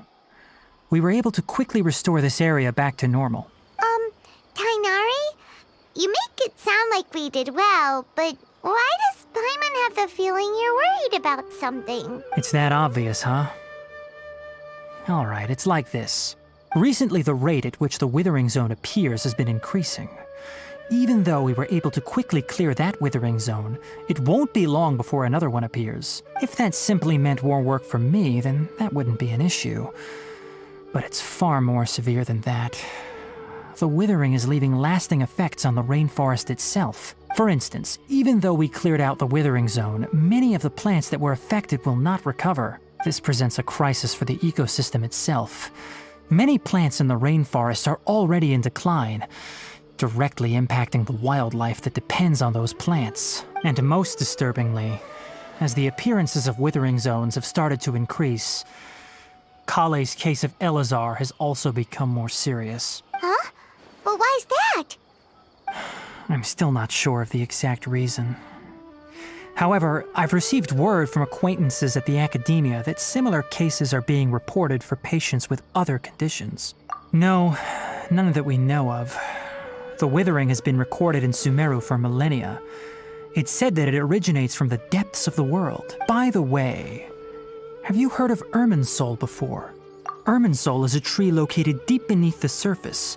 Although it isn't like any tree we know in a biological sense, you can basically think of it as a large tree that grows downwards rather than upwards. I'm sure you've heard of ley lines, right? They're like the roots of Irminsul, spreading and extending from a massive cavern deep underground all the way up to the surface.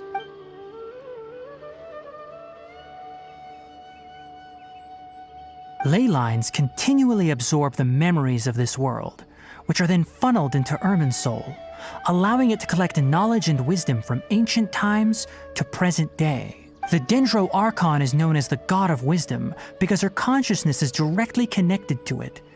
It is also said that the Dendro Archon's power is a manifestation of Irminsul. And as for the Withering, its emergence is related to a disease that's affecting it. That's right. My ancestors learned of this from Greater Lord Rukadevata's familiars a long time ago. But even those mysterious creatures did not know of a cure for Irminsul. I'm afraid we Rangers will be battling the Withering Zones here for a long time until a cure is found. Alright, that's enough on this topic for the time being. Now that we've taken care of things here, it's time for us to head back to Gandharvaville.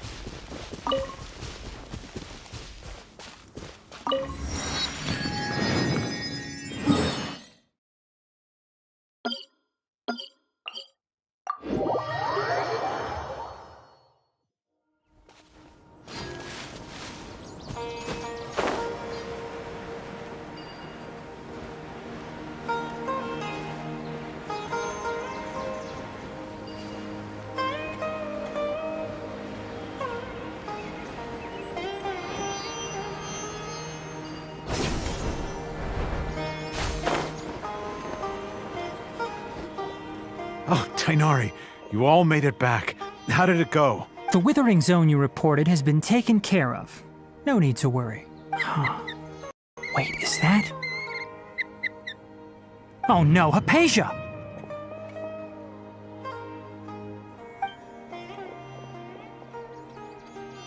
Huh?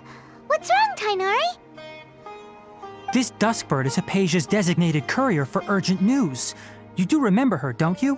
She's the scholar you and Paimon were following when you first arrived in Sumeru. Oh, her? How could we forget? So did something happen? Let me see what's written in the letter first. So what's it say? And what's with that weird expression on your face? Just let Paimon read it. Huh? All Paimon sees are 3 squiggly lines. Yes, allow me to explain. After we brought you from Hypatia's cave to Gandharvaville, Hypatia resumed her meditation. She must have just finished. It's been nearly 3 days since she's had anything to eat, and it appears she's forgotten to prepare some rations. This letter is her asking us for help. We need to go. What? You mean she's been sitting there for 3 days? Hey, wait, how did you know all that from just a few lines on the paper? Well, obviously because this has happened before.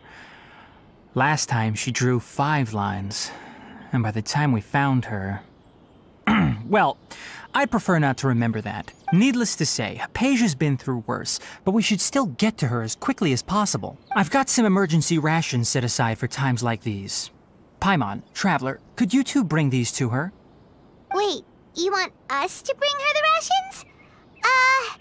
But will the Traveler be okay if her cave is still filled with that funny incense? Let's find out. Here, Traveler, take a smell and see. So, how do you feel? Huh? Really? You're not feeling even a little drowsy? But wait, how'd you know that he'd be okay this time, Tainari? Back when we were clearing the Withering Zone, I observed that he could adeptly manipulate the Dendro element. I knew then that he would be fine. And if I may ask, when I was telling you two about Irminsul's ley lines, was what I described similar at all to what you saw while you were unconscious? That's correct. Those weren't hallucinations at all. Though I don't intend to apologize for deceiving you. Because what you saw is of significant importance. Not just for the nation of Sumeru, but the entire world of Tevat. My forefathers were shown much favor by Greater Lord Rukkhadevata. We took an oath to protect this nation together with her.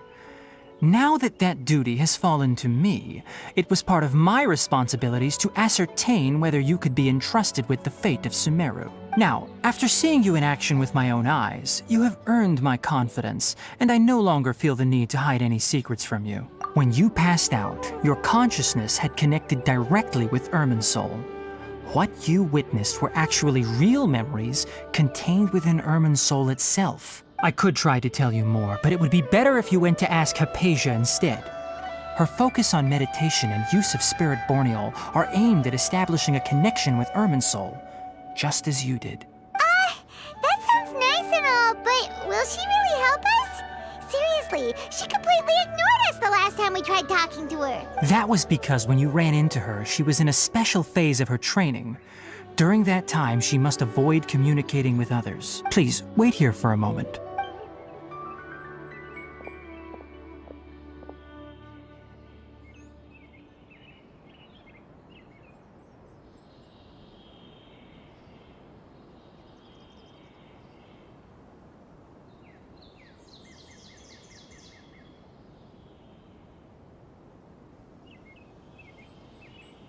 Here, take these. It's a meal I packed for Hypatia, as well as some other ingredients.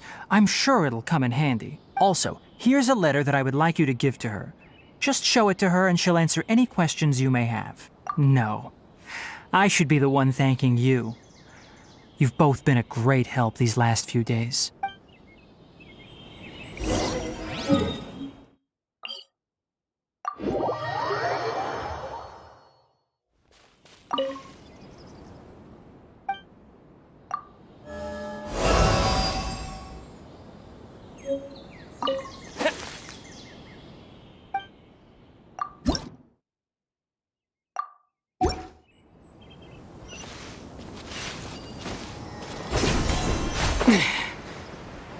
Hypatia should still be in the cave.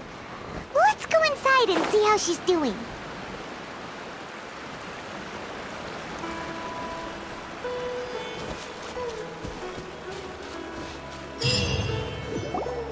Hello? Hypatia? Hey, there's nobody here. Maybe she went out to look for some food. Let's try looking around the area.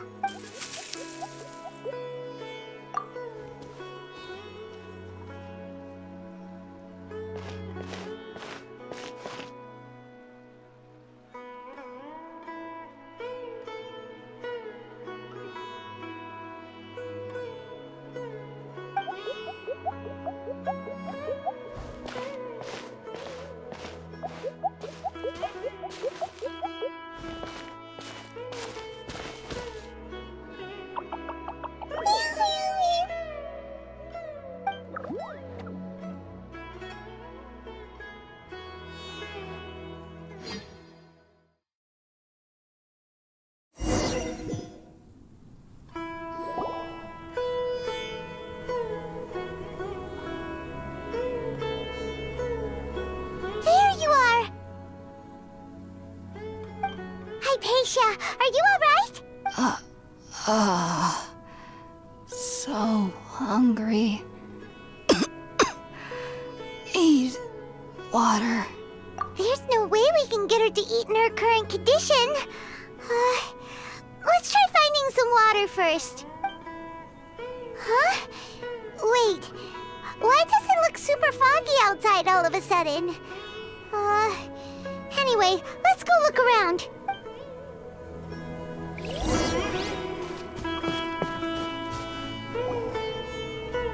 Huh?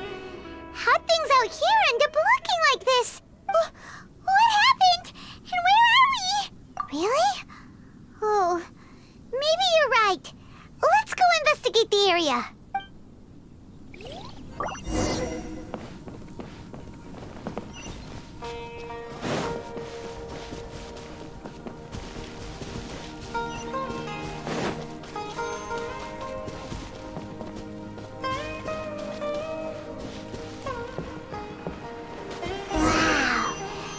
place is huge! Paimon knew there's something off about that cave. Let's think of a way to get over there and have a closer look. Who knows? Maybe we'll find a lead of some kind.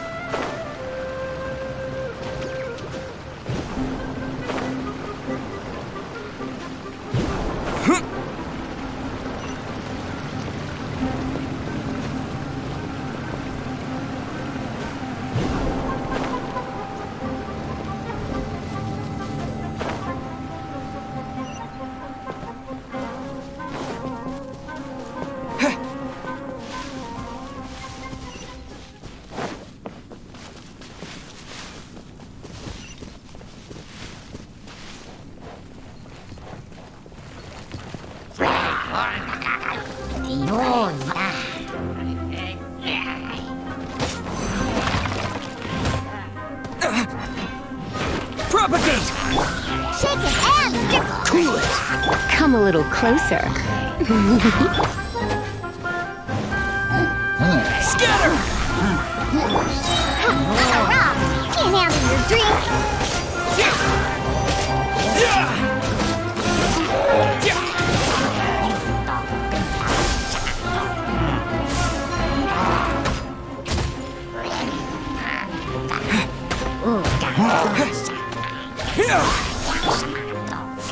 Freeze!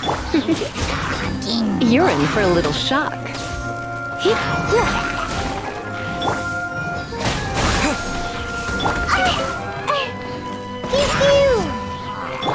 Dodge this! This moment will be frozen in time.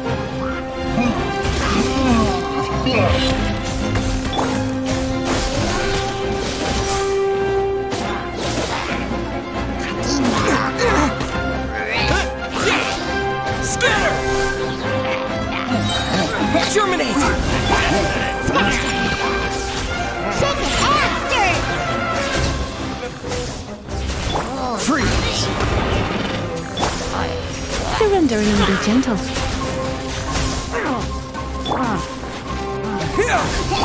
Diana special.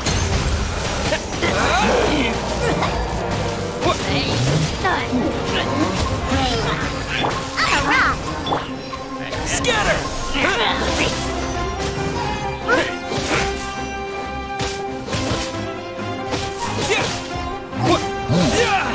Propagate! Cool it! Blitz. Don't get frostbite. Scatter! Spring forth!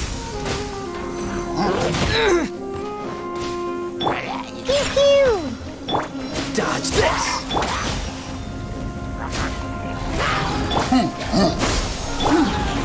I'm a rock. Cool it!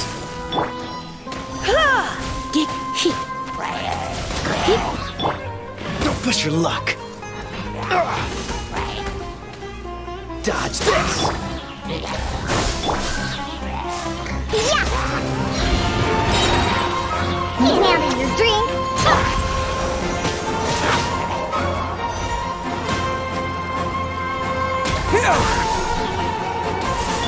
Cool it.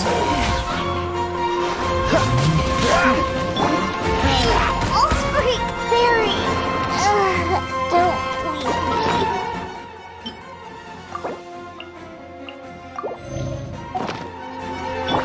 I'm a rock. Dodge this. Scatter. This mark will be frozen in time. Cool it. Propagate. Yeah!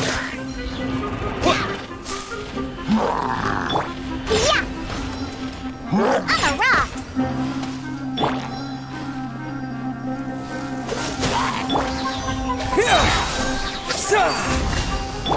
You're in for a little shock.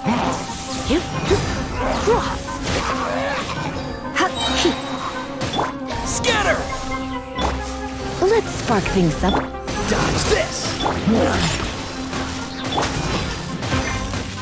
Propagate.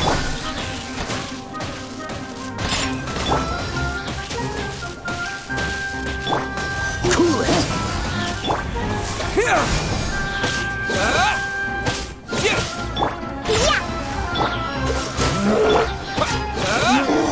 Don't get frostbite. Look at you, Boozehound. I'm a rock.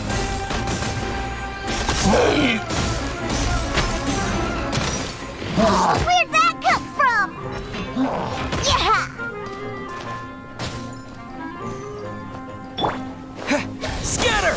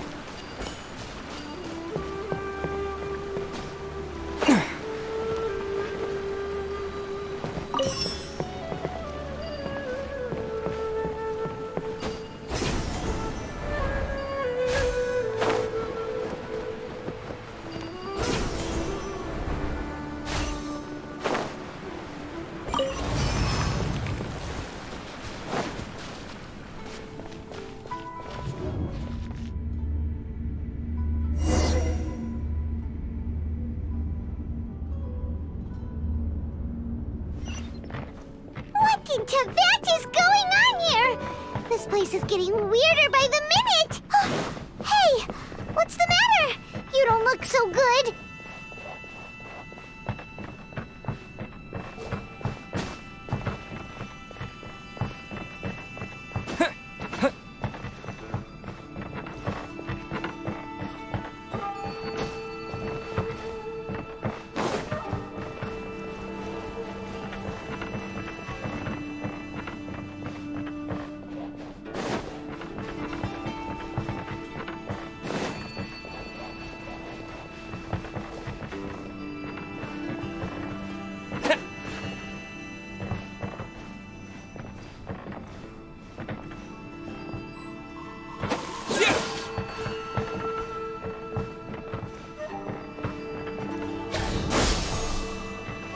Dodge this!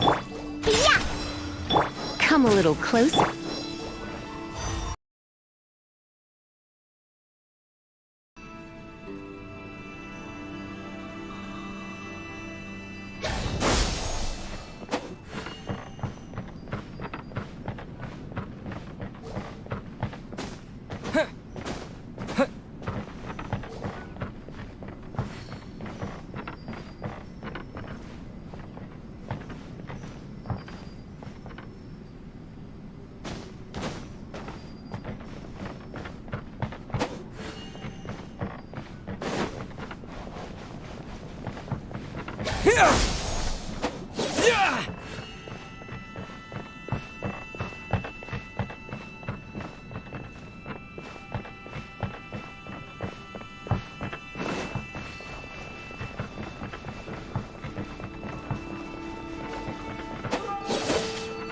Propagate!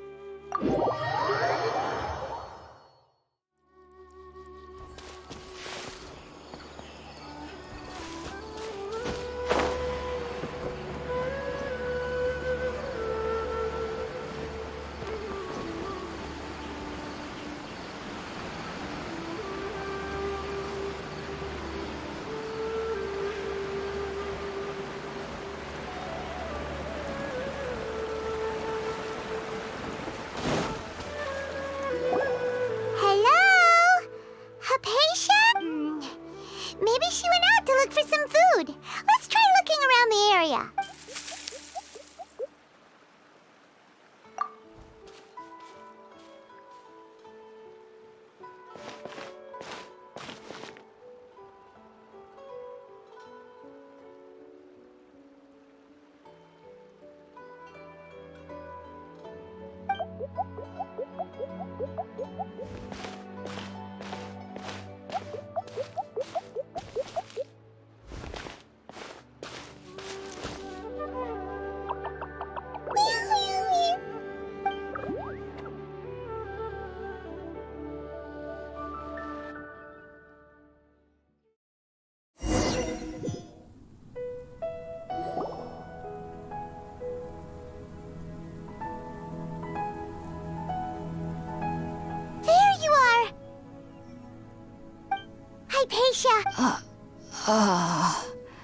There's no way we can get her to eat. Huh?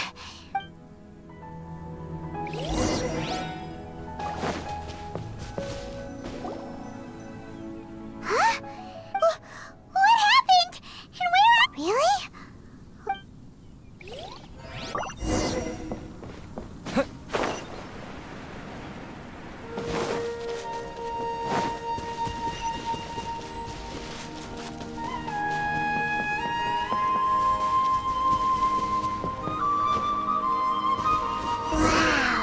This place is huge! I knew there's something off about that cave. Let's think of a way to get over there and have a closer look. Who knows? Maybe we'll find a lead of some kind.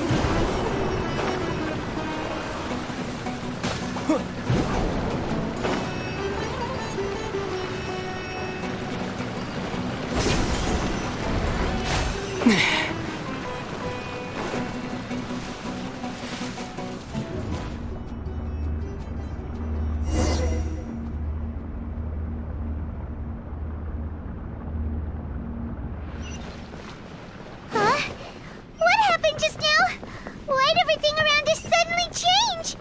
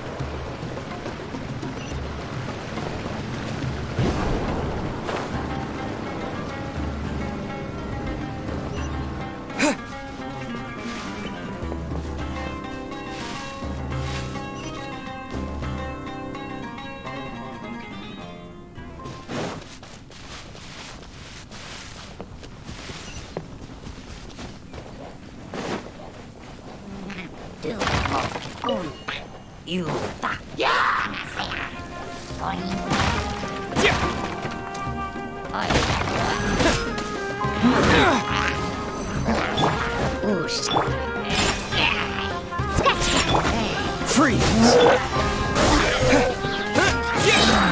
Spring forth! You're in for a little shock.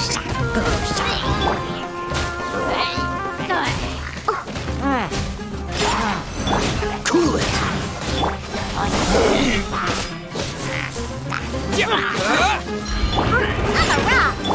Freeze!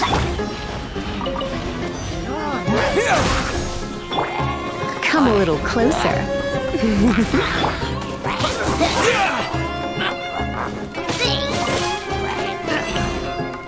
Propagate! This moment will be frozen in time.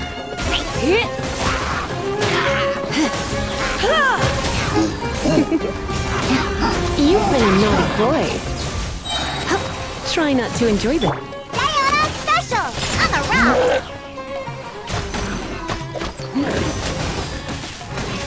Where'd that come from?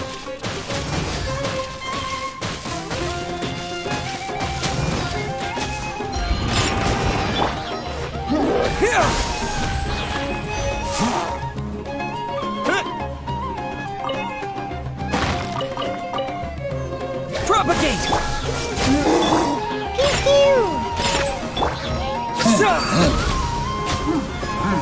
Cool it!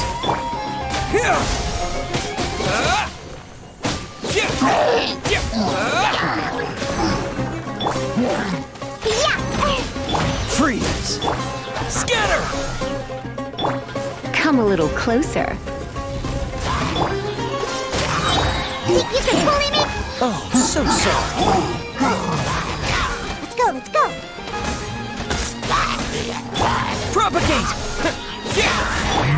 Dodge this!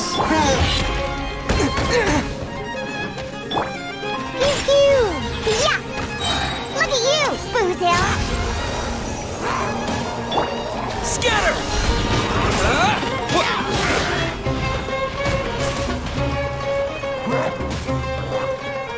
Propagate!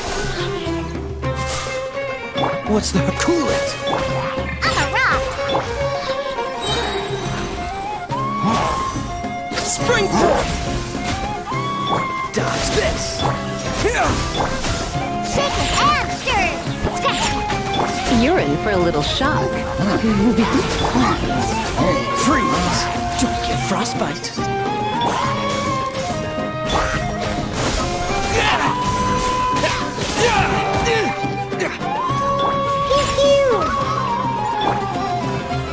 Propagate! Yeah!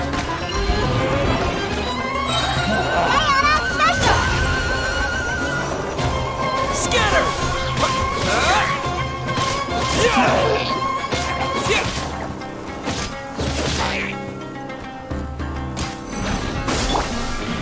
Cool it! You've been a naughty boy. Surrender and I'll be... Dodge this!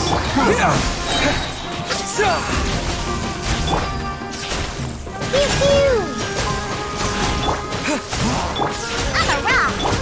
Scatter!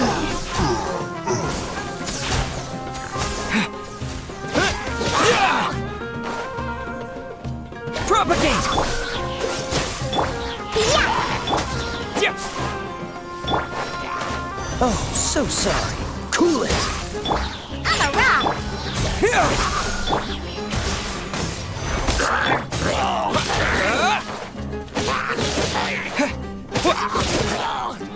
Propagate!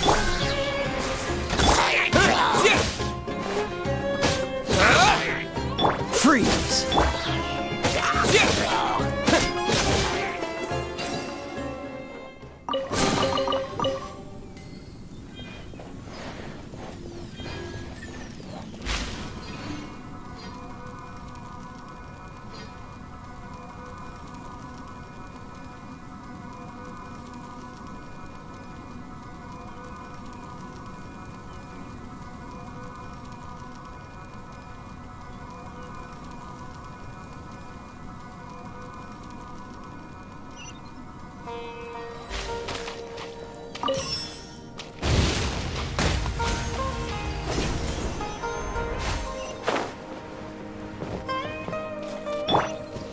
Can't handle your drink, huh?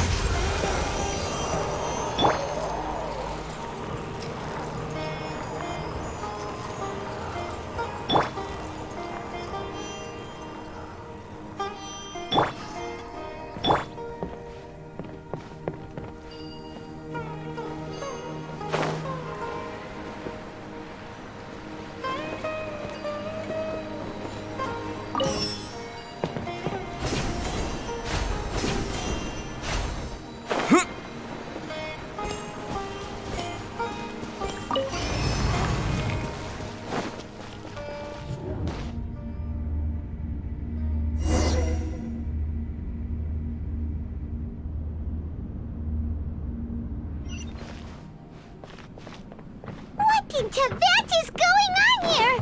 This place is getting weirder by the minute. Hey, what's the matter? You don't look so good.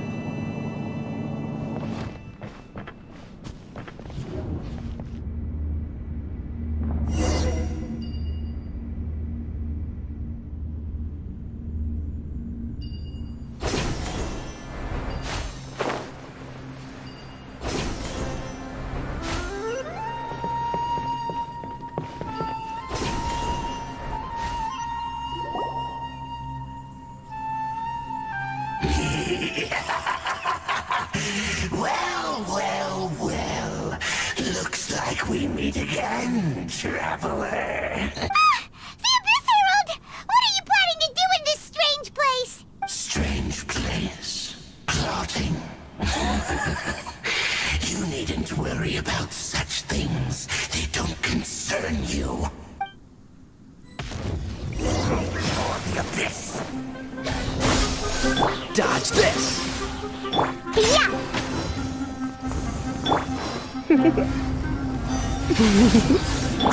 Germinate!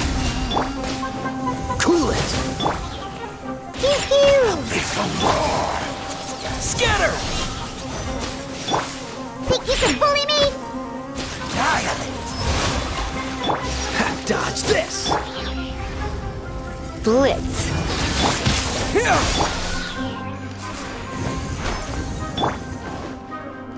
This moment will be frozen in time. Scatter!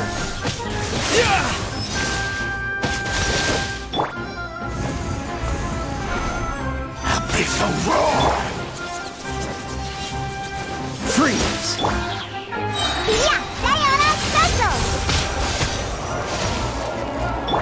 You're in for a little shock. Let's spark things up a little. Yeah! Shake it and stir! Cool it!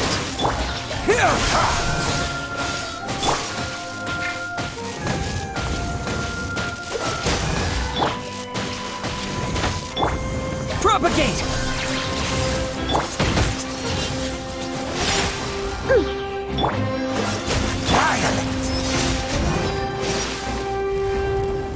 Blitz. Don't get frostbite. Freeze!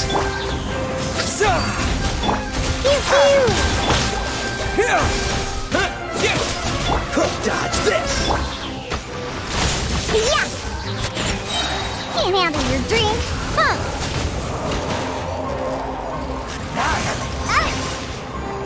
Think you can bully me? Abyssal roar!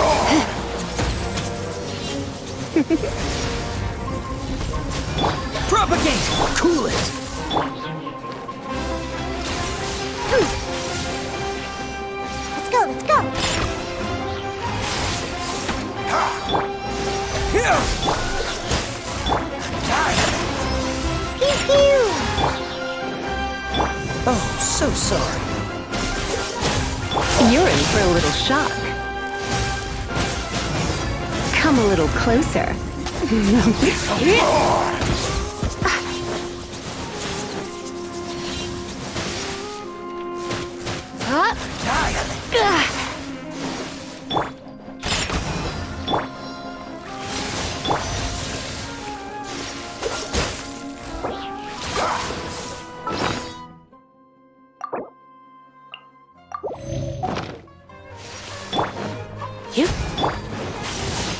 Dodge this! It's a roar! Look at you, Boozle! Blitz.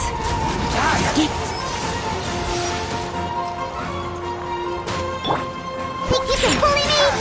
Yeah! Propagate! Freeze! Springboard! Cool it! Scatter!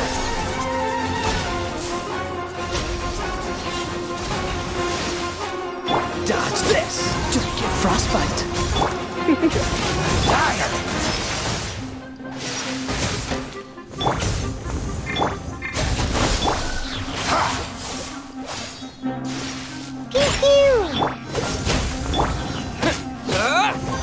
Propagate! Come a little closer.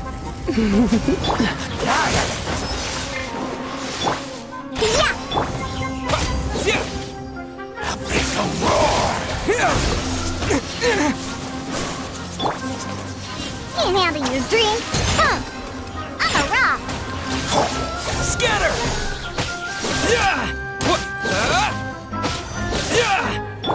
Freeze!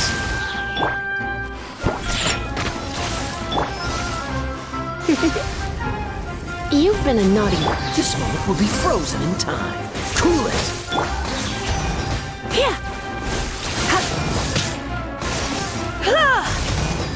Dodge this! Pew pew! Propagate! Germinate!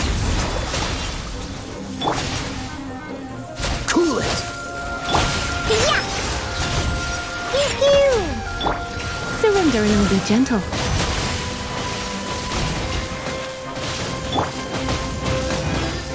Freeze! Look at you, Boozle! Come a little closer. Blitz. Hit!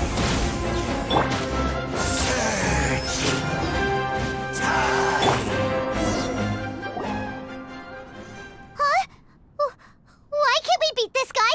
Oh, Paimon doesn't get it! We faced others like him before! What's wrong this time? Traveler, though you may have managed to avert countless crises before, your good fortune was bound to end sooner or later.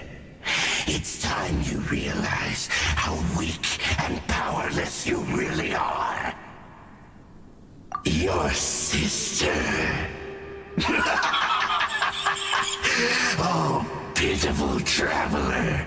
Are you really so ignorant? Or are you just living in complete denial? Her Highness has long since forsaken you. Your meager existence in her eyes is that of an annoying bug, only to be stepped upon. The bonds of love and family which drive you to find your sibling are utterly gone. Your journey is meaningless. But don't you fret now. Today will be your last. Now die!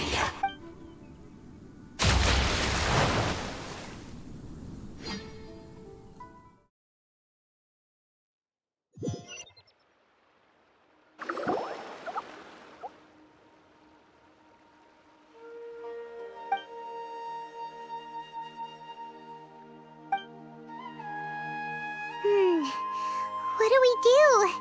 We haven't seen Hypatia anywhere out here. Oh, there she is! Quick, let's see how she's doing. So sweet. Well, the The good news is that she's still conscious. Hey, why'd you drop her food on the floor like that? Oh, guess that makes sense. She does look kind of rough at the moment. Anyways, we can talk about this later. We better make sure she's all right first.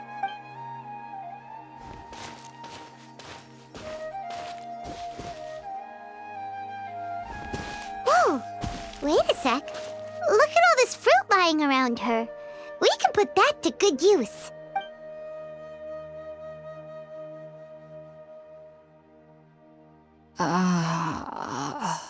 Who is there? Tainari, is that you? Huh?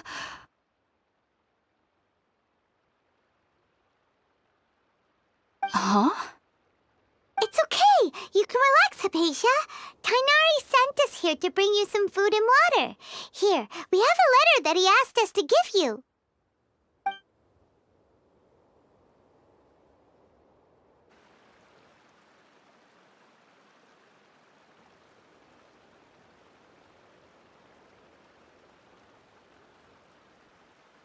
I see. So, you're friends of Tainari. I apologize for all the trouble I've caused you. I'm grateful that you came so quickly to save me. You even brought all this fruit. Well, actually, we didn't bring the fruit. It was already here when we arrived. We were kind of wondering about that, actually. When we found you here, there was all this fruit lying around and even some juice dripping from your lips. How did you end up like this anyway? Oh, really? I seem to understand now. All the fruit was likely from my, neighbor. Must have come by and saw me like this. Your neighbor? You mean there's someone else living nearby? Oh? So you're able to see them too?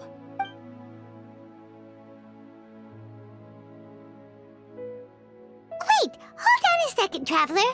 You say that before we arrived, you saw some mysterious creature and suddenly had a strange dream? Isn't that a little too crazy to believe? No, I actually do believe what the Traveler is saying. I myself had a similar experience once before and ended up scaring my timid little neighbor here. You needn't worry. They mean you no harm.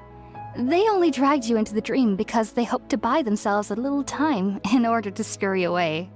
So, Hypatia, just what kind of creature is your neighbor exactly? I'm not sure what it's called, to be honest. But I do know that they have some sort of deeper connection with the Dendro Archon. I know this because the first time I saw them was also the exact day my consciousness was able to form a connection with Irminsul.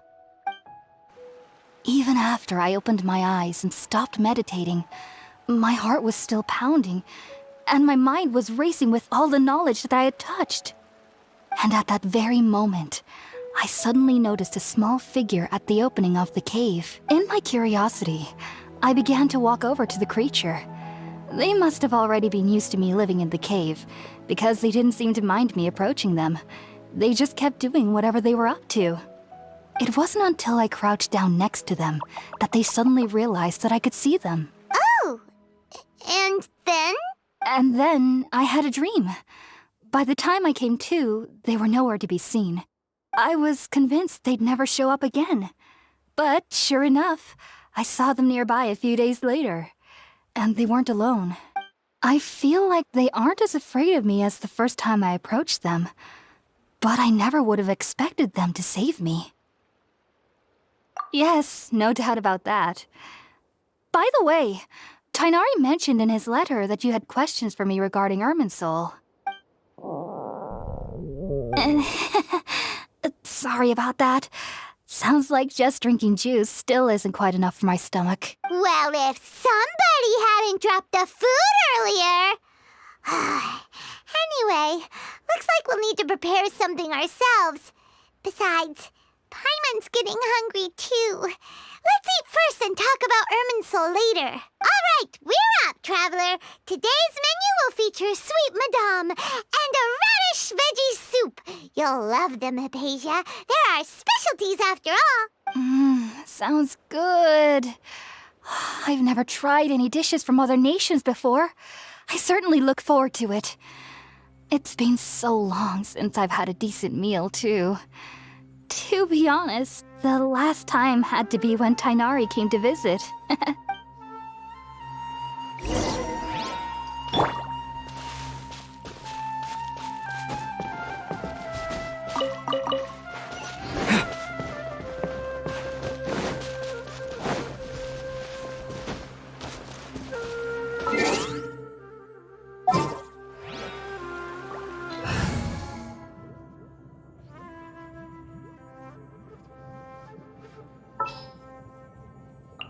Leave it to me! Let it rain!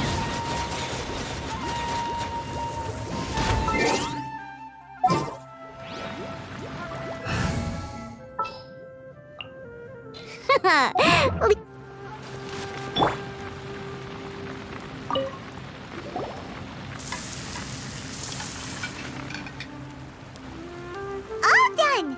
Let's use the empty box that Tainari gave us since we already washed it. Oh, it smells amazing! And the box is a nice touch, too! Let's go serve this up and start eating with Hypatia!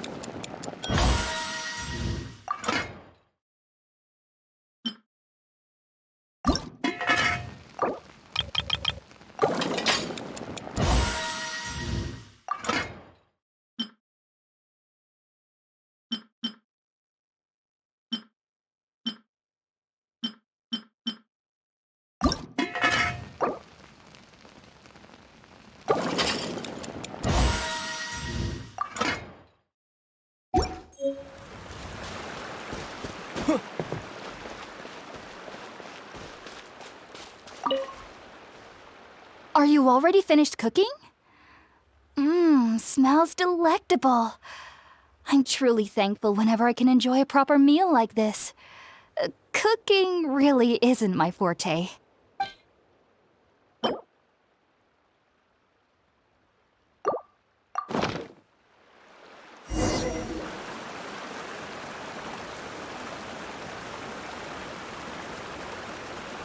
Even though everything you mentioned was in Tainari's letter, it's still hard to believe you were able to connect with Irminsul immediately after smelling Spiritborn eel for the first time.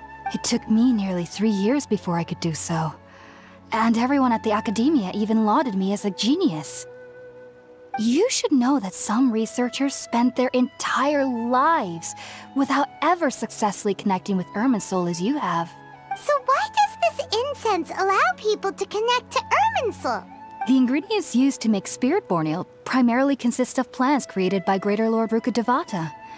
These special ingredients are conducive to heightening our senses to the Dendro Archon's power. Since the root of the Dendro Archon's power lies within Irminsul, we can occasionally tap into her powers to peer into the depths of the earth. That's all right. I'm sure you'll come to a clearer understanding as you remain in Sumeru. Makes sense.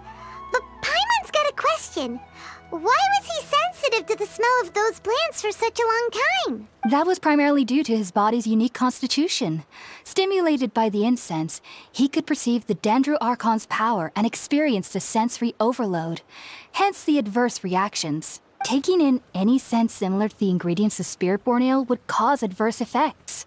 Not to worry, though. It appears you've already fully recovered. Technically, your body should still be sensitive to the powers of the Dendro Archon, but unless you're using intentional meditation techniques, the scent of Spiritborn eel should no longer trigger such reactions. Whew. Well, that's a relief. I must admit, I am quite envious of your abilities. Even if it meant suffering from pounding headaches for the rest of my life, I'd consider it worthwhile so long as I could connect with Irminsul at will. Whoa, you're really serious about this whole thing, aren't you? I am a researcher after all. As a member of the Ritaoist Darshan at the Academia, my main area of research is the stars and their connection to the fate of living beings. But there is still so much we don't know, especially regarding the mysteries that lie in the starry skies. Which is why I must turn to the all-knowing Irminsul for answers. If only my perception wasn't so limited. Unfortunately, I cannot guarantee that my every attempt to attune with Irminsul will be successful, or that doing so will leave my consciousness intact. I am currently in the stage of training known as Satyavada life. Many researchers in Sumeru have lost their minds while seeking to attune with Irminsul during this stage. Sages have said that Irminsul contains divine knowledge, and touching such knowledge without the proper preparations and abilities will only lead to one's mind caving in on itself. That's why we meditate alone. We need to ensure that our minds will be calm while minimizing the possibility of involving anyone else. Whoa. So knowledge from Irminsul could be super dangerous. Don't you ever feel afraid of the risk, Hypatia? Of course I do. Especially during nights that are pitch black with no moonlight, and dead silent without even the sound of insects. However, I've been feeling better as of late. I don't get as scared anymore knowing that I have a little neighbor living nearby. I believe that being able to see them is a sort of blessing from the Dendro Archon. But what's strangest of all is that they're clearly an envoy of the God of Wisdom herself. And they have the curious power to make people dream. What's so strange about that? It doesn't sound so out of place for a divine being, does it? Well, it's strange because nearly nobody in Sumeru can ever dream. Huh. Is that true? Yes, well, to an extent. Only children can dream in Sumeru. Adults, however, never do. The sages say that wisdom implies rationality, but that which occurs in dreams is often neither rational nor logical. Yes, if one struggles with anxieties, those emotions could influence their dreams. The fact that the people of Sumeru do not have dreams is seen as a blessing by the sages. They believe that Greater Lord Rukkhadevata, the God of Wisdom, is keeping us away from the foolish delusions you encounter in your sleep. I was born into a family of scholars in Sumeru City. Ever since I was a child, my parents would always tell me that I'll know I've grown up once I stop dreaming. I studied hard, enrolled as a student in the academia, and went on to become a researcher. Sure enough, I never dreamed again. But then, on the day I scared the little Aranara, I suddenly saw a dream again. It was incredible. Though I don't exactly remember what I saw, I clearly recall the feeling. I suddenly felt like I was a child again. Back then, I was foolish and ignorant as any youth would be, but I was free of fear. Maybe dreaming isn't as bad as we've made it out to be. Just be sure not to speak of this if you travel to Sumeru City. They'll look at you as if you've lost your mind. So, do you have any thoughts about the things he saw when he connected with Irminsul? Sorry. I'm afraid I don't have any answers as of now. All I can say is that what you saw is a memory contained within Irminsul itself. World Forget Me. What could that possibly mean? If only I could ascend past Satyavada life and begin Paripurna life. I might have some more answers for you. If you two are ever in the area again, please be sure to come and see me. There's no need to be thanking me. You two are my saviors. Besides, I'm already looking forward to tasting some more of your cooking.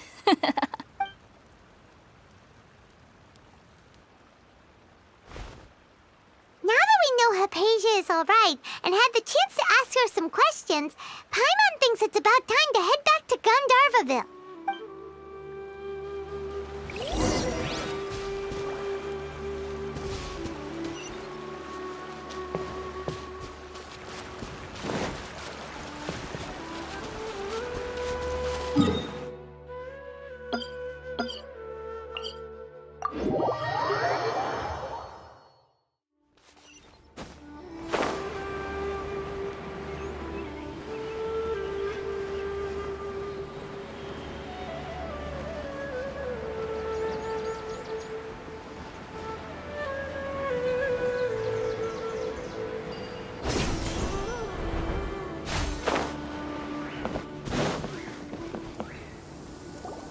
Think about it, Tainari. Refusing to join is tantamount to burying your head in the sand.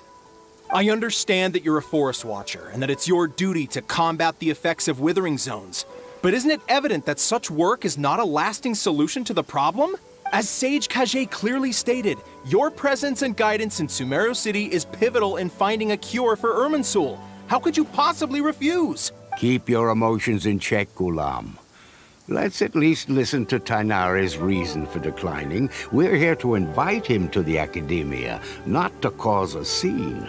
Sage Kage, I am truly honored that you came here in person, but I'm afraid I must still decline your invitation. I am merely a forest watcher. How could the great minds of the Haravatat have any need of someone like me? Well, it turns out that your refusal letter had some implications on your master's reputation.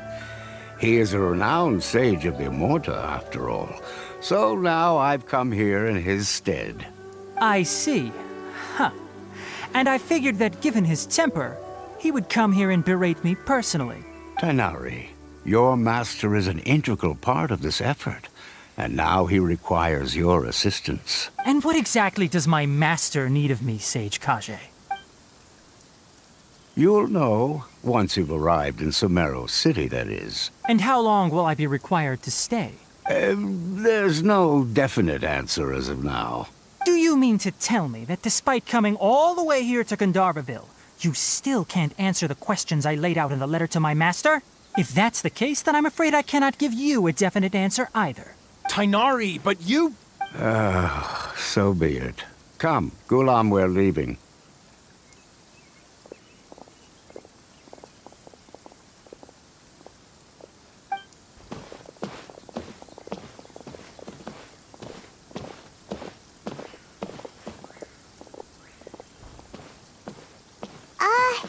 Tainari, what was that all about?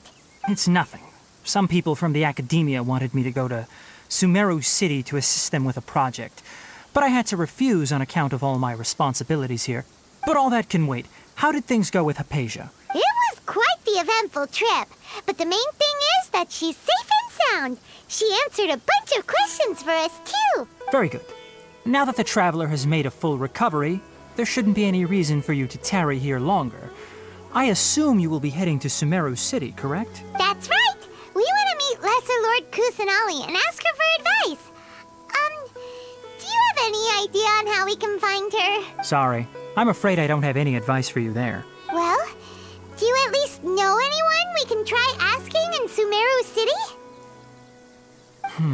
Let me think. My trips to Sumeru City have been fairly short, and most of my acquaintances are researchers. How about this? I'll write you a letter of introduction that you can give to a researcher I know. He's from the Amorta Darshan and is adept at gathering information. Asking him might prove worthwhile. Also, when you enter Sumeru City, you'll probably end up receiving something like this item here.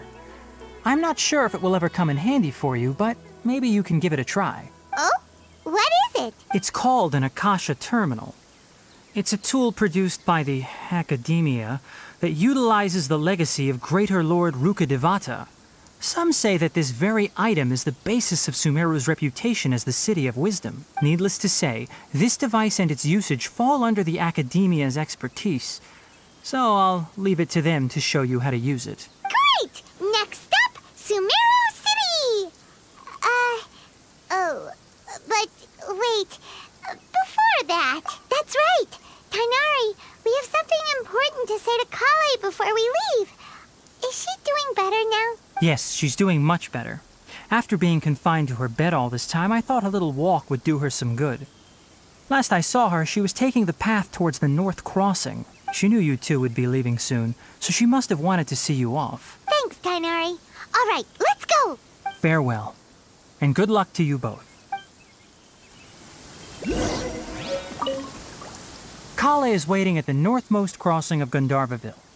You should be able to find her there. Don't you worry about Kale. I'll look after her. I'll find a way to understand the relationship between the withering and her disease. Kale is waiting at the northmost crossing of Gandharvaville. It seems there's a major project underway at the Academia, and my master has also joined the effort. But I can't afford to leave Gandharvaville now. Things are not going well here in the rainforest, and Kale needs someone to watch over her. Besides, I was never one for all the pomp and circumstance of life at the Academia. Given that my master hasn't come to give me an earful personally, it seems that my presence is not as sorely needed as they make it out to be. In fact, the letter he sent to me was uncharacteristically polite. Kale is waiting at the northmost cross. Farewell, traveler.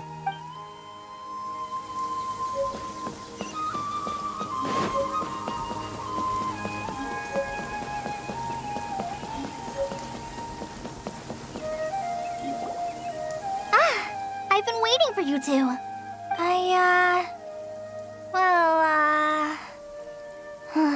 Never mind.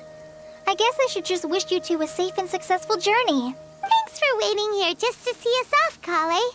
We're headed to Sumeru City. Don't worry about me. I can take care of myself. My condition won't be getting in the way of my duties. I want to be a forest ranger after all. It's up to me and the others to protect the rainforest here. And, I'm sorry. I should have told you both about my condition when we first met. I just wanted you two to treat me as a normal friend. Not some girl that needs your sympathy. But I guess now I understand that the most important thing is for friends to be genuine with one another. There's no need to apologize, Kale. We should be thanking you for trusting us enough to be your friends and sharing your past with us. We're probably still gonna worry about your condition, but that's because we're friends and we care about you. Thank you. That means a lot. Before you leave, I have something for you. Oh? What is it? It's my recipe for pita pockets. I told you that I'd give you a copy, remember? My handwriting is a little, messy, so please don't laugh. Yay! Thanks, Kale. Now we can eat those scrumptious little pitas whenever and wherever we like. I hope that whenever you eat them, you'll both remember your time here in Gandharvaville. Well then, I, trainee Forest Ranger Kale, bid you both farewell. Please visit Gandharvaville again.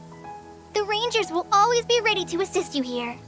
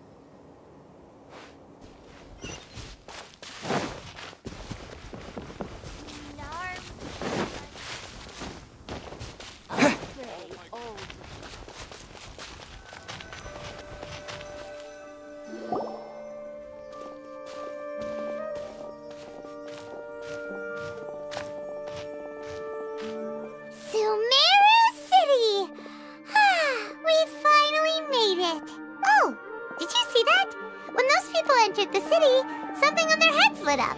One moment, please, you two. It appears this is your first time visiting Sumeru City. Oh, yeah, that's right. But how did you know that? Because there's currently no information on either of you in the Akasha. But no need to worry, that won't prevent you from entering the city. In fact, the Academia conveniently provides each traveler to Sumeru City with a device. Perhaps you two have heard of the Akasha before. It's our beloved Greater Lord Rukkhadevata's lasting legacy, a treasure trove of collected knowledge. After centuries of tireless research on the Akasha, the Academia created one of its most ingenious inventions, the Akasha Terminal. As long as you are within Sumeru's borders, you may use an Akasha terminal to connect directly to the Akasha and access any knowledge you need. I should mention that due to technical limitations, the operation of Akasha terminals will be much smoother and more effective in large cities such as Sumeru City and Port Ormos. Oh, so this is the thing that Tainari was telling us about. It sounds pretty amazing. You two are quite fortunate. Until recently, it was standard practice to only issue Akasha terminals to outlanders who spent an extended amount of time in Sumeru.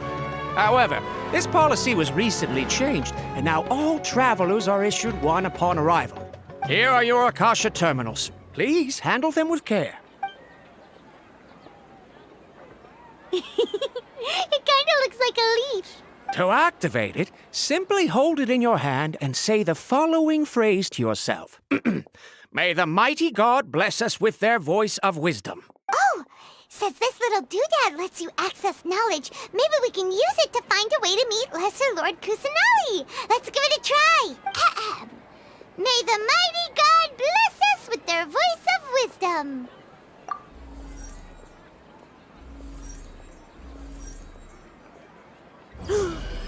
Whoa! Just now, something clicked, and Paimon suddenly knew how to use this thing. It seems all we need to do is concentrate on what we want to know, and bam! You get it. Oh, that'll come in real handy. Exactly. That is the power of the Akasha. And with that, let me officially welcome you both to Sumeru City. May the wisdom of the Dendro Archon always be your guide. Okay, now that we're in, we can check the Akasha about Lesser Lord Kusanali. Let Paimon try. 500 years ago, the sages found a newly born deity from within some scorched ruins. The deity now resides in the sanctuary of Suristana. Seems pretty similar to what Kale was telling us. Okay, next, let's concentrate on asking how to meet her.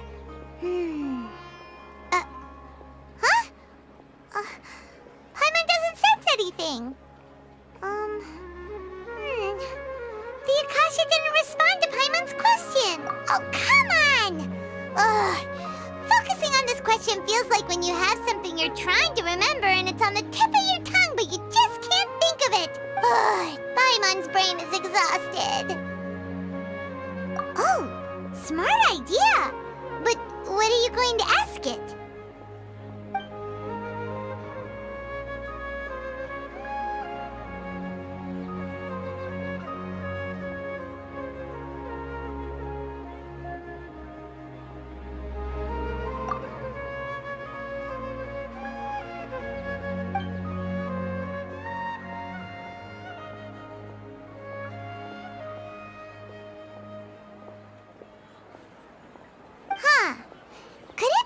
Because we're Outlanders and we've only just arrived in Sumeru? You know, maybe we're not qualified to receive an answer to this sort of question or something.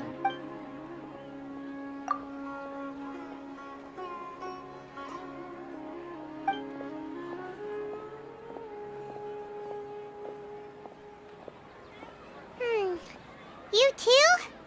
Well, glad it's not just Paimon.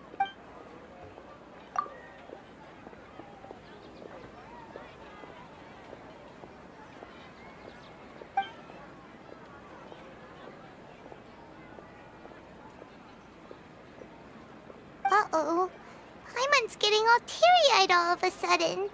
It feels like the people of Sumeru...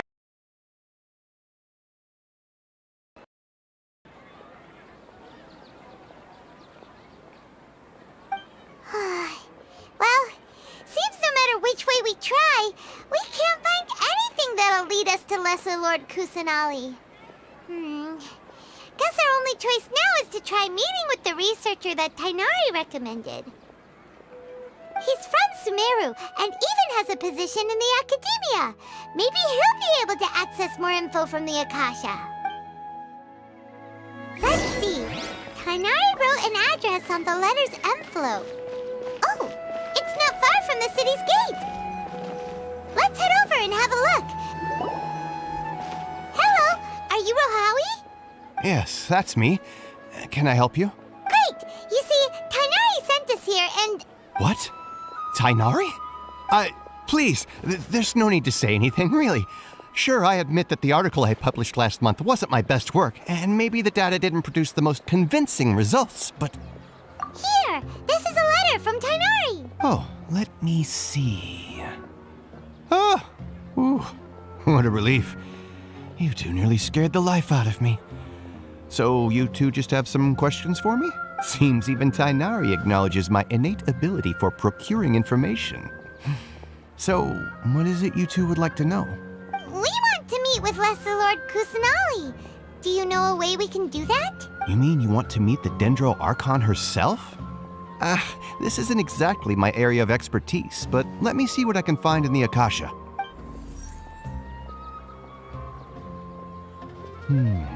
Sorry, the Akasha didn't respond to my query. What?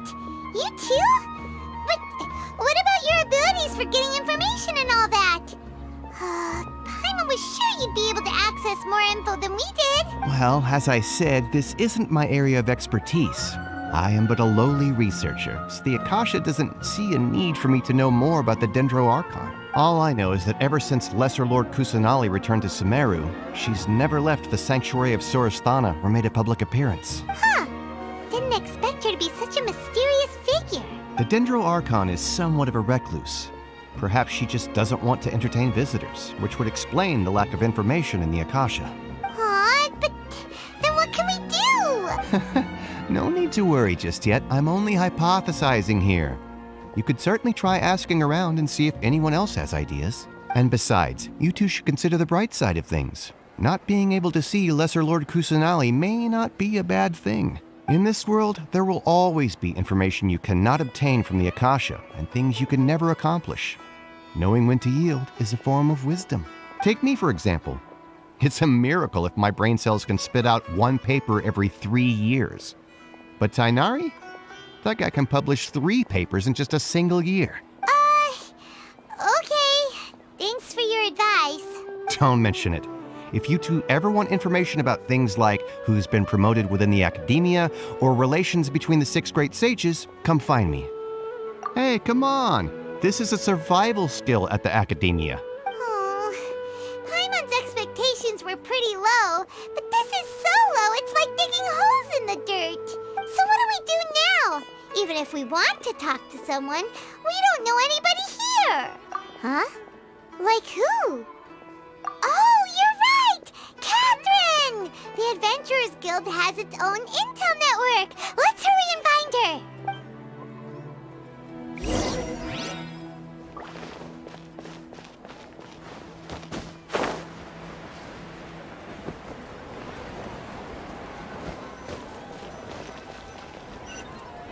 Ad Astra Abyssosk. Hello, Traveler and Paimon. Catherine, we need your help with something. Understood. The Adventurers Guild is always ready to serve you. With what do you require assistance? We want to meet with Lesser Lord Kusanali. Do you know a way we can do that? You two wish to meet with Sumeru's Archon. Understood. Please wait.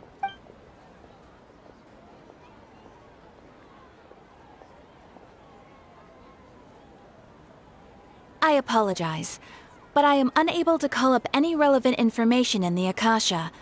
I'm also unable to locate any pertinent information in my personal memory. Aww, another dead end. Well, if Catherine can't help us, then we really don't know anyone else to ask now. Please do not worry.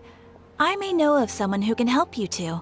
In Sumeru, the Adventurers Guild does not serve as the vanguard of information. Rather, There are numerous active mercenary groups collectively known as the Eremites. They take on various contracts and work all across Sumeru, so they naturally accrue intelligence. An Eremite brigade called the Corps of 30 is in charge of Sumeru City's defenses. Not only are they the oldest brigade, but they are responsible for managing and coordinating the affairs of all other mercenary brigades. Corps of 30? What a weird name. Supposedly, they are named as such because their ranks numbered 30 at their inception. Asfand, an advisor with the Corps of 30, maintains good relations with the Adventurers Guild. Though he's already retired, he and his words carry great weight within mercenary circles. If you'd like to get in contact with him, you can find him at the Corps of 30's headquarters, the Citadel of Rexar. You're welcome. I wish you two the best of luck. We look forward to your exploits in Sumeru. Alright, off to the Citadel of Rexar we...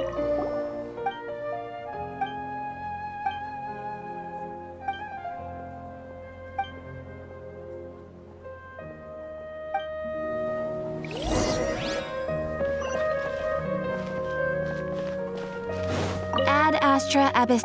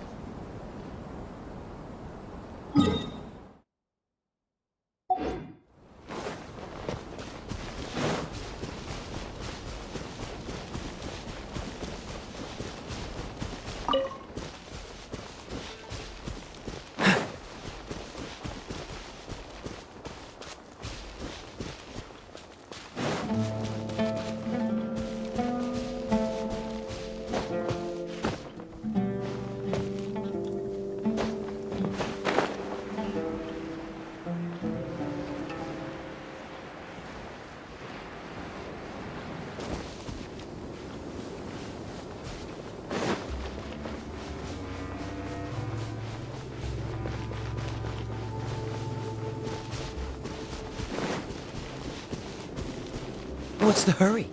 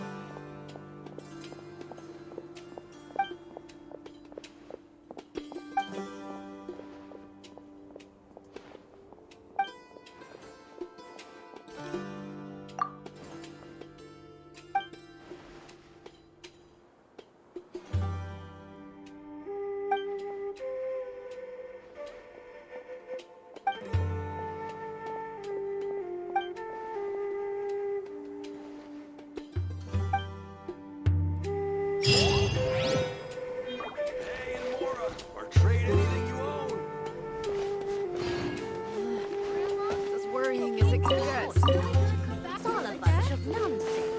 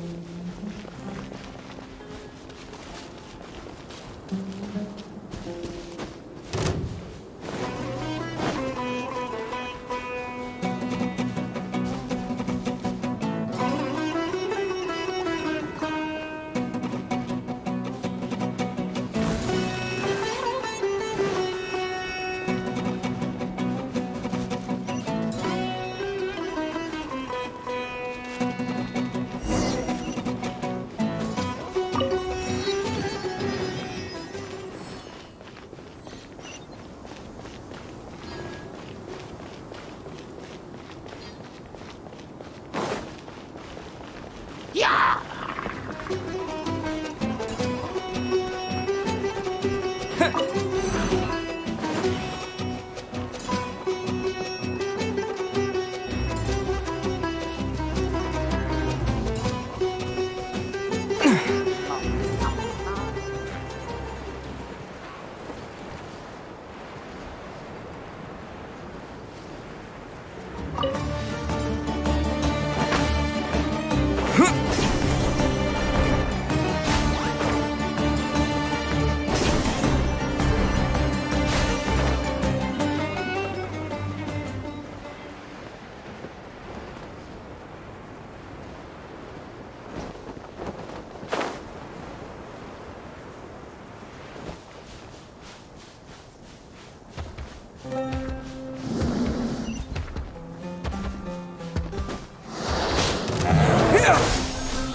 Dodge this! Think you can bully me? You've been a naughty boy. Cool it! Oh, so sorry. Propagate!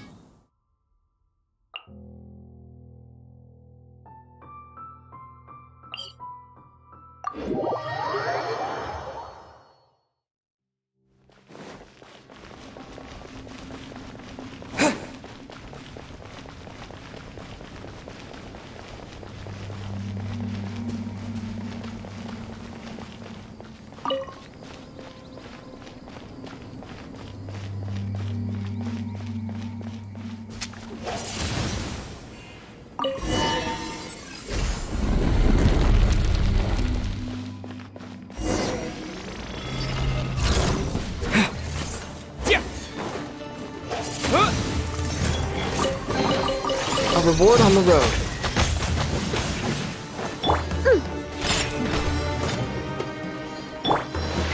Freeze!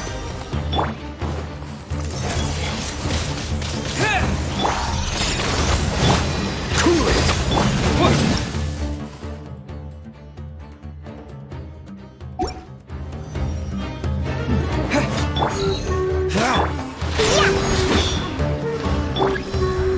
Dodge this!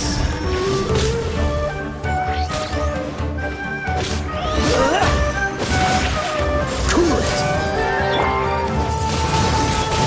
Windblade! You're in for a little shock. Freeze!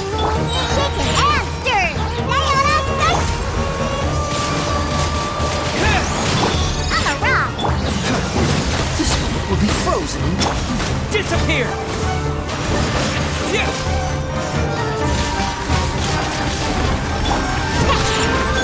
Cool it!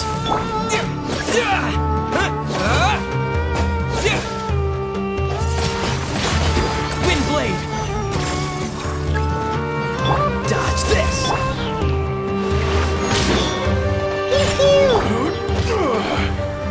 Cool it!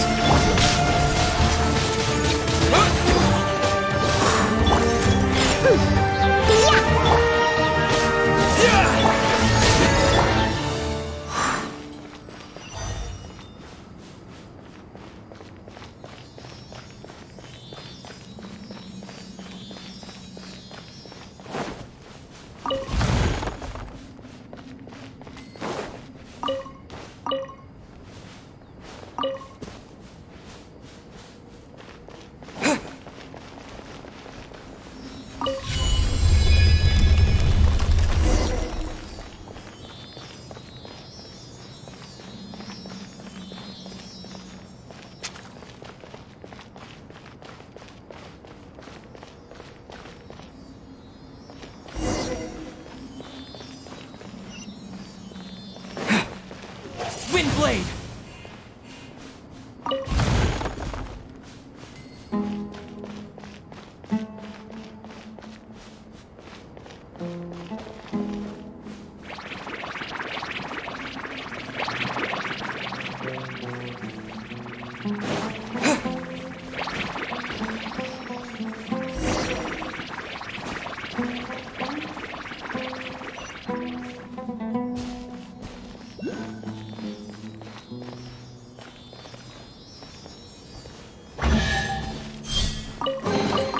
I'll keep this close. Look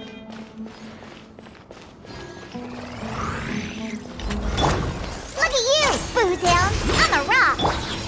Dodge this! Don't get frostbite. Try not to enjoy this too much. Cool it!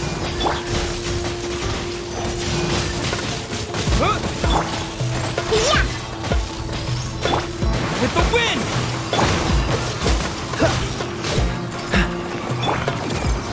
Let's go!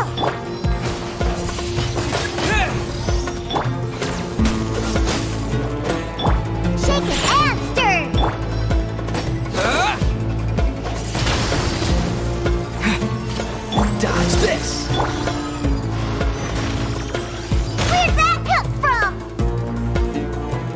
I'm here. Pew pew!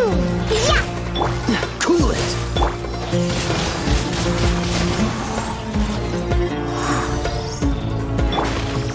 Oh, so sorry. Freeze! You're in for a little shock. You've been a naughty boy.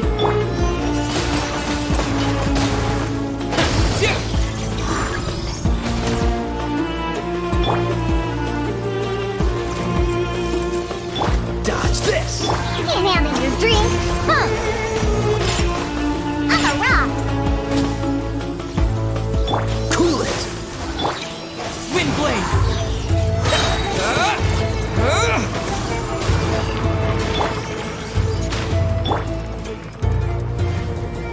Blitz.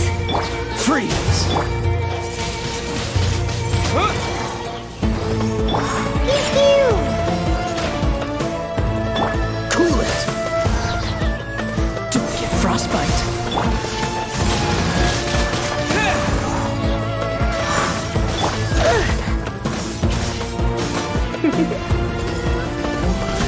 Dodge this! I'm a rock!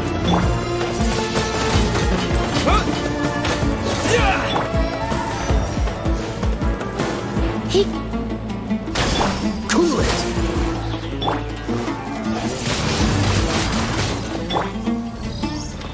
Pew pew! Come a little closer.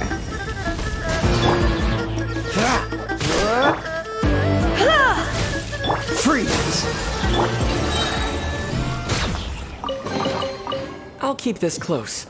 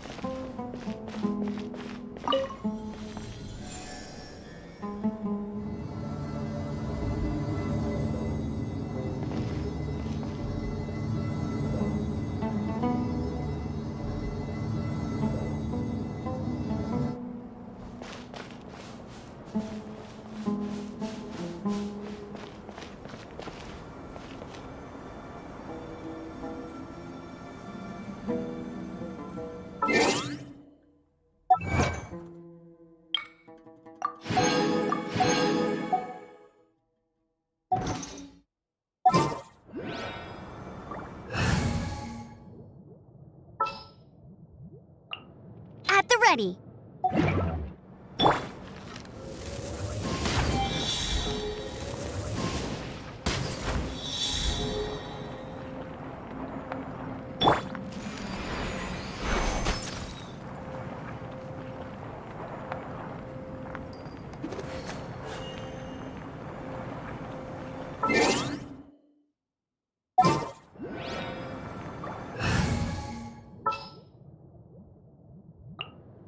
We can do this!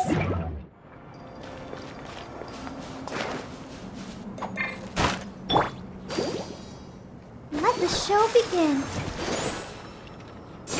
Yeah.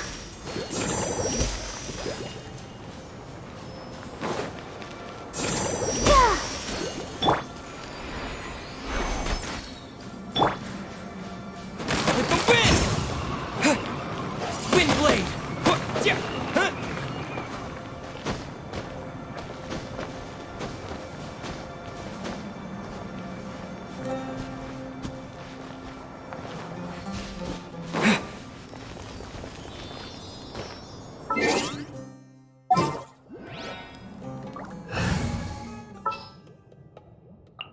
Leave it to me.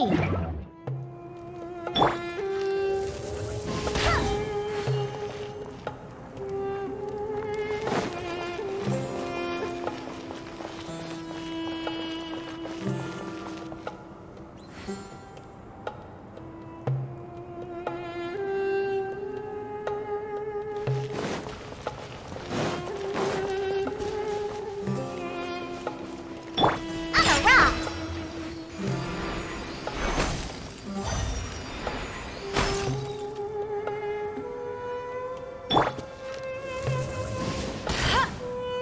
Go, go, Baron Bunny!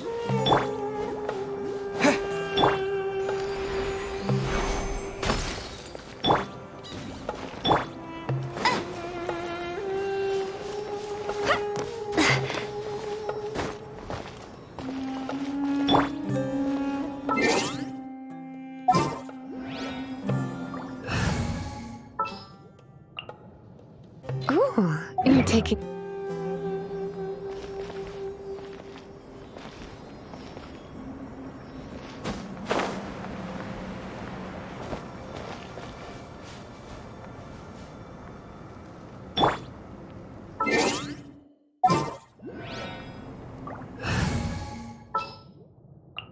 Outrider Amber, report.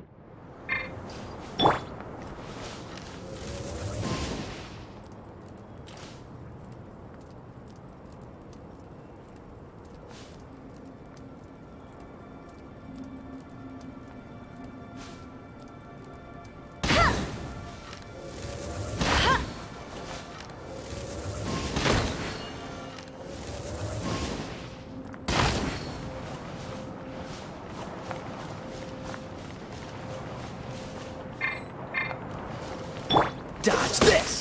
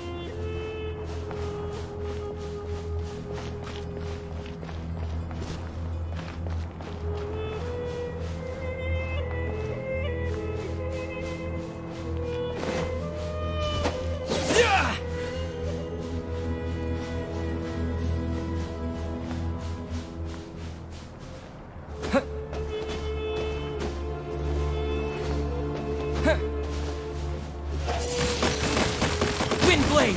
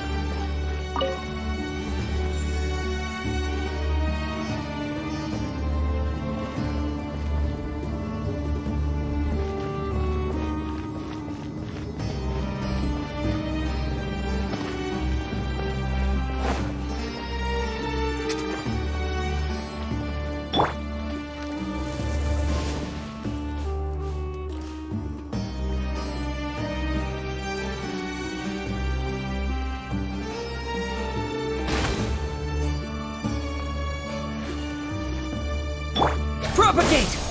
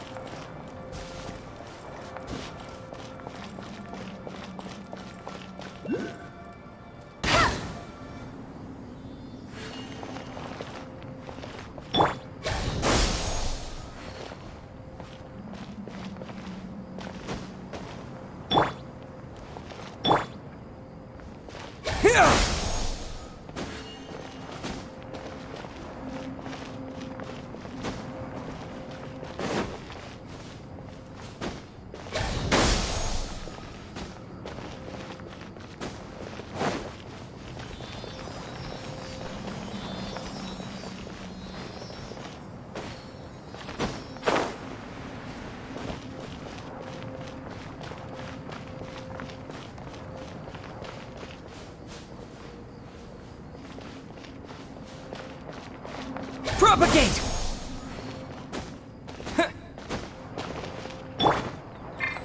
Freeze!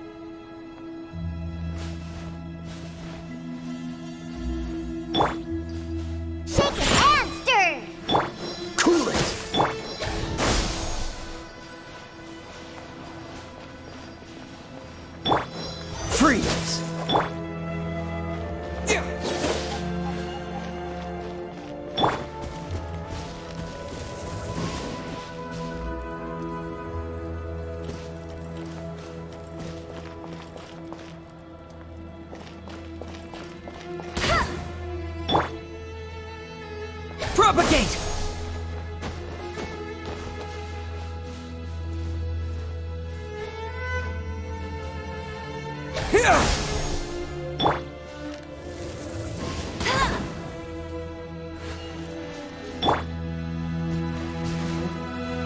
Propagate!